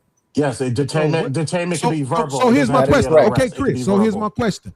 So why is there not one piece of any fucking articles, documents, paperwork, nothing describing her as that? What are you talking about, sir? You know what? Y'all pulling up You're everything gonna have to- except I wasn't some even sort gonna of do it. document, some I'm sort of gonna official refresh. I'm gonna be right back, 'cause I document didn't hear him. describing her as a detainee. Why can't you do that if that's what she was? Child, Right. listen. Now the conversation will be better. You can No. post that she was a detainee. What are you talking about? I'm gonna pull it up for you. Absolutely. So, E, I thank you for saying what you're saying. But Three, what I'm saying is I done been told to get out of the car a whole lot of times by the police, and I went home. Right? Like I didn't consider myself a detainee. You know what I'm saying? Like it just was what it was. They told me to get out the car. They wanted to search me. They wanted to search the car. They wanted to do whatever they wanted to do. I was gonna let them do it, especially because I was in the wrong half the time. I just wanted to go home. But I'm saying that she wasn't that in the moment. But to But answer you the were. question You were wait, in your example. answer You the was question detained. that you asking and that question that I he had to. asked, I'm gonna say it again because and Aaron, I know you don't mind if I react to this, right? So I'm gonna get to react to this and show people why I created something called the stupid detention. Because you could say something 400 times, and because people just want to make their point and reiterate what they want to say, they're going to completely ignore what you said. So let me say it one more time. I have a problem with people in masks with badges who have amnesty to shoot non-immigrants in the face. That's my problem. So if E was out here collecting immigrants and he wasn't engaging with citizens, with Americans, quote unquote, white and black, I would have no problem with him going and saying, hey, my man, we got you on this list. You got to come with us. If they want to wrestle with him, he wrestle with him, put their ass in the headlock. Hey, my man, I told you to be cool, man. Let me get these cuffs on you so we can go. It's a process. I got to do my job. I will have nothing to say about that. If somebody is standing behind E and they say, you fucking ICE agent, and he turn around and shoot them in the face, I'm going to have a problem with that. So what's the solution? That's So my problem. Hold on. No, So but I like how he laid this out. Let's go Don't through it. give these niggas complete amnesty. I think they should have created some shit for this position. But to your got you. point, Hold on. they can't because it's a federal job, right? So they had to put federal agents on it. I got you. Hold on. But let's address what you said. So say I agree with you, right? I agree that they need to go into these communities. They need to interact with the illegal immigrants, and they need to lead the community. I agree with that, right? My question is, as I'm put him in a chokehold, the citizen jumps into it. The citizen is armed. As a federal agent, do you feel like I have the right to protect myself? Absolutely, you have a right to protect yourself. We're not talking about protecting yourself. But what I'm saying is this: let's use the situation at hand. The story that was told, was that they had the motherfucker they was looking for in custody. Now that was the story that was being told, right? So now, if I got the nigga who I came looking for, I'm not even outside my car. I'm sitting inside my car, waiting. But we know that's not true. That story, bitch, out the middle of the road so we can leave. But I get it. But that hold on. We know. Hold on. We know that story is incorrect now, Bean. So we can't. But E, do you realize that makes it worse? No, it doesn't. Listen. It does. Hold on, no. Wait, if you don't have a motherfucker in custody, you ain't even doing your job. Not yet. So hold on. The point. Hold on. I get what you're saying, Bean. Hold on, Beans. Hold on, Beans. I feel like I have let you lay it out. Hold on 1 second. I let him know because she fled the scene. I let him lay his premise out. And what I want to now go to is the guy who got shot in the face. Because I think that's the guy. They was chasing a lady. That guy was armed. He jumped into the situation and was resisting arrest. One of the officers felt that his life was in danger, and he shot this gentleman and killed him. That's another situation. That's another situation. Okay. So with that being said, the person having a weapon on them, resisting arrest, so they reaching towards the weapon. Would you say that ICE agent had the right to protect himself and make it back home to his family? Okay. Yes. Now here's my question to you: why do you believe him? Because I saw the tape. Why when they say he was reaching for his weapon, y'all believe him every single time? Well, I seen the tape. See, it'd be different if I'm talking about some he said, she said. What I saw is that he was resisting arrest. He had the gun on his hip, and a lot of people haven't been in a situation like this. So I don't think they understand from the person in authority position. Mm-hmm. And what happened is most people don't understand in this situation. I have less than a second to make a decision. So when people say, "Hey, I need to verify this," I got to make a decision. You got the weapon. I have everything to make a logical decision whether my life is in danger. So I'm not believing the officer. I'm taking my military training and say I understand the process of them actually taking that person right because their life. This is exactly why I have a problem with it, because that's all you motherfuckers gotta say. I felt like my life was in danger. They was reaching for their weapon. That's it. So I agree with Orlando Castillo. I agree with Beans on this one. All they gotta do is just say they felt some kind of way. They shoot people down, and it's all good. So I agree with Beans on this one. I feel like my life in danger. That is a dangerous precedent there, right? I don't know what the solution is. That's part of the problem, right? I don't know how we substitute that with a different standard, right? So like that's where it gets complicated. Well, Aaron, here's the thing. You can feel. Well, Aaron, here's the thing. You can feel like your life is in danger. That's perfectly fine. It's what you can prove. If the evidence doesn't prove that, all that doesn't mean shit. You're going to take the rap for that. Okay. I say that. I don't know. Wait. I have seen that. I have seen that on a security level. I see law enforcement, and I see federal people get thrown under the bus for shit like that. So I've seen that film. Did the cop who shot Philando Castillo, did he go to jail? Yeah, that's the one thing that really got me when I saw Philando Castillo. That one crushed me. I ain't gonna lie. That was like the hardest thing I've ever watched. Ever say been an adult ever watching was like, oh, that's I don't really have a heart is what they tell y'all, but that wrinkle that day, that was a tough day for me. No, and Aaron, I have a question for you. Did that cop, did he get any time? I think he lost his job. I think so. But I don't remember exactly because to me, I forgot what happened with the outcome after somebody's gone is irrelevant at the end of the day. That person can't come back. So you can punish them, that's cool, but that one was a hard one for me. So, but I'm just saying from the individual level. Go ahead. Oh, okay. He was acquitted at trial, Aaron, the one who shot Philando. Yeah, but he lost the job though, right? He wasn't brought back on. I don't believe, was he? Because they can still let you go. No longer employed as a police officer. Okay, that's okay. Yeah. Hey, I Beans. think yeah, I think they fired him. They didn't want the circus with him. Okay, Beans. The biggest problem you have is amnesty, right? Mhm. So if they remove amnesty, will you be okay with the mask? Hell no. Okay, and then my last question. Hell My no. my last question. Will you teach anybody or you advise anybody to do what those agitators was doing? Will you teach anybody to go out there, interfere in that kind of Well, instance? of course not, because I want the immigrants gone. Right? I want them all gone though. Right? Not just the mijos. Right? I want Do you want them to You all of self-deport? them are gone. an asshole. Do you No, want them I to just self-deport? He got me on no. that one. He said, That's a Hey, perfect word. But no, shout so out to all the ones who did. Shout out to all the ones who self-deported and went back but home so they could make it in their country like they want us to do. you know who I blame though? I blame the state. I blame the state. Now I know a lot of people might have a different take on this.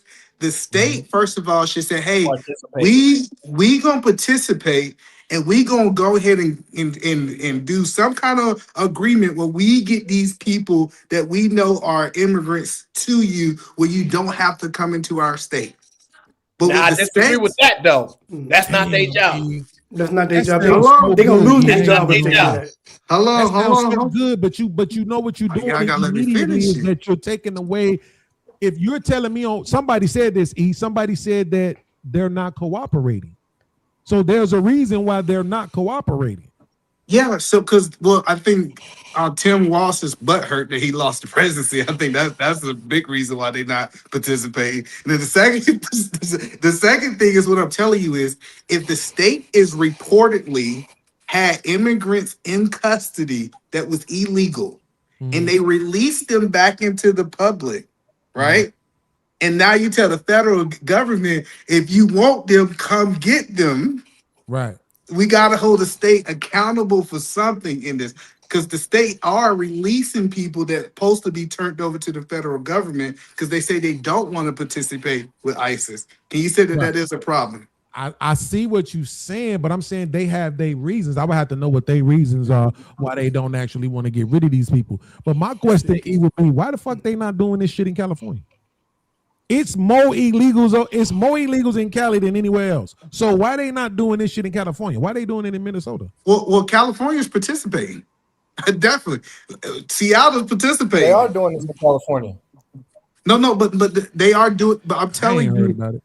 I know somebody who's in California got turned over by the state to the federal. LA, So- San Francisco, yeah. If they get rid of all of them, won't that shit hurt California's production? Yes, it will. But the point is, Minnesota, he did a whole press conference on talking about telling people to go out, record, interact. Like that's what I'm telling you is you got Tim telling his civilians to do this stuff. We gotta hold the state some level of accountability in what's going on in this situation. And the only reason he telling them And to do then- that, the only reason he telling them to do that because they want the votes. They just want That's votes. correct. They want So listen, hold on, bees. No, If bees. they You illegal, how the telling fuck me do they get the vote? Wait. If they're illegal, how do they get the vote? Yes. So this is the best question. One, how long will they be illegal? Because it could be future votes, one. And then secondly, for every position that is voted on, do you have to be a citizen to vote? For every position, whether it's in the school system, for every position, do you have to be a Okay, you citizen to saying vote? it ain't just federal. Okay. It's not. Okay. All right. I mean, it's hard for me to accept that part, seeing as how so many people are Democratic, particularly in these states already, besides the illegals. But I mean, I get what you're saying. But I'm just saying we gotta have some cooperation between federal and state, right? Now, I'm not whatever it saying look you're wrong. like, I'm not whatever saying it you're look like, things you can say, they can justify. But I think it's bad for a state to say, "Do what you want to do. I'm gonna stay out of this." And then when the federal government do what they want to do, then the state complain about it.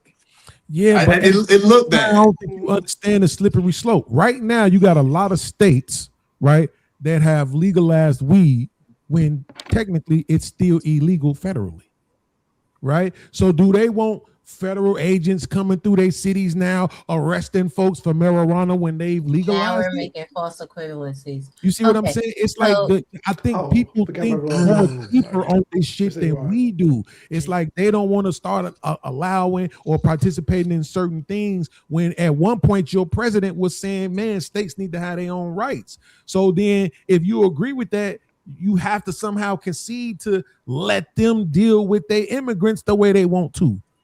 You know what I'm saying? No. That I got you, Rod. I know you want to bring it up. We're gonna bring it up. Now, you make a good point as far as states being able to execute a lot of their own laws and stuff. But when your state laws interfere with my federal laws, now we have a big problem. And why? then because then the discretion goes on to how much of an impact is this on. So remember, the government's job at the end of the day is ultimately the regulation of society, whether we like it or not, right? So yes, you're right. The marijuana thing, yes, cool. Like we not gonna really press y'all about that, but you're not necessarily gonna be smoking in front of a federal agent. You don't really see that. Well, we did in Chicago. You're not going necessarily also have a job either with smoking no damn weed. Out. Because it's still up to the employer if they're gonna hire you. So I got 2 clips to show you real quick. This first one Here is in Minneapolis, where Noel weather says that Nicole Good refused to obey ICE commands. that Minneapolis has seen in recent snow, one of the vehicles became stuck and ensnared in the snow. Law enforcement were attempting to push out this vehicle, and when a mob of agitators that were harassing them all day began blocking them in, shouting at them, and impeding law enforcement operations. ICE officers and agents approached the vehicle of the individual in question, who was blocking the officers in with her vehicle, and she had been stalking and impeding their work all throughout the day. ICE agents repeatedly ordered her to get out of the car and to stop obstructing law enforcement, but she refused to obey their commands. She then proceeded to weaponize her vehicle, and she attempted to run a law enforcement officer over. This appears as an attempt to kill or to cause bodily harm to agents, an act of domestic terrorism. The ICE officer, fearing for his life and the other officers around him and the safety of the public, fired defensive shots. He used his training to save his own life and that of his colleagues. He was treated at a local hospital, has been released, and is now with family. I encourage the American people at this point in time to... That's clip number 1. Now let's go over to clip number 2. Off to clip number 2. So that I guess that's to prove the point she was supposed to be detained. She was being disruptive, and I'm mad Beans walked off on you like that. You know that's okay. He could hear. Why did Renee Good's wife, Becca, say she's to blame for this tragedy? She's admitted to making 3 fatal mistakes that led to the disaster. A bystander who witnessed the entire incident has released footage of what they saw. In it, Becca is standing helplessly by Renee's car, watching as Renee is taken away. The two exchange a brief conversation, during which Becca reveals they'd only recently moved to the neighborhood and had no friends nearby to turn to for help. She laments bitterly that their being there at all was a terrible mistake. The full video makes it clear that Becca made 3 critical errors in judgment that day. First and foremost, Renee had no intention of getting into ICE's vehicle, but Becca urged her to do so, and Renee listened to her. When the ICE agent approached them to talk, Renee was clearly the more amicable of the two. Becca, however, got into a minor verbal altercation with the agent. You can see both sides recording each other's actions on their phones. After that, Becca told Renee to drive away immediately. An already overwrought Renee obeyed the order without hesitation, and that's what ultimately led to the tragedy. Why did Renee Good's wife, Becca, say... Now, from that angle, you can see the cops had her door. She was detained. What are we talking about? Like, and this is the thing that I don't really like about like a lot of people. It's the ignorance. And I'm gonna tell you what, you play with them police officers if you want to. God bless you and keep you. I hope you make it home. Hey, this about to be good. Chicago real about the cap for these white women. This gonna be. You don't know what he about to say. You don't clip do that. This. Hold on, no. You poisoned the well. He ain't even supposed yet. Listen, it's okay. He ain't got no mustache on today. I know what he about to do. Listen, the 4 minutes. Wait, but hold on, because somebody said that they was confused. So I want to clarify. Well, he From gone. the We want to hear there from was somebody. Chicago Rilla. Well, y'all gonna hear from Chicago Relevant. It was somebody in the chat. We don't Second talk to chat angle people. of Roy G, you still look at the chat? She still wants to chat. Let's I go. watched everything. She No, does. That's why. no, stop. Monitors in that thing. We have not You seen know, you know this. Chicago. Stop. We haven't seen Chicago Rilla this serious in about 3 years. So let's let him I talk. see Chicago all the time. Gosh, right. Let me explain it to T.O. Just because you don't follow Chicago Rilla, just because you be in the corner of the world and you don't be over there on his channel, watching his channel, he be serious as shit talking about Black Power, Black Power. I just want to say Chicago Rilla did not cut his mustache until he did it. I just want to put that out there. Go ahead, Chicago. But hold on a second. Let me explain to the people that's confused. In the second angle of the camera footage, you see the ICE agents upon approaching the car, they grabbed the handle of her car and they said, "Get out of the car." She was literally detained. And her wife, Becca, told her, "Go ahead, drive off, girl. Go ahead. And then she drove off, and then the cop shot her. So then she felt Hello, bad. but Raji, what she also said at the end of that statement, they got real bullets. I thought the bullets was fake. That's important because she was okay. She was okay with her getting shot with fake bullets. She was not okay with her wife getting shot with real bullets. She probably did insurance. That's how you play with the police, right? Hey, Rilla. What up? Really? What up, Bizzle? What's that real? It's not about being right or wrong. It's about being safe, right? That's what I think. No, I mean, right and wrong does matter. It's when you get to express your position of being right and wrong is the part that matters more. Like, you know, that you got to get out of there. You know, they all Safety first. You listen, got to get home is the rules. Hey, look, I know you think the officer's wrong. Just follow the rules and see. You can sue them later. And to be fair, there's a lot of people win the cases, especially with the camera footage. The problem is the lack of emotional control is what's happening. And unfortunately, we're seeing the leading cause of a lot of downfalls in American history is people like her. It's not a nice thing to say. I don't feel happy about saying it, but the divide is happening because of a specific group that is leading it. And we ain't talked about it yet because I haven't decided how I want to approach that conversation, but that's the real reason why the divide exists. And there's another one I have too. That's a 3D analysis of the crime scene. Y'all be playing games with me. I'm a whole researcher. The Beans said, though, his frustration is the fact that they feel like they in danger and all of these things. And I understand that, actually. That whole feeling part is, I don't like it very much. So I'm just saying, so you feel a broken, hold on. This is why I never use the word feel, because it's what I can prove. It's not I feel like I was in danger. I was in danger. You came at me with the car. I had no time to step to the left and step to the right. I had enough time to pull my gun and put a bullet through your head. Look at this one, Aaron. Hold on, no, Aaron. Hey, hello, so look the at this broken one, Aaron. rib. This is the last one I'm gonna show. Hello, before you go to your video, is the broken rib a feeling?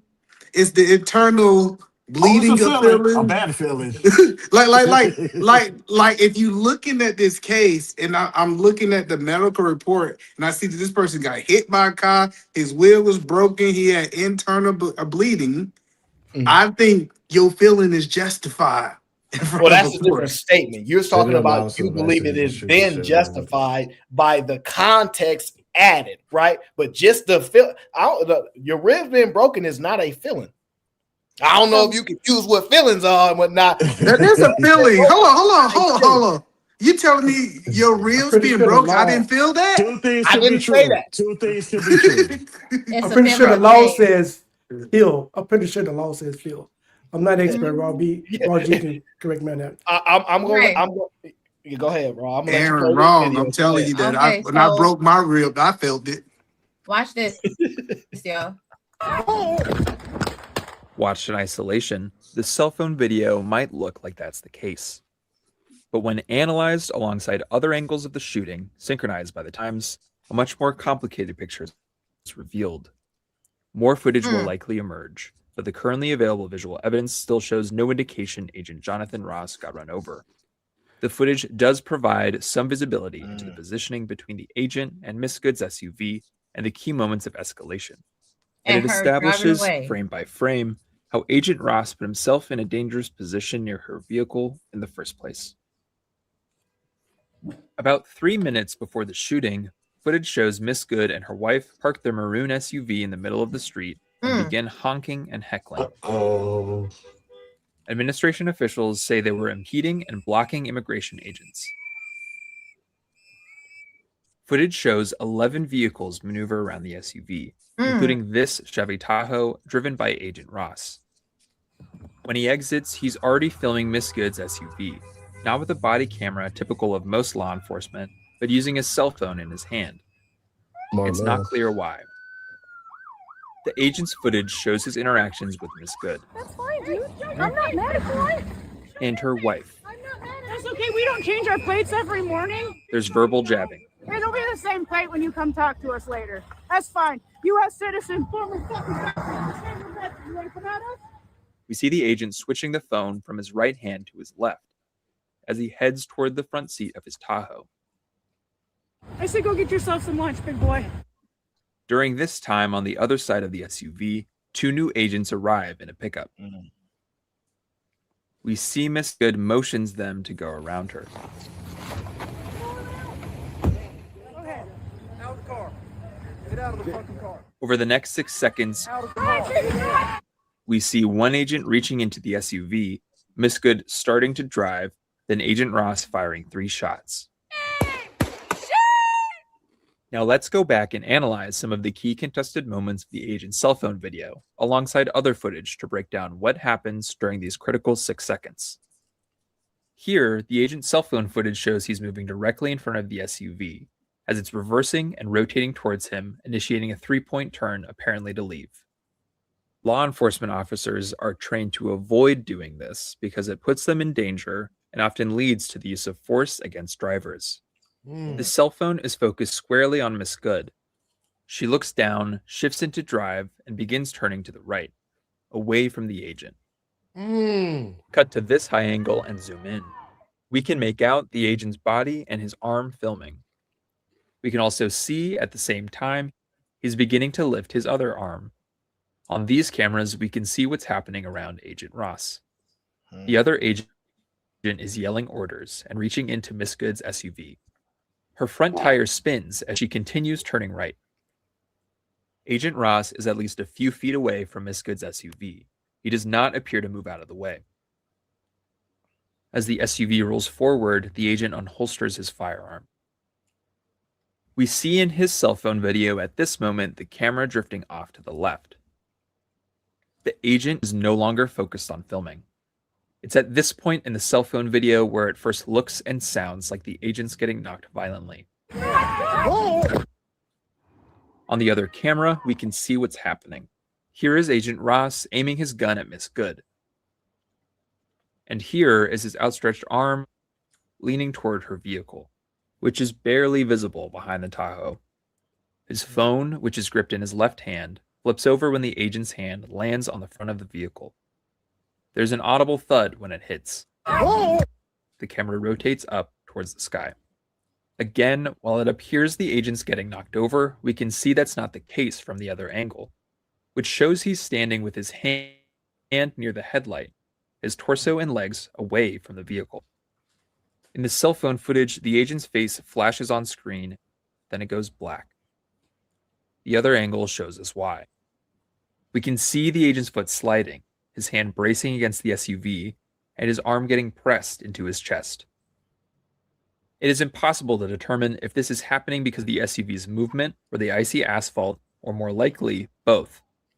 And what's very unclear because of the limited quality and availability of footage is whether the agent's upper body gets swiped by the vehicle as his left foot slides back. This moment is when Agent Ross fires. We see the other agent pull back from the SUV. Both of them stumble, apparently slipping on the ice.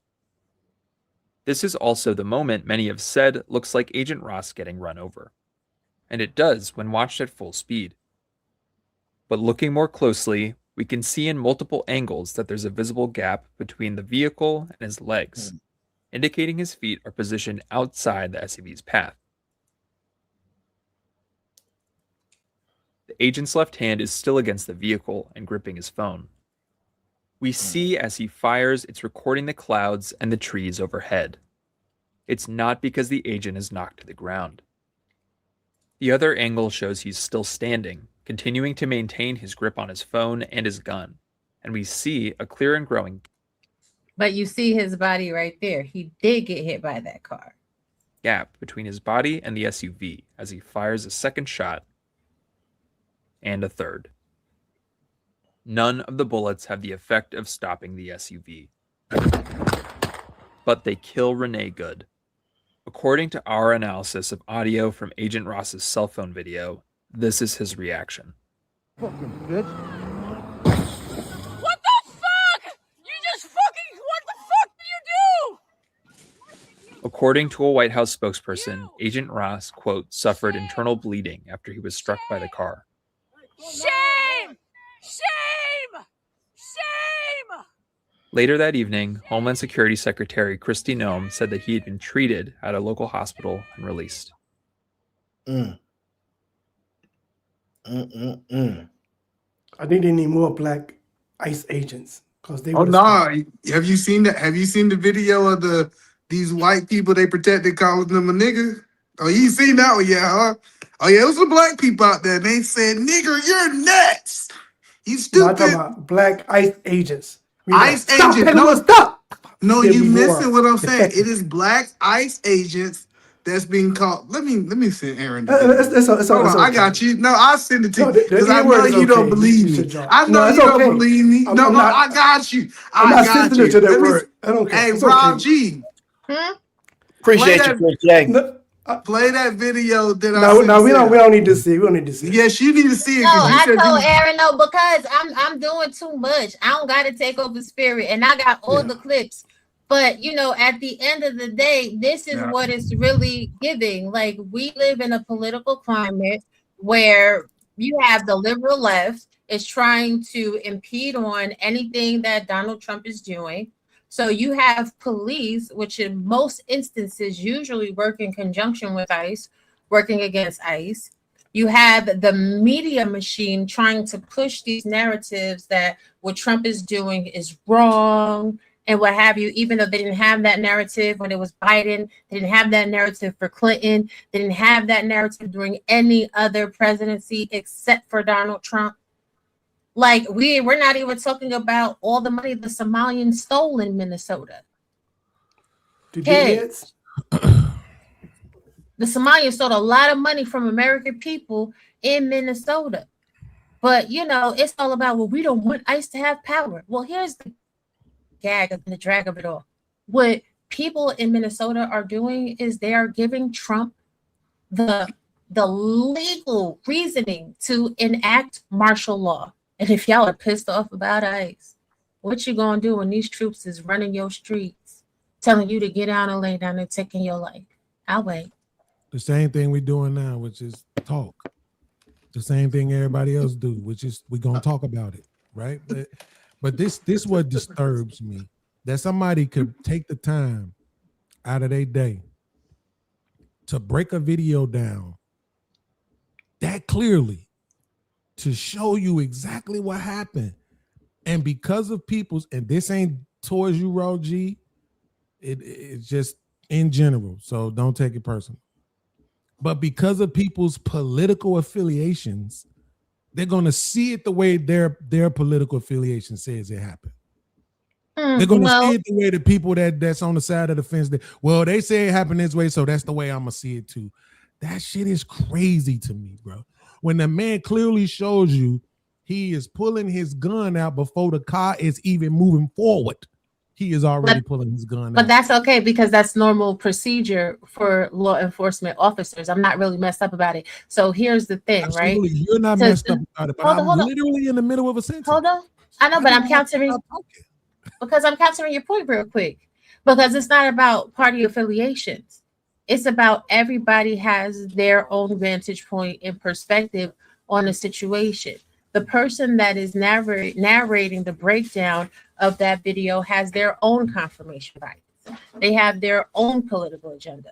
The man was clearly treated at the hospital, but because he feels like he was just reaching up in the sky. Now, I will agree with him, and I can see this one point. He should have been filming from his body cam footage. I don't really understand why he was filming from a cell phone. It should have been a body camera. Yeah, but me too. I don't understand that. But outside of that, like ultimately, him having his gun, that's right. Andy, get your gun. That's not the only outside. He shouldn't have been in front of the vehicle.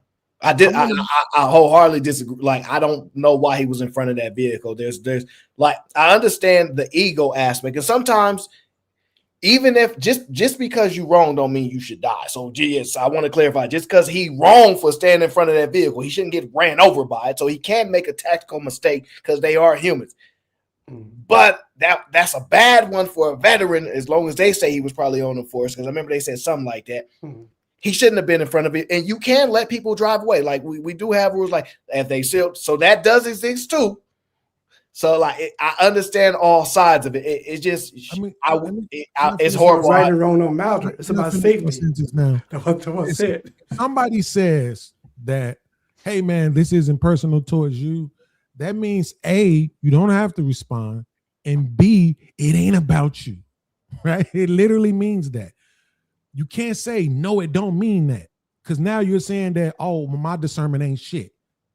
No, fuck that. I know when I'm talking to people who are speaking from their political affiliation. And there's a lot of folks that do that, no matter what happened. And here's the crazy thing about it. You're saying, no, it's not that. But then I'll hear the same people say that about liberals. Oh, man, every year they're going to put this shit in the news cycle to get y'all in y'all feelings and make y'all feel a certain way and say this. And you only saying it because you're a Democrat or because you're a liberal. So they can only apply to them. It's both sides. It is. So everybody knows it's both sides. And that's what I mean. If I see some shit, remember, Aaron, you was gone. Did you hear about that brother who the police murdered his son and then he went and ran down the police officer? I did hear about that. Yeah. Guess what I said? He was wrong for that. Yeah, he was wrong. It wasn't even the same police officer that did it. So he was simple put. I think that would have been right. I get it. So Beans, hold on. But I agree. But I'm agreeing with what you're saying. But what I'm saying, hold on, either man. But what I'm saying to you is, the New York Times is considered to be having a left-leaning or socially liberal bias in its editorial and opinions. So what I'm saying to you is, you're right. Anybody can look at the video however they want to do it, even the person editing the video. It's not personal. It's just saying, no, it don't have anything to do with their political affiliation, which I'm saying. What I'm saying is how people view that doesn't have anything to do with their understanding of the video. Because what I said specifically was, you have to also take into consideration the political affiliation of the person editing the video. All right, New York Times, the New York Times is the left.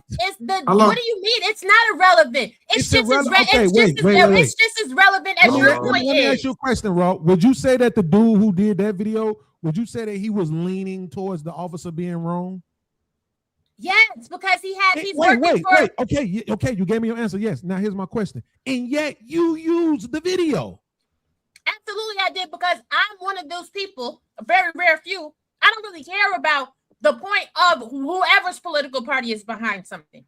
I'm going to let people, hold on a second, E. I'm going to let people see everything from all sides, from all political party views. You look at what I'm presenting to you and you make your own opinion.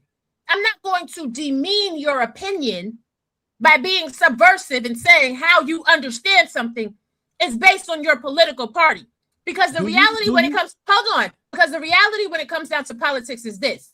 Nobody actually has a north. Nobody is 100% to the right, and nobody is 100% to the left. Most people's politics exist on a spectrum. Period. What do we have a problem with? Okay, well, I don't want to argue. Hold on, just Crazy. let me. At the end of the day, I got a there question are for you. absolutely Beans. people whose side of things is based on their political or even religious affiliations. It is that goddamn simple. Yes, he's right. If you from Afghanistan, you think America is the problem. If you from America, you think Afghanistan is the problem. Yes, that shit exists. Okay, I all don't right, even know but why hold we have to argue about every single damn thing. The biases exist, but what I'm saying is that's the shit that's crazy to me, which is why I took it away from you, Ro, because I'm saying I see this shit happening all the time. You can't tell me that every single time I go to a right-leaning conservative channel, they have all the same goddamn takes and they don't have anything to do with their political affiliation. You're asking me to dumb myself down, and I'm not going to do it the same way how y'all not going to do it when you know it's left-leaning platforms doing the same exact fucking thing. I'm glad, but hold on, let me ask this question. So we know you think the ICE agent was wrong in this whole thing, right? Do you believe the driver was wrong from your perspective, Beans? No. Wrong for what? What was she wrong for? I think that's the part that that's the disconnect. You saying that she didn't do anything wrong in this whole situation. Just lay out what she did wrong. Because if you say she was stupid, I would agree with you. If you say she acted Beans. Wait, Beans, hold on, because I've been quiet for a second. And I love my brother E. If you said she was stupid, she acted irrational, she wasn't using the left side of her brain, cool. What part are you saying she's wrong at? Driving off was wrong. I'm gonna ask you one more time. We are cooked. One more time, E. Just one more time. Ayo, we cooked. Hold on, real quick. I'm gonna just ask you one more time, E, because I asked Ayo, I didn't ask you. So she drives off. She don't hit nobody. Do they jump in their cars and chase her? Yes or no? No, I don't believe so. I think we don't is know. there a warrant out for her arrest? Is her license plate? Is there a APB put out for this woman? Yes. I don't think they would do that. I think they just let it go. She didn't do shit wrong. Now we arguing opinion. Hello. What I am saying, she was giving a lawful order and she chose to not listen to that lawful order and drive off. That was wrong. That was wrong. I know y'all might want to argue some other things, but Let's stay right there. If we say, was this decision right or was this decision wrong? That decision was wrong in that moment. Okay, so we agree to that. Wait, let's be clear. Anytime you ignore a lawful order, you're wrong. Anytime, no. No, you're gonna walk yourself. So let me walk. No, Aaron, let me say this, please. No. Why? Wait, watch this, Aaron. Watch this. In your absence, I watched this guy right here become unfuckwittable. I've watched E tear motherfuckers up on panels. So I know he on some bullshit right now. You can't say no, not every time, and then try to qualify this as a time. For what reason? So let me you gotta let me elaborate. You can't get out of this one. I can. Okay, go ahead and try. I can. Go ahead and try. Right. So the first thing is you ask if you give a lawful order according to the law, right? According to the law, is it wrong if they don't follow those commandments? Is that the question? Yes. All right. You said not every time. You were right. So what I am saying, the caveat, if it's according to the law, you are wrong. If it is not according to the law, Beans, then it's some room for variance there. Well, that's not what I asked you. I know, but you didn't let me. You didn't let me elaborate. Listen. Well, then that's crazy. Why would you elaborate if you're not answering my question? My question is, if you're given a lawful order and you don't adhere to it, are you wrong? That's yes or no. Yes. You're wrong. So okay. So you are wrong, but the caveat is, because I let you establish, the caveat is if it's not a real lawful order. Well, no, we're not doing it on a real. It's a real. Wait, everybody stop. Hold on, wait. E, you successfully backed yourself out of a corner and then you put yourself right back in one. Hold on, no. Well, let me give you an example. If a officer said, "Give me that booty," that ain't no lawful order to a woman. Well, we're not So talking about hold on. I know. Listen. Hold on. Listen. Even though he's in control, listen. I know. He's muddying the water up right now. He's muddying the water up right now. Listen. Crazy, bro. So, but to answer your question is, you not answering the lawful order. You are wrong. Okay. Point blank, period. So what about civil disobedience? Give me an example. You still wrong. No, give me an example of what he talking about. Go ahead, all of that they was doing during the civil rights movement. Strom Thurmond, George Wallace, Selma, Pettis Bridge, like that's civil disobedience. Civil disobedience is still disobeying a lawful order. So is it? Absolutely. So the question that Beans was asking, is it right or wrong? It's still wrong. It's still wrong.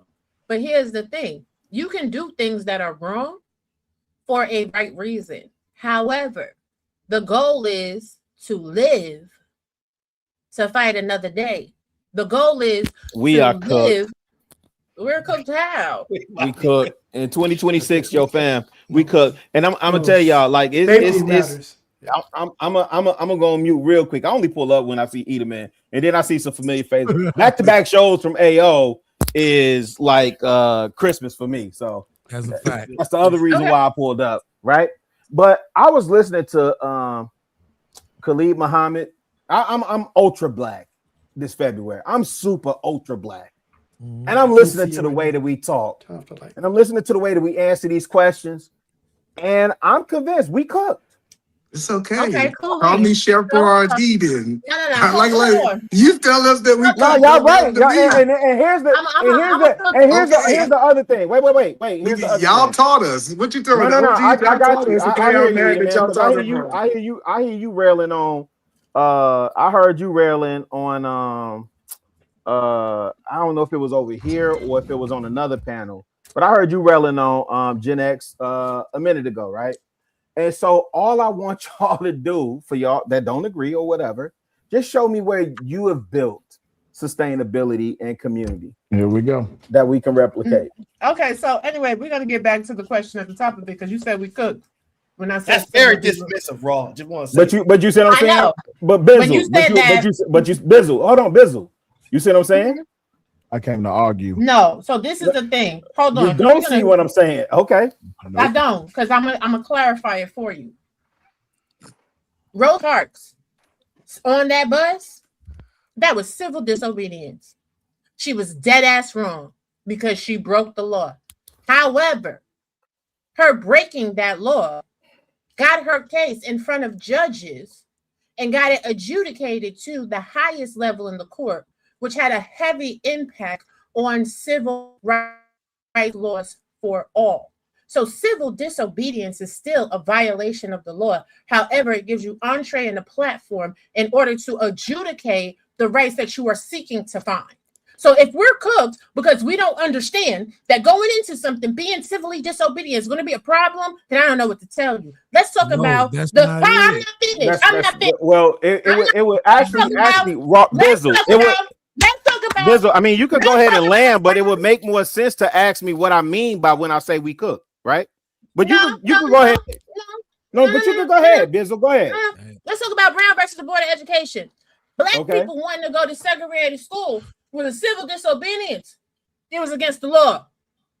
But Black people decided, hell, Anarchy 99, we be going up for ours, which got another case put into the justice system, adjudicated to the highest level of the law, which got a Supreme Court ruling that in fact made it illegal to segregate for children in institutions. So at the end of the day, we got gotta watch our mouths and our tonality when we Absolutely talking not. about Absolutely not. Absolutely not. Absolutely What not. we talking All right, about? I Aaron. literally just said. I I gotta literally go just hang out said. with these kids. You know, I ain't even supposed to be on here. E. You supposed to take me Shit, with I you, ain't even man. supposed to be on these with these. Oh yeah, but just because you came back online, I came back to talk to you.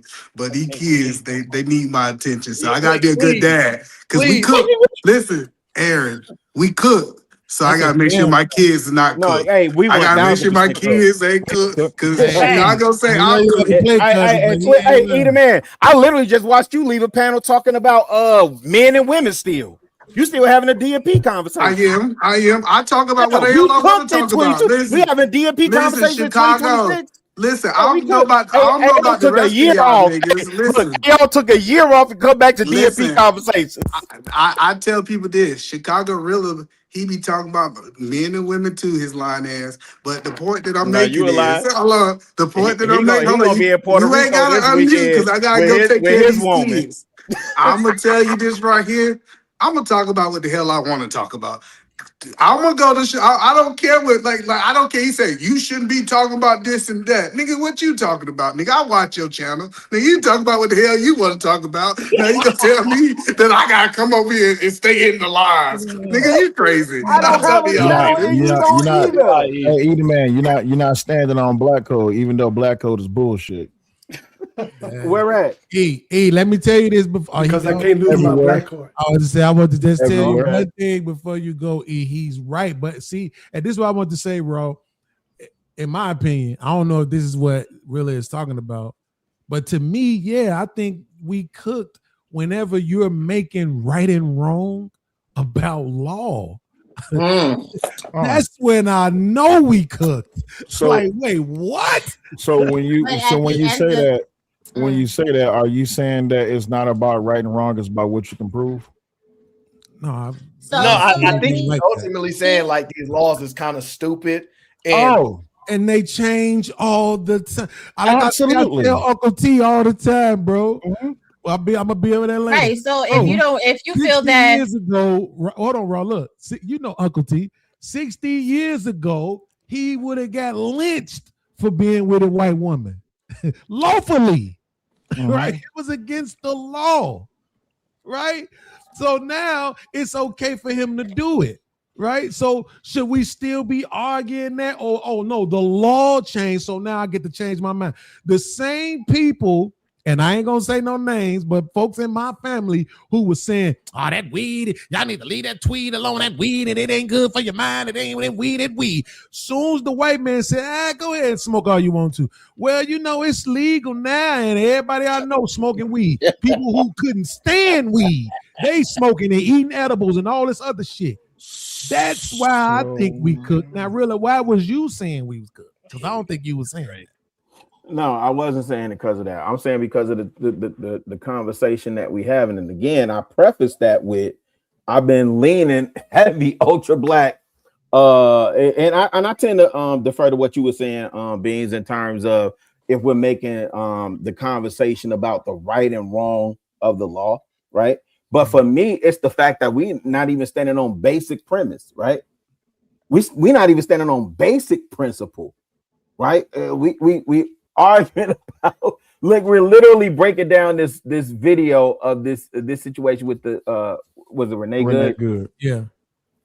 That's to me, I'm just saying for me, that's wild. That's wild. So here's the thing, right? Do you gentlemen know who Henry David Thoreau is? I'm familiar with the name, but refresh my memory. Henry David Thoreau had an influential 1849 essay called Resistance to Civil Government, which in turn, influenced Mahatma Gandhi for his resistance to the apartheid in South Africa and India by civil disobedience, which in turn influenced Martin Luther King Jr. and Rosa Parks. And I'm going to give you a few of his favorite quotes. "The government is best which governs the least, and people should not wait for majority approval to resist evil. Government inherently is wrong and it's evil because it goes against the natural order of man." So when you live in a society that is governed by laws and rules, civil disobedience is always necessary. because you have to do things, to shake up the status quo and reestablish and reformulate the way in which the society is governed. Yeah. So therefore, I think that's to where we say, disagree for sure. well, I mean, it's okay Really? that you disagree. How can you Yeah, because how when can you disagree with that? because okay, again. The thing is, to If get the you, law if you changed, you hold got to on, change the Sal, law, you right? asked me a question, so I'm assuming you're gonna want me to answer. Yeah, I want you If to you answer. listen to what these young bloods are saying, and y'all talking about civil disobedience, and we having a whole diatribe about going in the streets and marching.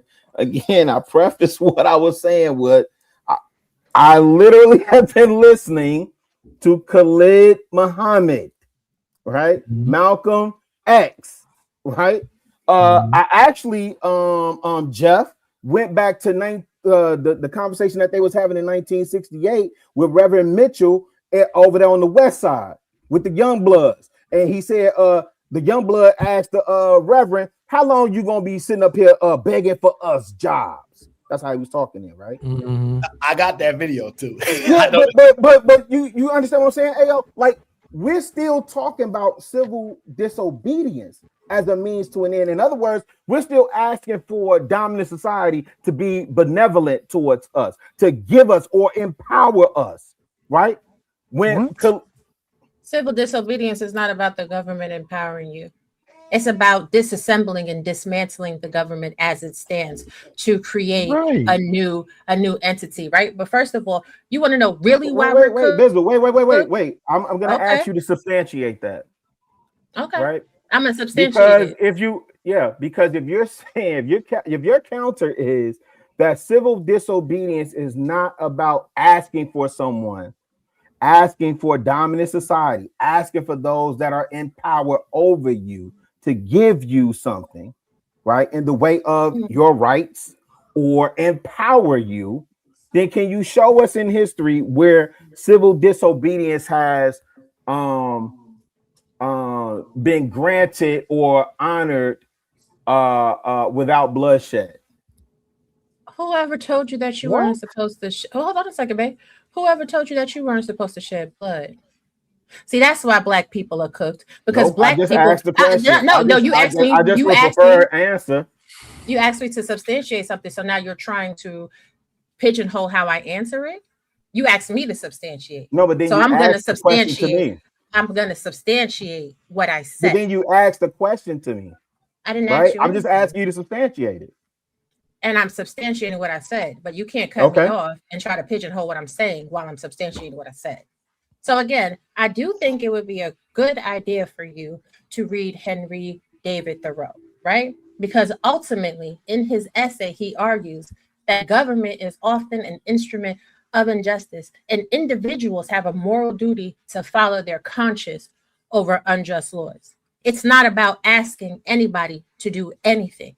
It's about listening to God within and knowing your inalienable rights as a human being, first and foremost. Number two, the problem that I find with Black people in America is you're always looking for somebody to hand you something. You always feel like it's an ask, right?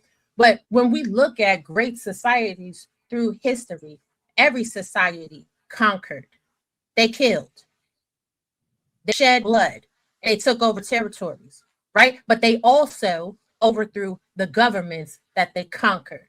Point in case, Genghis Khan.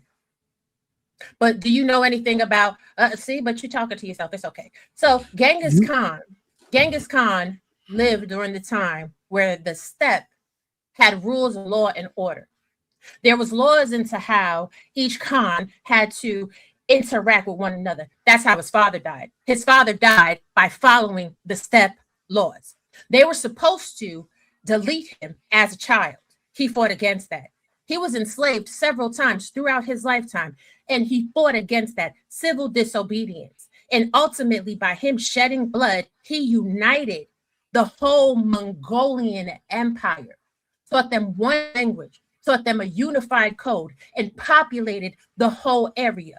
So what exactly are we talking about? I think the problem with Black people, and especially Black people in America, is y'all don't read enough. Y'all don't study enough history. You don't really look at societies that have taken over and conquered anything. So you are very jaded as to what it means to actually amass power. But Raw, I don't mean to disagree. Wait, real quick.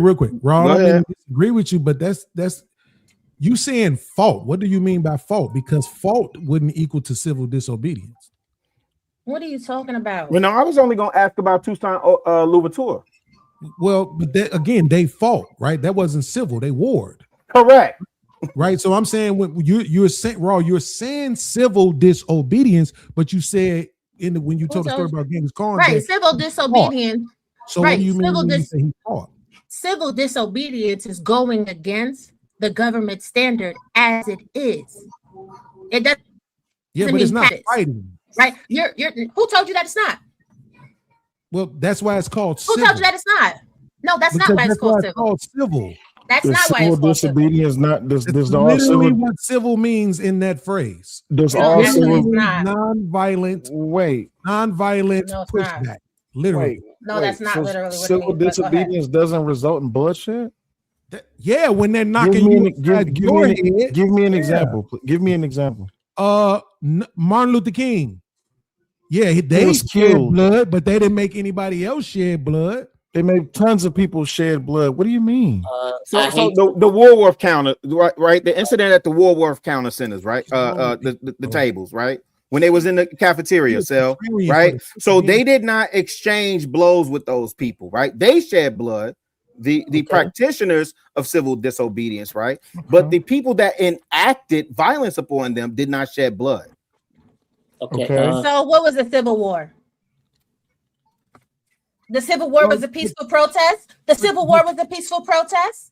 But the word war, if I may. I'm sorry, Jeff, really quick. I swear, Jeff. Would that be civil disobedience or civil war? You understand that civil has different meanings. Oh, right? Like when you add two words together, you can come up with different. Like when you say war, all of them, you immediately change the tense of the word civil. How far down am I? You can go next. I'm on mute, Jeff. Civil disobedience nobody ever told you that it only means peaceful. There are 4 types of civil disobedience, gentlemen. It's called protest, occupations, non-compliance, and targeted defiance. And targeted defiance often results in bloodshed. What are we talking about? Go ahead, Jeff. That is crazy. It's not crazy. It's just this is why y'all cook, because y'all keep trying to change up everything to fit a fucking narrative. Bro, we researched up, we Google shit. Sell, you tweaking that, Sell. I ain't tweaking. This is what I don't understand. Hey, you from the deep too, man. What that mean? That don't mean shit. Well, it does mean because hold on. It definitely means no.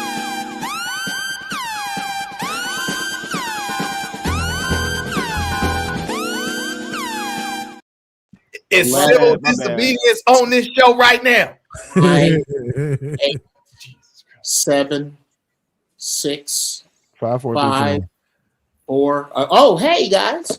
Well, good to be on the show. Good to see everybody healthy. I just happened to have Googled, if we'll take Google and maybe we can argue this definition, civil disobedience versus war. I'd like to give that definition and then maybe speak a bit. Show of hands. Any Marines in here? Any Army, Navy, Air Force? Just me? Okay, then maybe we can discuss war from a different standpoint. Civil disobedience is a nonviolent, public, and conscientious breach of law intended to change unjust policies while respecting the broader legal system. In contrast, war is a violent armed conflict between organized groups aimed at destroying or forcing submission.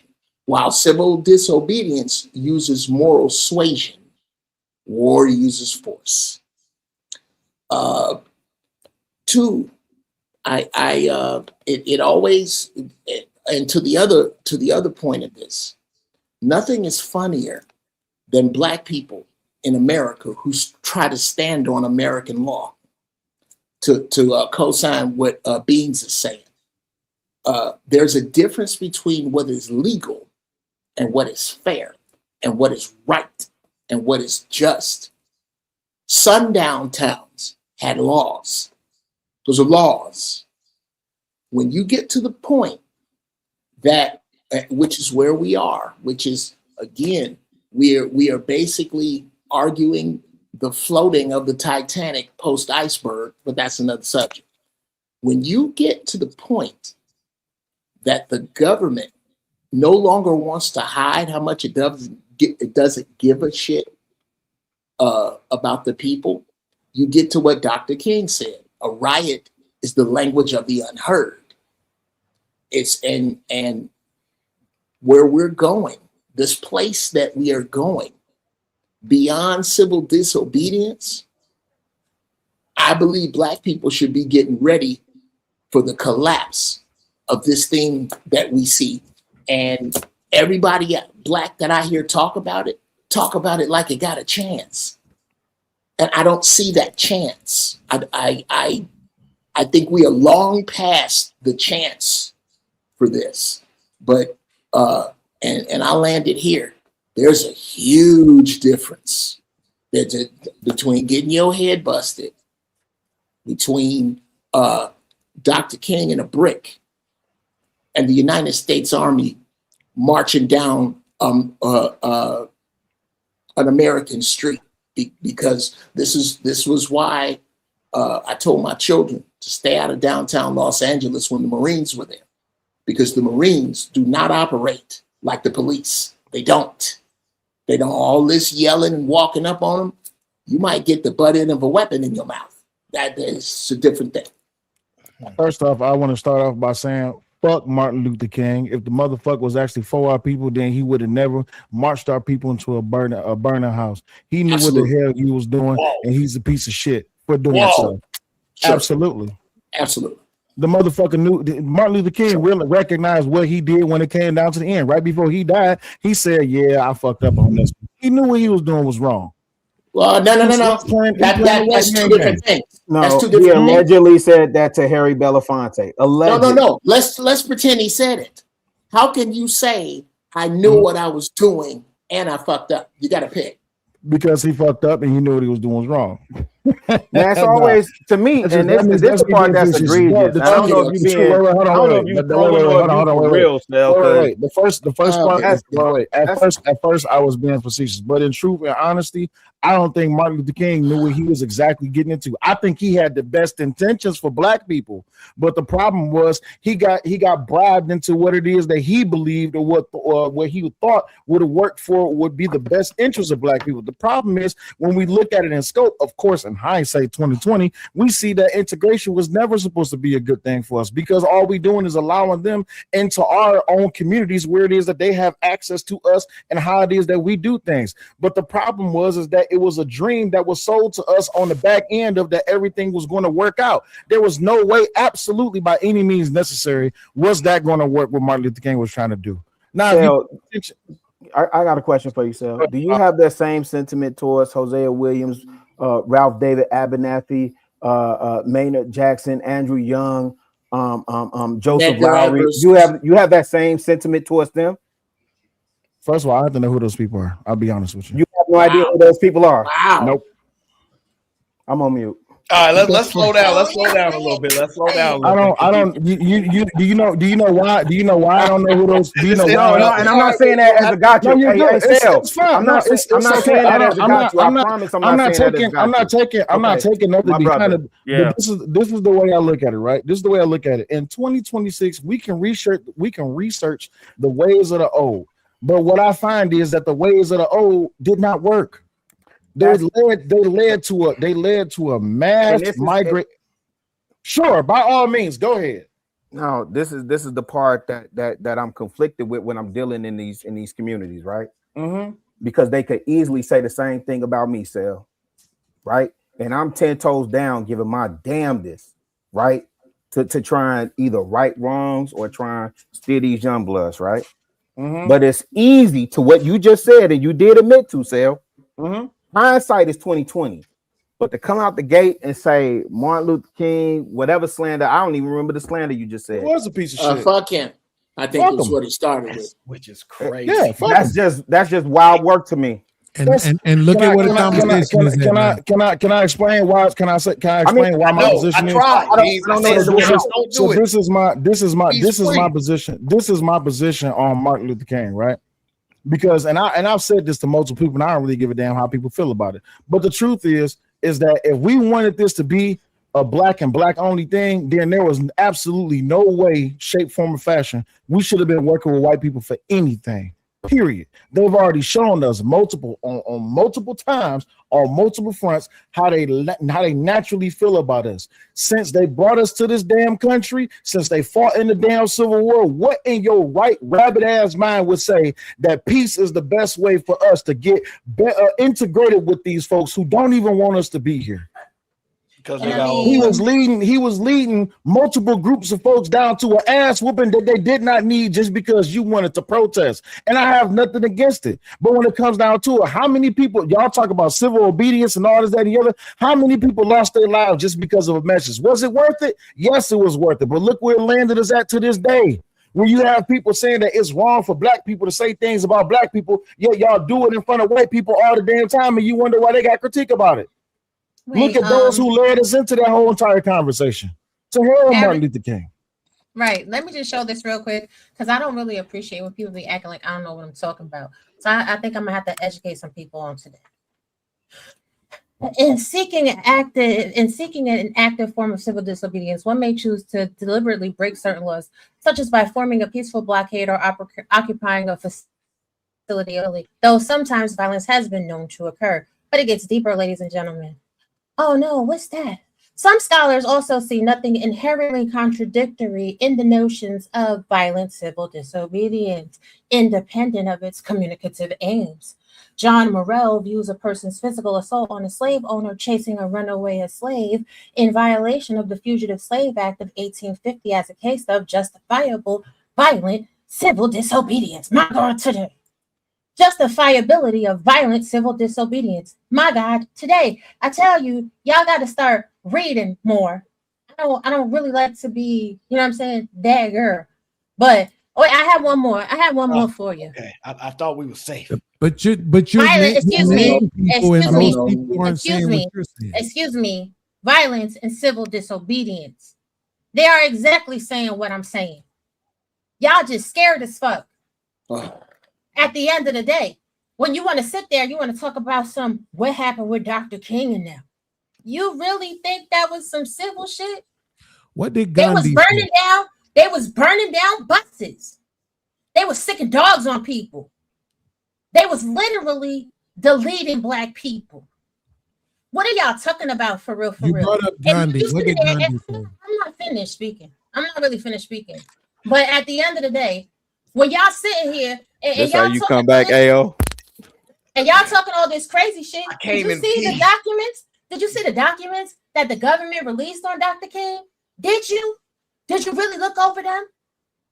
So, oh my God, you said he's a piece of crap. What? He was sleeping with men. He was taking it up the butt. And he was cheating on his wife. No, don't tell him. Wait. Hold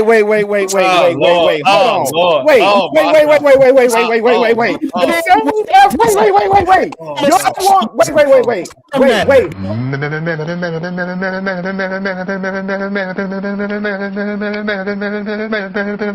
Eric is now. Don't tell him that this. Off, man. Don't tell him Wait, that this. now all of a sudden, No.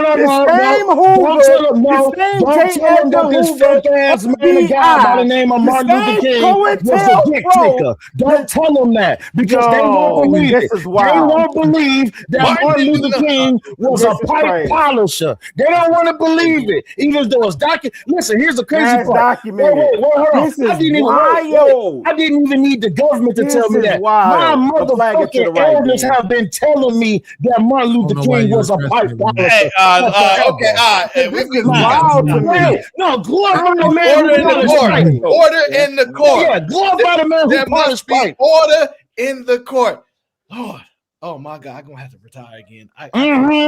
I had to retire. Look, This Rilla, is- I No, just want you to pay don't attention. retire. Come Hey, on, yo, you you put your talking stand about on black Rilla, for having a white bitch. I Oh, but just y'all like that want you for to pay black though, attention right? to how It's far just we've Hey, listen, he had a dream and a beam. You understand me? That man But was sitting down taking the it. civil disobedience Right? part of it.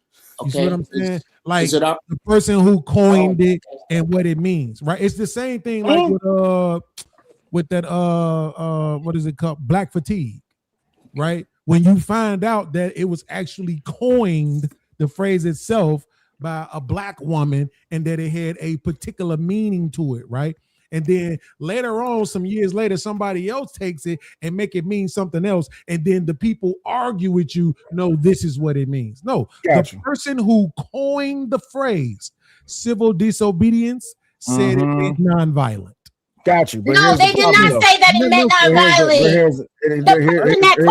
The person that coined the phrase is Henry Thoreau. You don't even know who that is. Damn. You're right. Crazy work. Crazy you're work. So even when it comes down to it, we understand that Martin Luther King was taking bribes from the Democratic Party to even march black people into the whole entire Democratic playing field. All right, we going off the rail. So let me just we going off the rail. Let me just respond to your chat. So which law or policy should be changed when it comes to the situation being discussed, or all laws should be removed? Now Can I I answer understand that? exactly what he's talking. Oh, of course. Can I answer that? Here's what law and or policy and or behavior tactic, however it is you want to word it. This is what should be changed. It should not be widespread publicized that you should be out there antagonizing a federal agent, obstructing justice, doxing them, following them around as they are out there doing their business. That's what should be changed. The behavior, the propaganda, the talking points. Politicians should not be up there saying that we should defend these illegals just because we hate Trump. That's what should be changed. Aaron, simple. I got a question for Uncle Jeff right quick.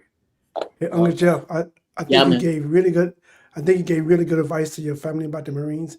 Will you give the same advice to American citizens interfering in ICE jobs? Actually, no.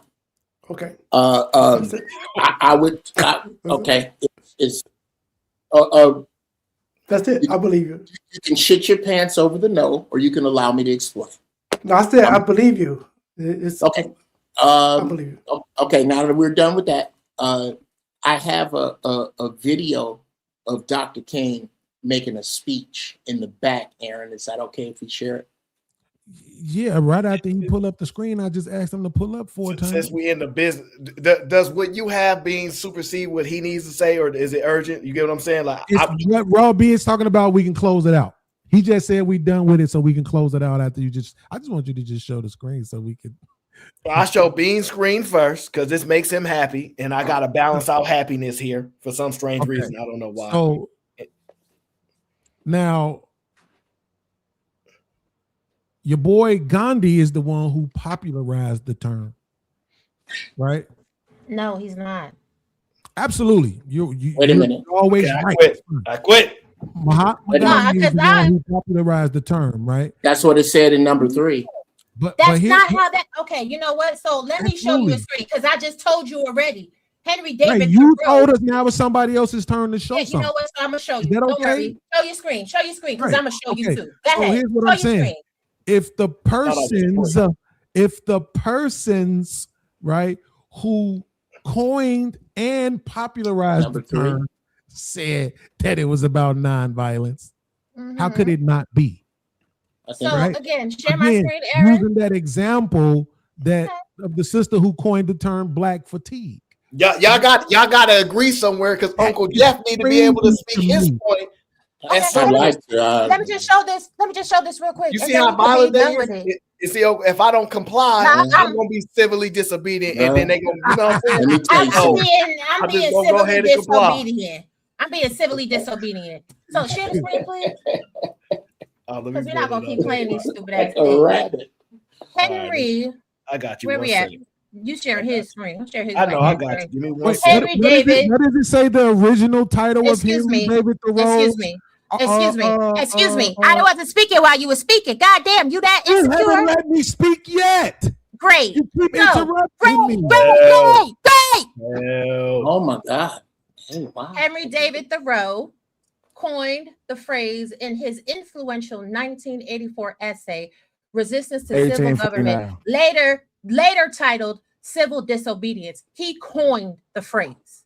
And he influenced Mahatma Gandhi and Martin Luther King. But let's be really effing clear. He did not rule out violence as a legitimate response in extreme cases of tyranny or injustice. Matter of fact, I was not born to be forced. I will breathe after my own fashion. Let us see who is the strongest. And he also openly supported armed resistance against slavery, showing his philosophy allowed for violence when conscience demanded it as a last resort. Again, are we talking shit just to be fucking talking? I read the essays. Right. I know what I'm talking about. You're trying to find a way to be right instead of taking a moment to go and read the fucking essay. You telling me what Mahatma Gandhi coined when he never coined that? I didn't say coin. I didn't say coin. I know not you, Uncle Jeff. I'm Somebody sorry. Absolutely. It's not you, Uncle Jeff. It's not you. So here's what contact. Here's how context matters, Aaron. Watch this. This is what I mean when I say people who are contrarians for the sake of being a contrarian. Here's what she's not telling you. She literally just read to you, right, that the title of the article, right, was changed.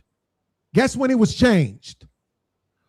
4 years after the motherfucker died. First of all, it's not an article. First of all, we gotta skip right past what Beans just said. The title of the article. See how she won't let me talk, but she want everybody to be quiet when she talks. You keep saying it's a fucking article. It's not an article. It's an essay. In It's an essay. 1849, the original title was Resistance to Civil Government.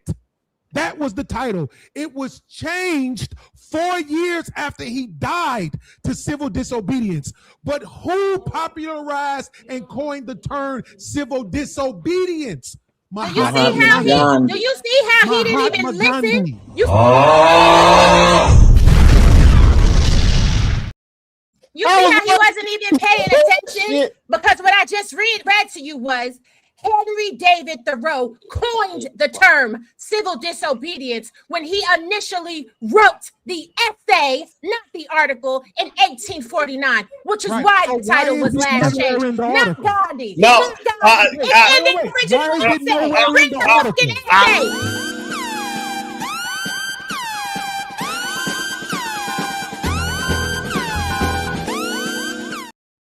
I cannot negotiate every battle y'all having. Y'all said what y'all said. Y'all gotta stop now. Uncle Jeff is, first of all, he ain't never had this type of patience. So I must have left at a good time and came back because this patience is remarkable. Oh man. You don't got shit. All I need to do is go read the fucking essay. Y'all ignorant ass niggas don't never read shit unless it come on TikTok or fucking Instagram. Unless it's on motherfucking Pornhub or fucking X.com. Whoa. Watch that.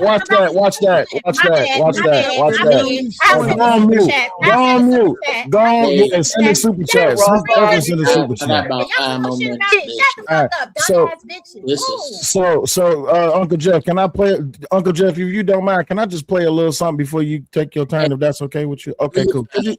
Would you be so kind as to share this screen right here, please? I can't believe y'all do Unc like this. I can't believe y'all doing this to him. My patience is being brought to you by Purple Tan. This motherfucker right here. All right, everybody mute up. The Reverend Martin Luther King preaches a doctrine of nonviolent insistence upon the rights of the American Negro.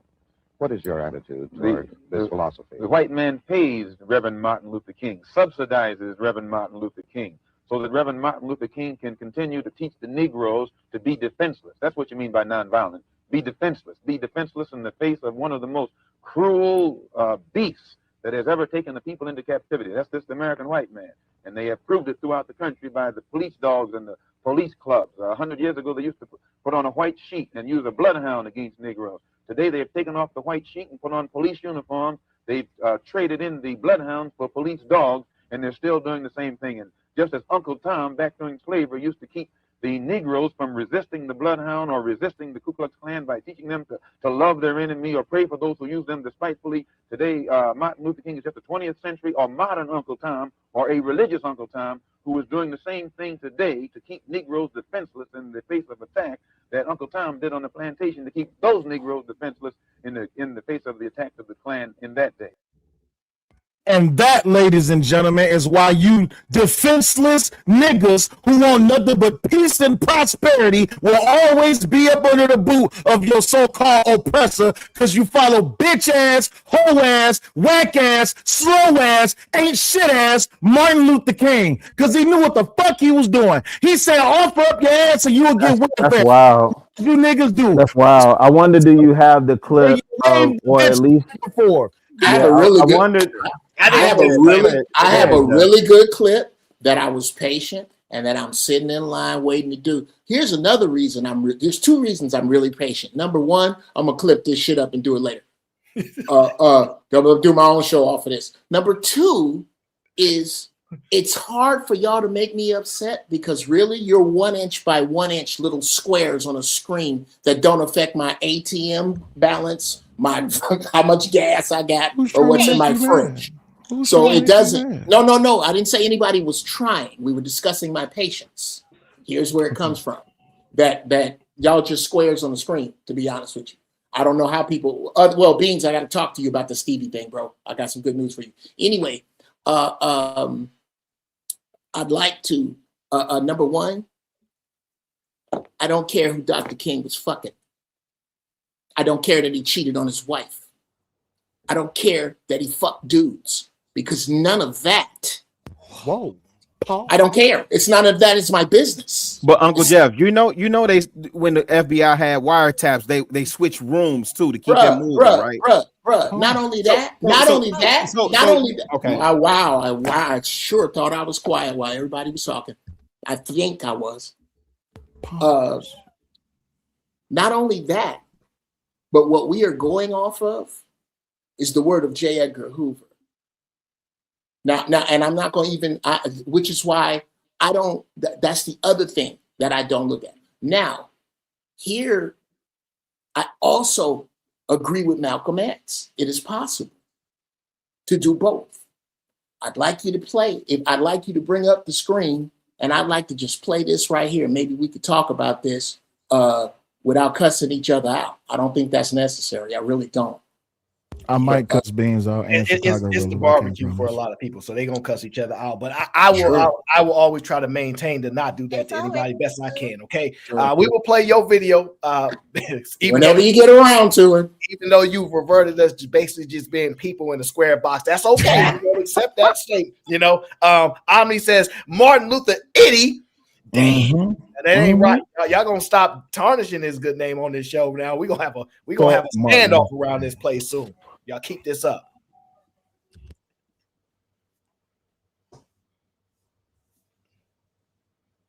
You shared the screen without audio. Hold on, pause, stop, restart. Same time that America refused to give the Negro any land, through an act of Congress, our government was giving away millions of acres of land in the West and the Midwest, which meant that it was willing to undergird its white peasants from Europe with an economic floor. But not only did they give the land,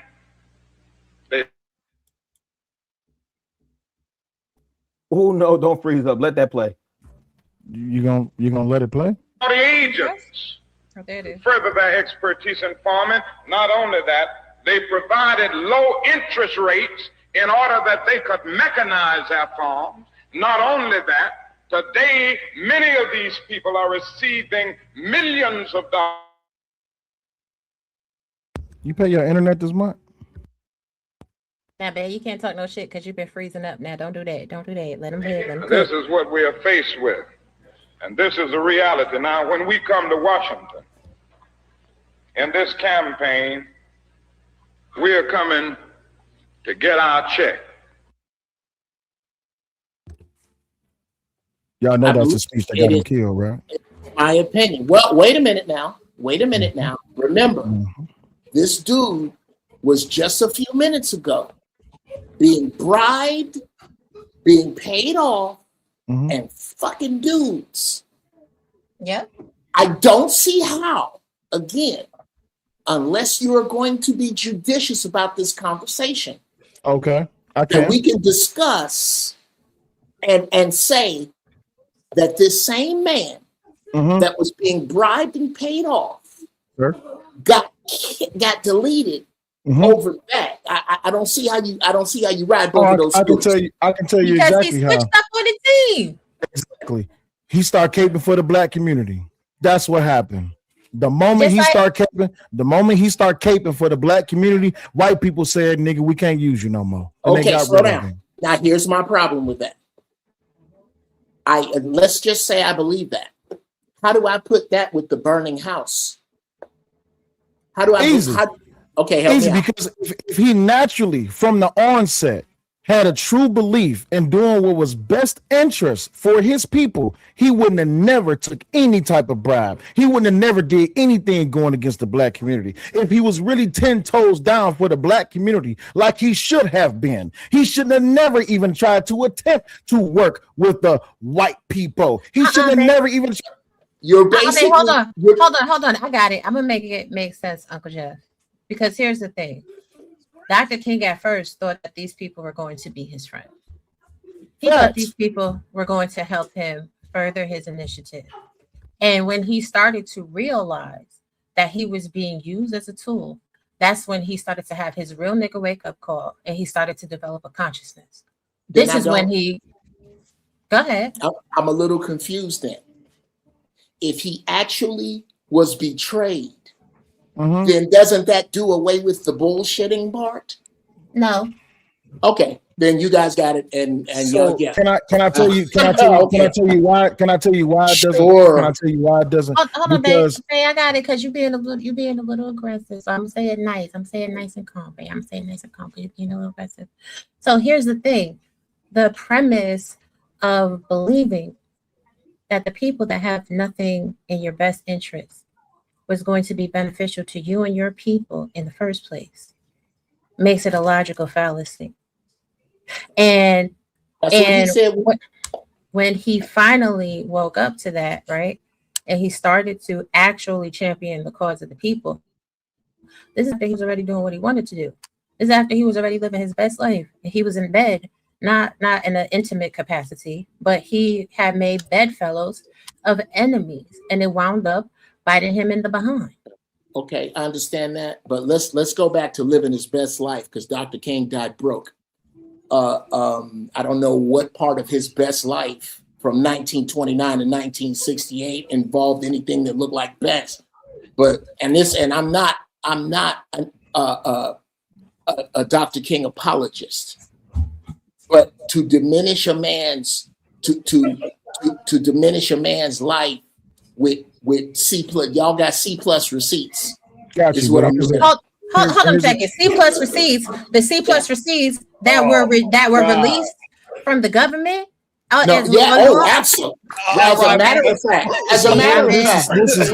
this is factual. Okay. This is as a matter of fact. Okay. I've been talking to you nice now because at the same time that they released those facts about Dr. King, they also released the facts about JFK and who actually. So if you want to sit, you know what? At the end of the day, do your own research. Aaron, can you share my screen real quick? I just want to show one thing because I'm quite literally over it, but we're just going to prove a point real quick. Henry David Thoreau, Resistance to the Civil Government. The United States went to war against Mexico in May 1846. That July, while living at a Walden Pond, Thoreau refused to pay his poll tax as a protest against the conflict, for he saw the war as an effort to extend the realm of slavery. As a result, the local constable arrested him, and he spent the night in the Concord jail. The next day, a relative, probably his aunt, paid the tax, and he was released. As Thoreau continued his study of the woods and himself, he also contemplated the nature of government and the citizens' connection to it. Out of this came his statement explaining his acts of protest, published in 1849. His essay has since become the classic justification for acts of civil disobedience. Mohandas Gandhi was inspired by its message and adopted Thoreau's principles.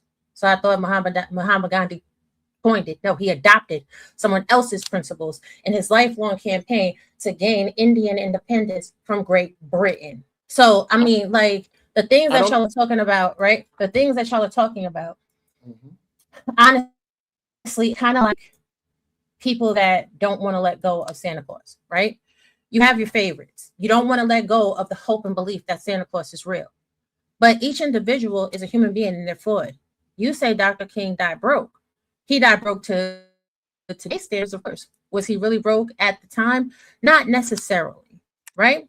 Now, also, like, if you don't want to take into account or take the validity of government documents and you want to believe that they're fake and made up or whatever, cool, that's cool too. You have the right to believe in that. But there's a total picture. And there's been plenty of talk about Dr. King and how he really wasn't for the Black people over time. Even when it comes down to that Rosa Parks situation. Rosa Parks situation, it was stated that Rosa Parks wasn't really the one that didn't get off the bus. She was actually like the second or third person, and they just used her as a prop.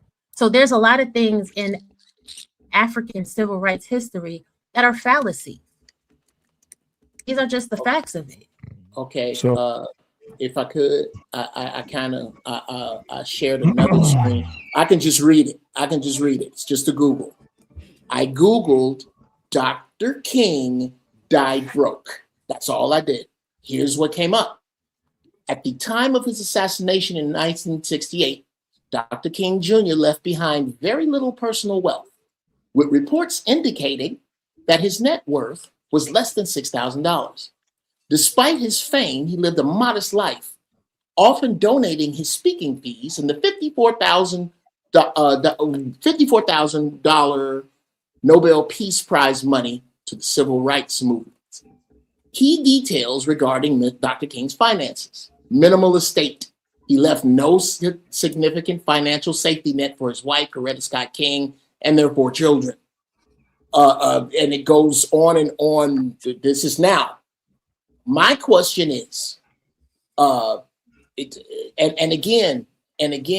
Sister Raw, maybe I don't have the pragmatic benefit of the doubt that you give to government, to what the government puts out, because of my experiences with the government. My big question is, if we really went to the moon, who's the cameraman they left up there taking the shot of the thing leaving? So now we're conflating points, right? No, we're not conflating points. We're discussing the exact same government that released the exact same shit about that. These are the same people. Where the Avengers at? Should anybody believe everything that comes from the United States government? No. But I can tell you this much, right? Everybody's going to draw their own conclusion to how it is that they perceive things and how they feel about things. That I will not deny you, nor will I say that no one is wrong in their own right to believe what they want to believe. So if I have to believe that Martin Luther King is a piece of shit, because naturally to me, he is a piece of shit, because why? He did not do anything good for his people as a whole. All he did was integrate us. Black people was better off segregated. This has been a talk that has been, this has been a talk that has been going on since the 50s, since the 40s, since the 60s. There's a YouTube channel by the name of David Hoffman. He has every recorded conversation pertaining to this topic and how it is that they have been talking about the boule, the ajwaje, and everything in between the name. But here's the problem, though. We're not going to sit here and say that in 2026, that when we look out amongst this country and people say these white people, these white people, these white people, we've been having this conversation since forever, but everybody want to talk about Tulsa, Oklahoma. But then y'all want to sit here and say that Martin Luther King shouldn't be held accountable for something? To me, that's passing the buck, and that's leaving away any type of responsibility when it comes to Martin Luther King. I don't remember hearing any of that. I'm gonna just say this. I would love. Did y'all say that a half hour ago? I love to. Now I've been saying this shit since I've been online. I've been saying this shit since I learned it a long time ago. That when it means you can make whatever face you want to make. But here's the thing, though. I remember how motherfuckers was sitting back and complaining about black people mistreating black people in front of white people. But at the same motherfucking time, y'all sit up here and y'all did the shit on addendum every damn day for a benefit. So kiss my ass if y'all wanted any type of betterment for the black community. Y'all would not accept debauchery, y'all would not accept negativity, and y'all will call the shit out when y'all see it. Let me know by any means in time when y'all are perfectly comfortable with people from outside of. Don't fuck it. Go ahead. You got it. I just want to ask Aaron one question. Aaron, are you going to force Raw G to admit that she was wrong about the Roe? Oh my God. I was never wrong about the Roe, and I literally just showed you. All right, y'all. I literally just showed you. Yeah, this is just that the Roe sat we're not doing there and he was inspired. I mean, Gandhi was inspired by Thoreau. Gandhi adopted Thoreau's principles. I literally just told you that. And at the end of the day, you can't force me to take any position until you read his essay. Until you read his essay and you can come to me from a position of knowledge, please be quiet. Now, at the end of the day, when we're talking about the situation with Dr. King, I will say this. I put a link in the back chat. I put a link in the chat. So the records that were released also speak to the government taking accountability for the assassination of Dr. King. And this is how Dr. King's family is taking action against them for that assassination. So if we're going to sit there and we're going to believe some of those documents to be true, then you really have to read through the whole file of it.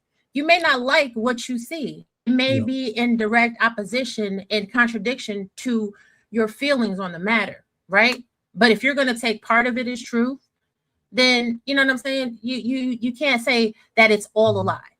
Either it's not all a lie or it's all a lie. Well, no, I gotta push back on that if I could. Raw G, did Thoreau coin or ever use the term civil disobedience? Yes, his principles are the acts of disobedience. Again, no, that's not what he asked. That's not what he asked. I'm gonna jump. I'm gonna jump. Don't make me jump. Can you? I already showed you.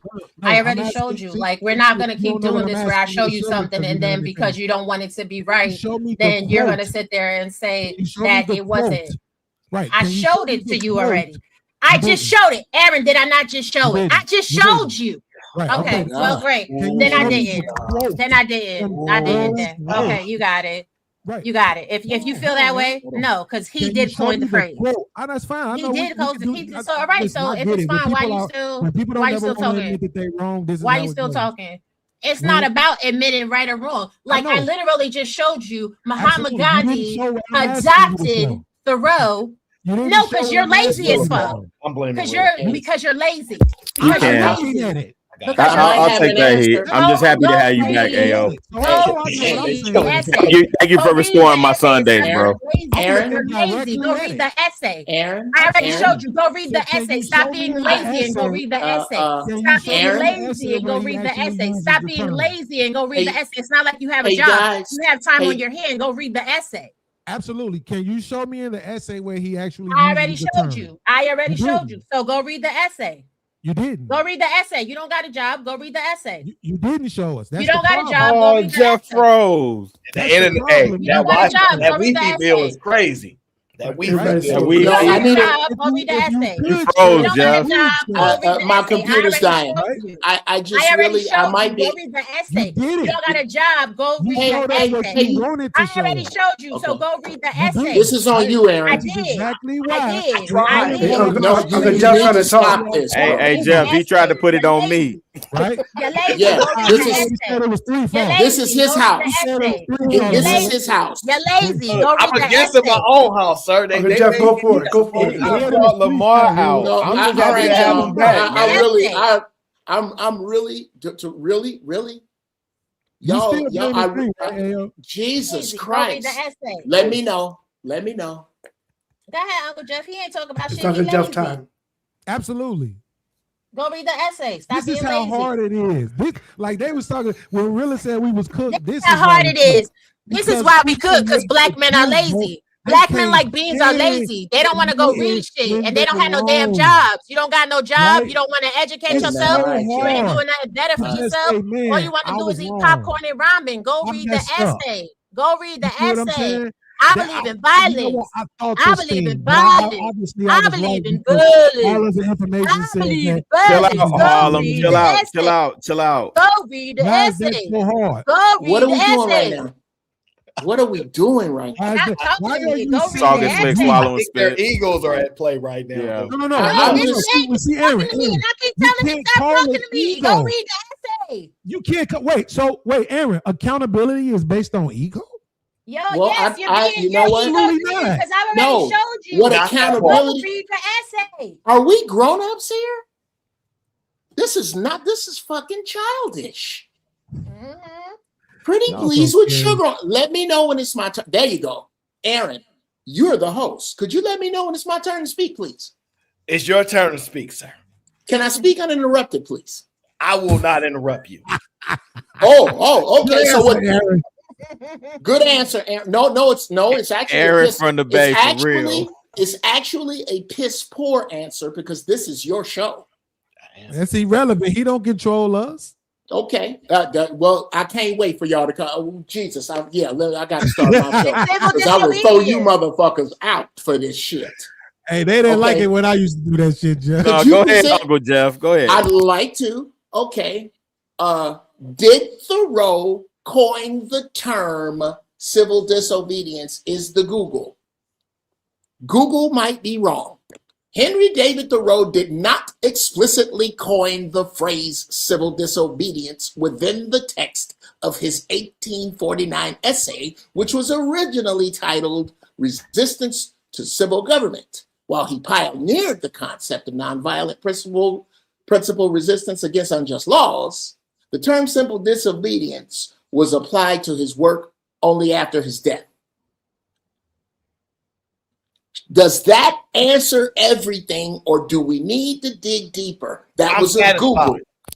I'm not on nobody's side. That was a Google. I'm satisfied. Yes, we are all satisfied.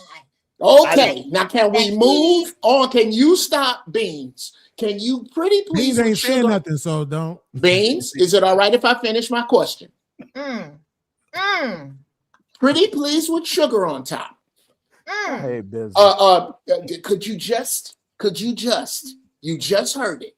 Is it all right if you stop trying to rub Raw's nose in it? Raw. Wait a minute. I just left and went to a whole nother channel for 10 minutes. And when I left, y'all was talking about Martin Luther King. And when I came back, y'all was talking about Martin Luther King. So who's trying to rub what?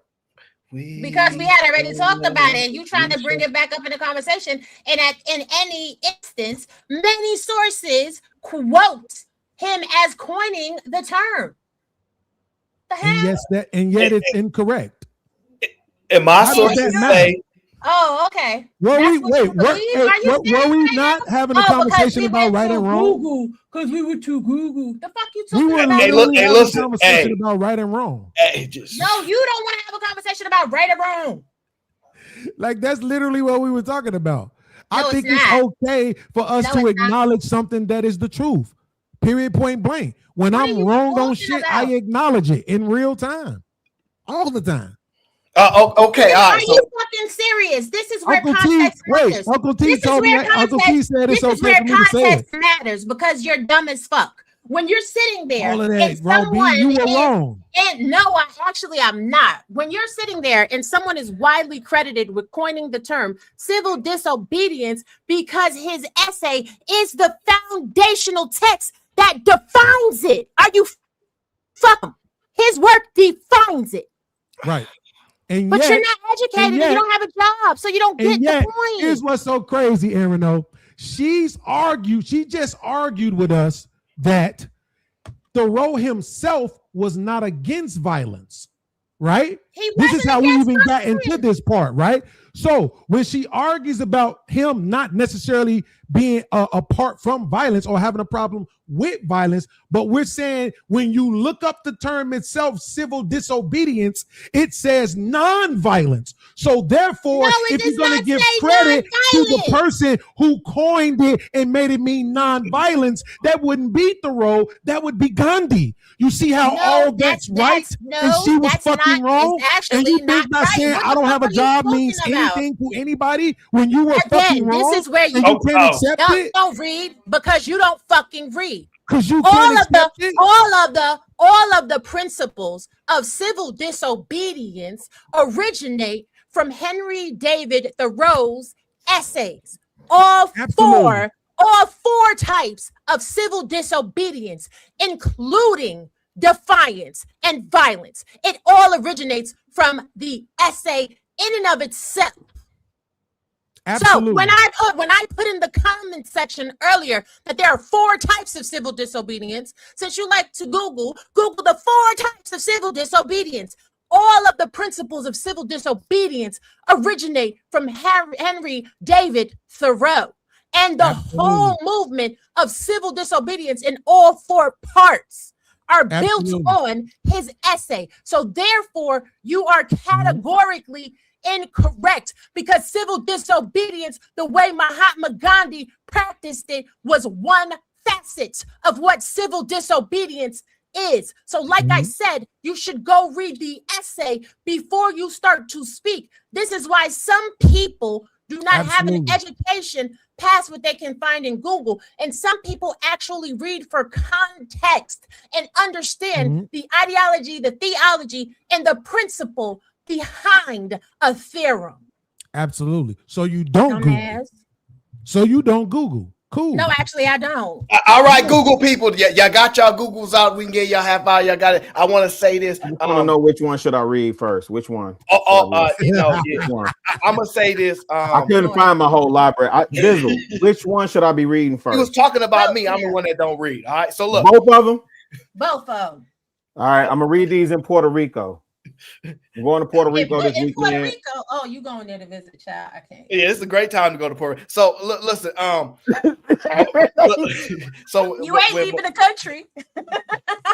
I know, Bizzle. I'm nervous to leave the country right now. Look, you don't know if you come back, huh? United States. I was listening to AO talk. I can't. Hey, listen, it's circumstantial right now. Look, I'm gonna say this: when Martin was doing things, he was like 19, 20 years old when he started and all this stuff. He was leading the whole. Most of us call those people kids still.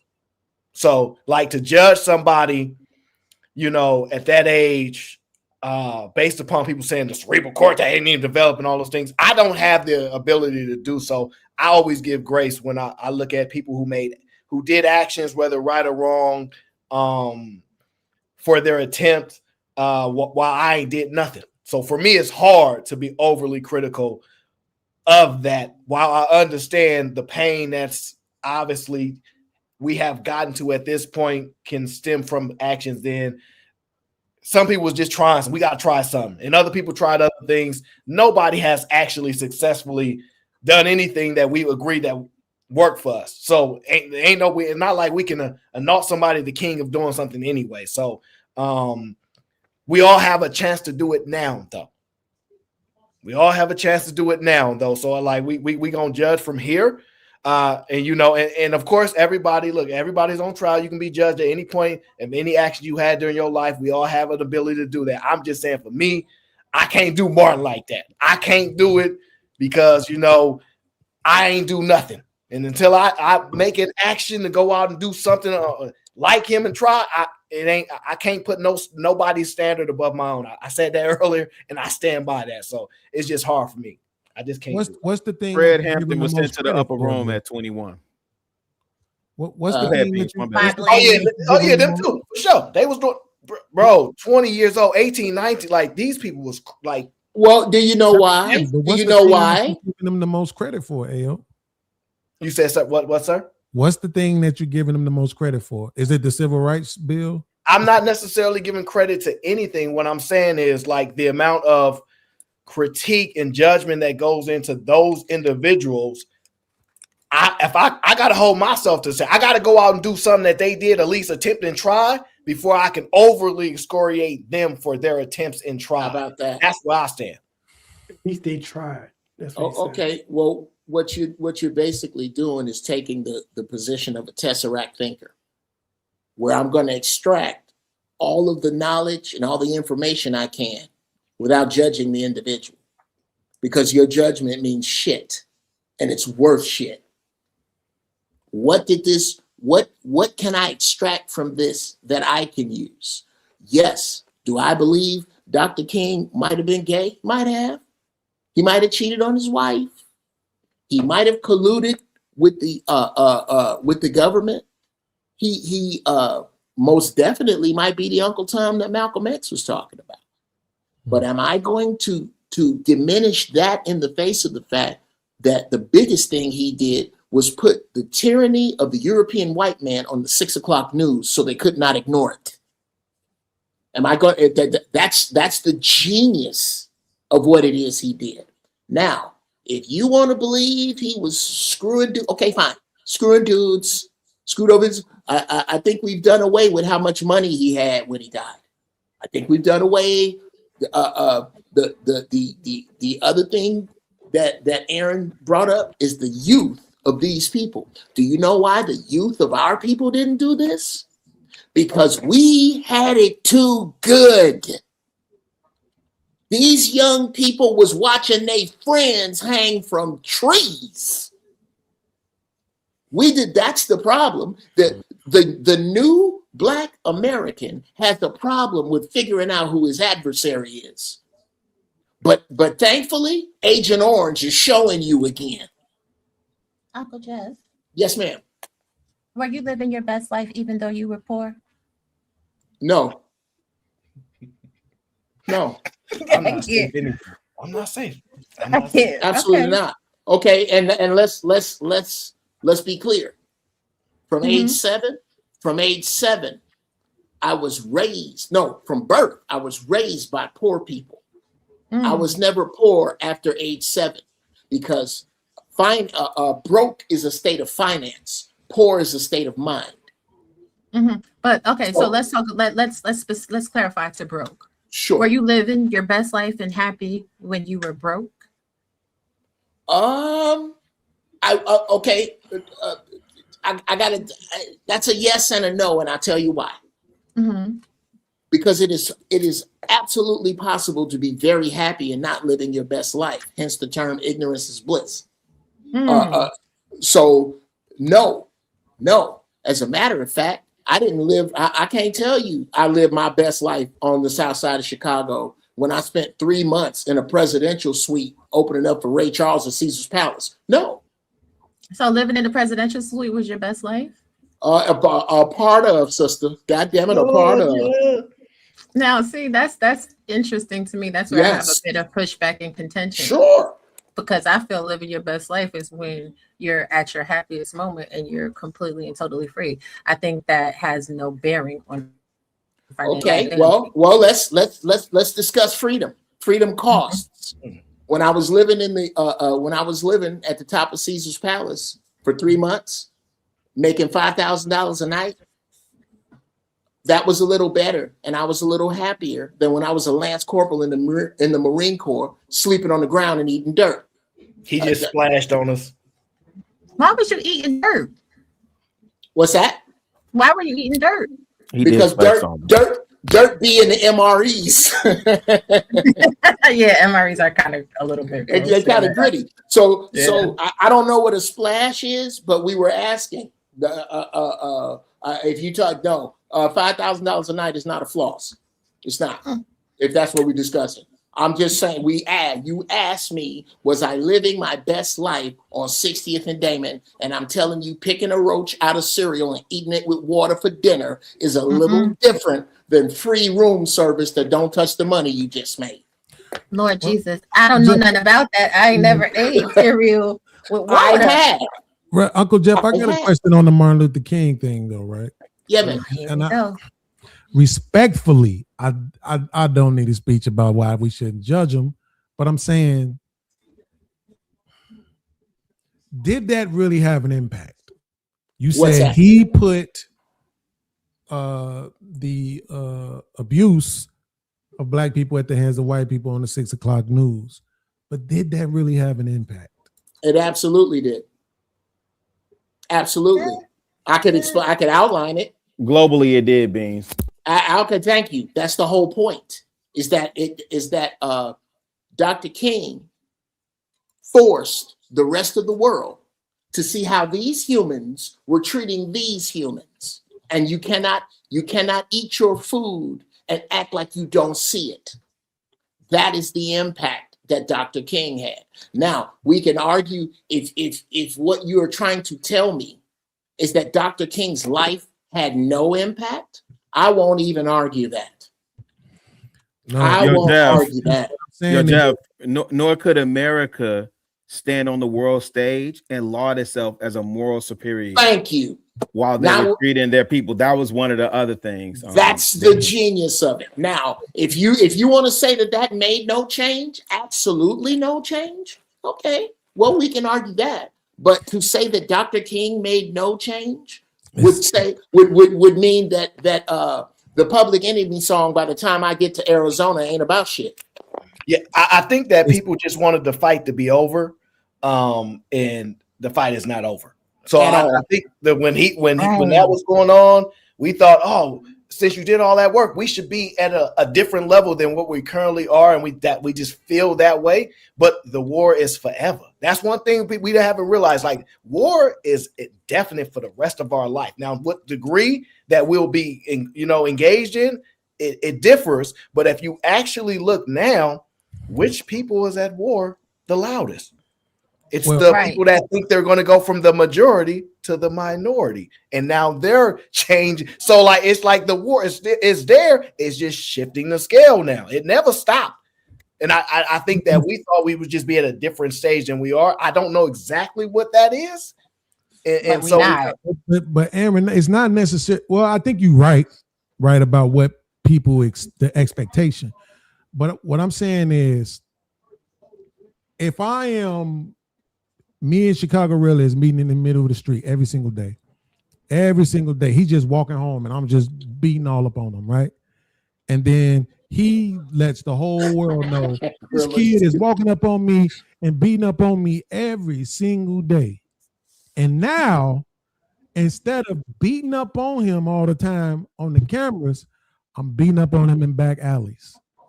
I'm putting drugs in his community. I'm sending his men, his homies, and his fellow men and brothers off to fight in this war uselessly. I'm taking the vocations out of his schools. I'm removing the jobs from his communities. I'm breaking up his families. I'm imprisoning everybody. I'm killing him with the very food that he eats at numbers that make lynchings seem like they didn't even happen. But this is the thing. Oh, I thought you had landed. Go ahead. Go ahead. This is the thing. It's not just Dr. King, right? A lot of people give the credence to the civil rights movement to Dr. King alone. Mm-hmm. That's not true. We have Black soldiers in war since the Stono Rebellion. Okay, that happened in the late 1700s, early 1800s. At the time of Dr. King, we also had Malcolm X.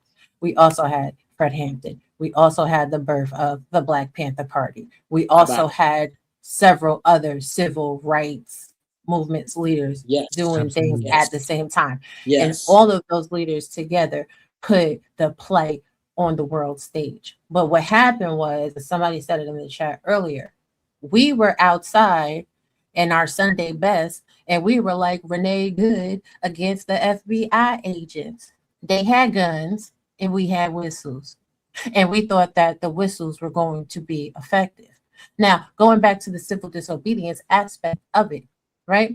People that actually read the essay and fully understand the principles therein, you start out nonviolent. That's the amuse-bouche. But when it's necessary, you have to escalate into violence. That is the end game. I'm not going to incite now. No, just hear me out. That is the culmination of the civil disobedience. That's the whole entire movement. That's why there's 4 acts to it and 4 escalations. However, we don't even want to get into, y'all was talking about COINTELPRO and everything else. Y'all want to talk about what they actually did to the Black family after 68, after they deleted Dr. King and Malcolm X and the initiatives that were put forth to actually separate the Black family. But before that, we had history in black and white, and there was a lot of white passing Black people. Well, let's try to let me try to shift this just a little bit. I'll ask you a question because I'll let you lead. Do you believe that Black people in America are a defeated people? Yes. Right. So a lot of people might share those sentiments, right? Even though some people can feel like just existing is still continuing the battle if they don't want us to exist, right? I would say that there are literal towns and places where people separate. We don't want to deal with y'all. We actually have the ability to do that. We could buy whole towns up and start separating. We actually have the financial ability to do it, yet we don't do it. I gotta stop you. That is grossly inaccurate. It's grossly inaccurate? Grossly. Damn. As we speak, I am contemplating going in with, and I'm not going to tell you where it is, it's somewhere in the South, 60 other Black families who are buying land in a area that is ours. That is inaccurate, brother. This is what, and Ron, I got to tell you, brother, what you thinking about is most shiftless, lazy niggas my age. It's a group of young Black people that ain't giving a goddamn about being integrated, that are pooling their money, pooling their resource sources, teaching their children, buying towns, but they low key with it. So pretty please with sugar on top. Stop talking about what average niggas are doing, because average niggas have never moved the needle, ever. The average person you talking about has never in history made a difference. It's always the fringe. As a matter of fact, I got another video I'd like to share, if I could. I got to stop you, because Aaron literally said it can be done, and all you're doing is acknowledging that it can be done. No, I'm not. No, I'm listening to exactly what he said. I'll pull the video back for you if you like, Beans. He said it could be done. No, okay. What else do you have to? Yeah, you go, then I'll go. Yeah, he said we have the resources to get it done, but people ain't doing it. There you go. But people ain't doing it. That's the part I have. Statement, Jeff. Okay. But Beans, the context of what he's saying is people are doing it. Right or it's wrong, Beans. Either people ain't doing it or they are. Pick. I wasn't done. You know what? It's a I was going to get down on that, but you know what? It's a generalized statement, meaning the majority of us are or aren't, depending on how you say it, and the majority of us aren't. So for example, the majority of us but Jeff, I'm proud of y'all though, man. I respect y'all. I respect that, bro, for real. Yeah. Wow. So Beans, you get on my nerve because you are very much a black and white person. There's nothing wrong with that, really. It's not. But I think the context of things sometimes escapes you and you lose the plot. So I get where you're coming from. I get what Aaron was saying. I'm very curious to hear the rest of his statement. But I also understand why Uncle Jeff interjected, because he's saying there's a mass amount of people that are doing this in a bunch of different places that are doing this. And I can tell you, I ain't gonna tell you that. I'm just ratchet. I'm just ratchet. I'm just gonna be ratchet. This is what cracks me up. Bro. He literally just described 60 people. Now wait, before I didn't. That's not what I said. It's immaterial. There. What I'm saying is this: there's over 40 million black people. Over 20 million of them are adults, right? So that's why I'm saying Aaron O was just making a generalized statement that the majority of us aren't participating. It wasn't that nobody ain't doing that. it. What that was, I was going to expound on, which I don't mind being cut off because that's something worth stating. If he wanted that propaganda Absolutely, I'm pushed glad out he there, said they whatever. were doing it, but he said you were grossly inaccurate. Listen, I'm perfectly fine with it because it doesn't stress me out. Without a little square, it stresses me out. Yeah, I know it does, but what I was trying to get to ultimately is there were some rich black people back in the civil rights movement. We had some rich black people back. So the point being is the movement was to get everybody, or the large majority of everybody, was the whole point. Because if it was just about a small amount of people having some success, we've always had points in time where that exists. And I was pointing to now, we still have small amounts of people that are still doing that, and they can buy the land and do this, and that. Is that enough? Or are we still dealing? You're again, brother. Again, let me correct what Bean said. I did not say 60 people. I said 60 families. Number two, these are not 60 of Ford's Fortune 5. This is not the Fortune 500. This is postal workers, electricians, mechanics, a few bankers, but most of the we cooked. And his internet ain't paid for, so we definitely cooked. Stop it. His internet is paid. He just, California. You know that internet is not paid for. That's what I can't. I can't stand. I know. Look. I'm trying to. Your internet froze. Your internet is freezing, Jeff. If you could hear us. If you're using the hotspot ain't hot. It's not hot. That's the white man's internet. When you separate from them, is you gonna use the black man's internet? Hey, yo, what's going on with Altadena out there? Are they fully recovered yet? I am not using no black man's internet. No, and I'm right down the street from it. That's one of the from problems. Altadena. Yeah, word. Yeah, okay. I live literally. I'm talking to you right down. Oh man. Okay, but Jeff, okay, I can see that you said families, but I'm saying if I think you could get away with that, yeah, hell yeah. But I'm wondering, do people really believe that we could get away with this on a mass level? Okay, I'd like to answer that. Everybody ain't gonna make it. A gang of niggas is fitting to go. That's who all those body bags are for. For those of you who do not, yes, that's why I would love to just play this video. It's Killer Mike. Is that all right? You know what? I might as well let you do it too. You know what I mean? It'd be wrong of me. It'd be wrong. This going on members only anyway. Hey, look, after today, look, Immediately. But I not? I won't. I'll just put the link. I don't have no problem with it, sir. You absolutely I listen, I extend you the same grace I give everybody else, you know. So it's not gonna be a problem, you know. We're gonna let you do your thing. Go ahead, take the lead.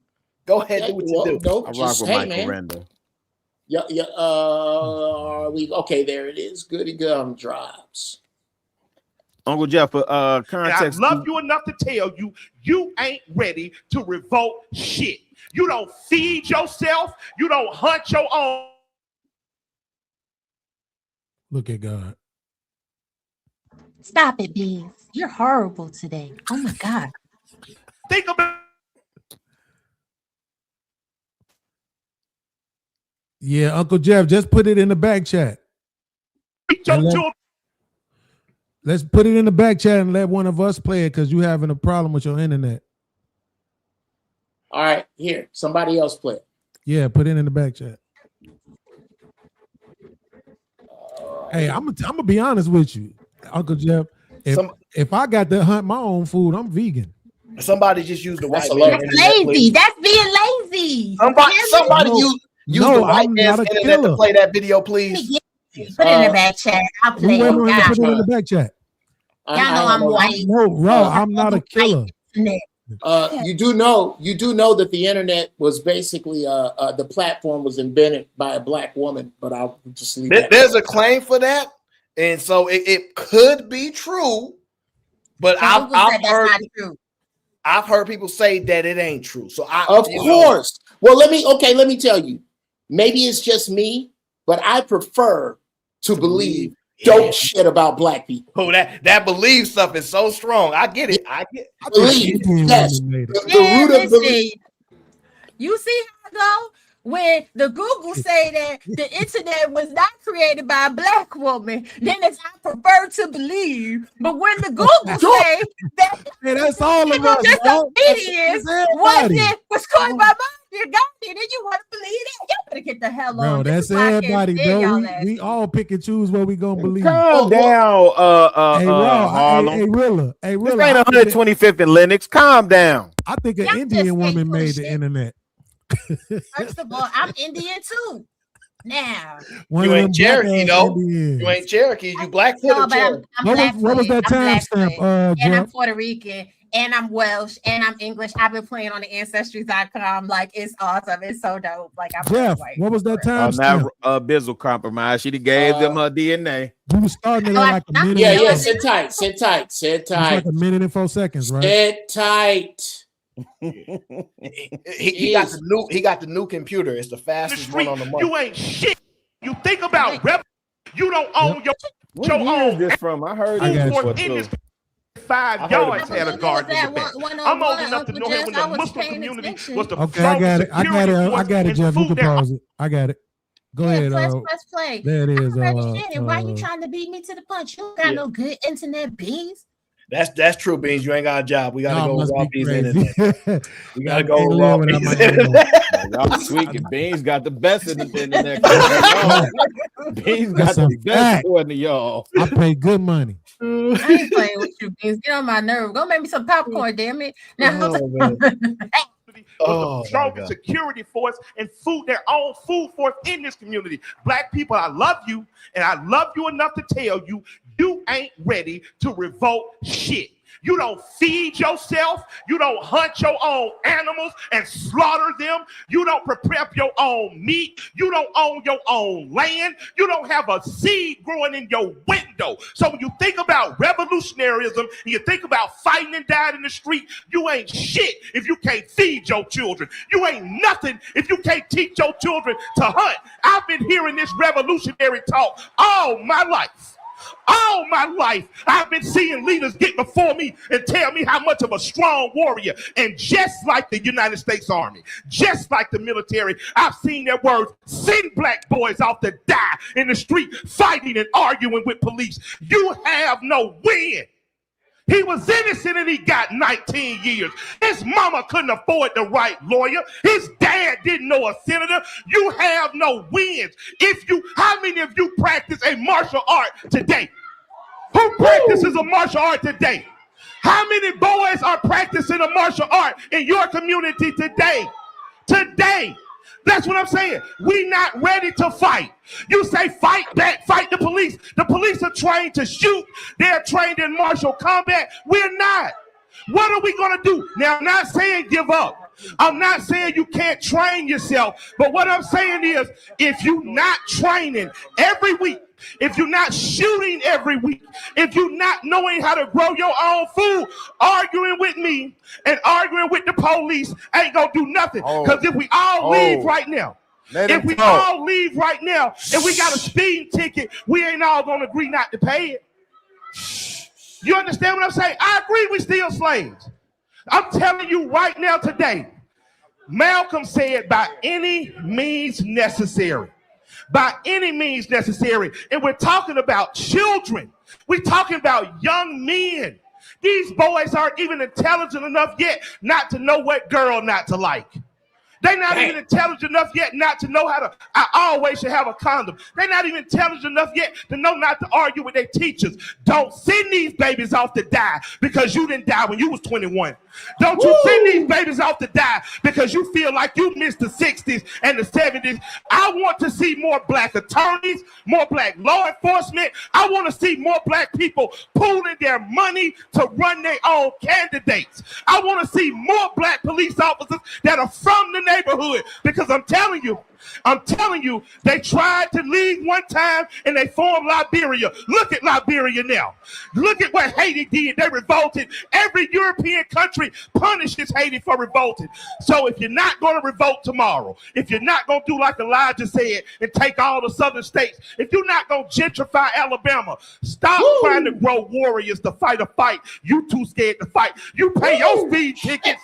You ain't not paying your tickets. You ain't telling kids how to bust out every car window. And then when they riot, you never there with them. When they riot, where's the church? Where are the teachers? Where are the institutions? So I'm just saying, you do what you want to. But as for me in my house, I'm going to raise a warrior that knows how to use his hands, knows how to use his mind, and love the people with his heart. Your job is to survive the encounter. Survive the encounter. And when daddy gets there with a lawyer, when daddy makes sure you got a judge that looks like you, we'll deal with that other shit. But you survive the encounter, young man. Don't you die on the side of the goddamn street like a dog. Okay. Okay, girl. Okay. But here's the thing. And maybe it's just me. Maybe I'm just an asshole in nature. I embrace that at times. Can you tell someone about not having discipline when you are morbidly obese? Yes. See, and that's why that's Bizzle, respectfully. That's why I needed the seminar, right? Because and I was going to ask Uncle Jeff. Stop laughing. What year was that from? And I'm saying in all seriousness, girl, Beans. man. Tell her. No, hold on, Beans. And this is what I'm saying, right? Okay, again, because everything that man said on that stage, he actually exemplifies. He's in his community.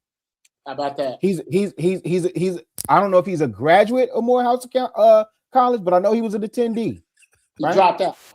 I know he got multiple businesses in the city of Atlanta. I know he has presence with the governor, senators, and mayors. So when I go to Atlanta, I go frolicking like, playing and whoop-de-whoop, blah, blah, blah, blah, blah. I don't have the same audience that he has. And if we pull up a 2026 picture of Michael Render today, yeah, he's dropped a lot of weight from back then. So yeah, he's more than qualified based on the work that he's done. Regardless of what his physical countenance looks like, because there were plenty of people of a particular physical countenance who supported movements and funded movements and got things done in movements that we all benefit from today. You got to And have that message cardio to be in the resonates. movement. Let me say this and I'm gonna land it. That message resonates because that's the same thing I tell my boys. No, Your job is to make it home. My boys are in there in Georgia. You can't be running around this joker like Oopie Goopy. You can't be running around there like you a tourist. You don't run around there like you gonna argue with somebody in the middle of the street. No, we'll have our day in court. They pulled you over for speeding. Okay, cool. We'll have our day in court. You ran a red light or you didn't turn in your signal. We'll have our day in court. But make it back home. Make it back home. Right. And I agree with you. And I do think that that is a poignant part of the conversation, right? But I'm talking about the aspect to which he's talking about you can't fight other people. You can't get your own food, right? So we as a people are not physically fit to defend ourselves and our people. And this is a thing that we have to really start taking seriously. And I'm not just saying this to people to be like, you know what I'm saying, be funny or be an asshole. Like even me, I'm on my own thing where I'm getting my family in order as well. Too many people in the African American community are severely overweight. If you had to go camp in the woods, you couldn't survive for a night. That's some real. Most people don't know how to survive hand-to-hand combat. Like that's a problem because we all nothing. Nothing. Man, Look. I'm not gonna say it, but we all need help, and I'm gonna need somebody gonna have to save me, okay? Because the no one's coming. Well, it depends what I need savings from, Uncle Jeff. Because if the saving was somebody to unplug my computer, somebody could save me for that. Just to be fair. But the point being is, though, at the end of the day, we can't have a one-fits-all idea. It just won't work because some people actually inherently are just not violent. They'll let you just beat them up, and they need somebody else to protect them. I know we want to force everybody to have a certain mentality, but they just don't have it. And life has always been that way. And those people have always been victims. That's okay. I mean, brother, that's fair to say. No, it's a bit more than fair to say because it's accurate. Yeah, but you could be a victim and you can get some. There can be somebody that can protect them. Aaron, let me be clear about this. You need to find 9 men. I keep saying it, and everybody, oh, Jeff, and doing that. You need to find 9 capable black men: a doctor, a dentist, a mechanic, an electrician, somebody that knows how to get through the city under the bottom, a martial artist. You need to compile these people right fucking now. I get that. I get what you're saying. When you get off of here, because what you're telling me, mm-hmm. And I don't know, it may be you, it may not be you, but you're telling me that able-bodied men who cannot protect themselves are expecting other able-bodied men who can to come to their aid. And that will only happen if you have something of value. Okay. Well, no, what I was ultimately... brother. No, not enough. Uncle Jeff, what I was ultimately saying was... Aaron, please tell her what we was. We was gangs. We was all gangs. All of us. We was gangs. It's time to go. It's time to go. You know why? Just 6 hours plus. I'm not used to doing this. I'm tired. This ain't supposed to be. This ain't what's supposed to. What happened to me, nobody should have to experience. I want everybody to go back and watch and see what occurred and what happened to me today. It ain't right. It's wrong. I can't believe they done done me like this. Okay, I'm not even seasoned anymore. Okay, and then some of the stuff that was said today, I'm glad I have that disclaimer in the beginning of the show, because it would not go well. Okay, I truly do appreciate everybody showing up and showing out. It actually means a lot. I don't know how to manage these feelings right now about how actually happy I am about people missing me and whatnot, because I didn't know what to expect. But I know I should have stayed retired. That's what I do know now, because y'all showed me, hey, you need to retire, because everybody beat up on me today, and it ain't right. I brought y'all somebody else to beat up, and y'all still beat me up. You know, it's pretty hurtful, okay? It really, really is. But I do appreciate everybody showing up and showing out. But 6 hours is too much. I got a regular job. I just ain't got no kids to pay for. Yes. I can't say too much because I got to go buy some land down the south like Uncle Jeff told me to. But I got to scrounge up my coins in order for that to happen, okay? Get 9 more people, lawyers, doctors, all these things. Uncle Jeff, y'all heard what he said, okay? But truly, y'all have a phenomenal night. We're going back to work tomorrow. Everybody show up to your jobs, because I want to tell y'all this, because if y'all don't tune in the Sunday show, because that's the only thing I can commit to at this point. That's the only thing I commit to at this point. These jobs will be gone, and there will be a reckoning of the economy, something we have never experienced. And you need to prepare now instead of later, okay? And until next time, we gone.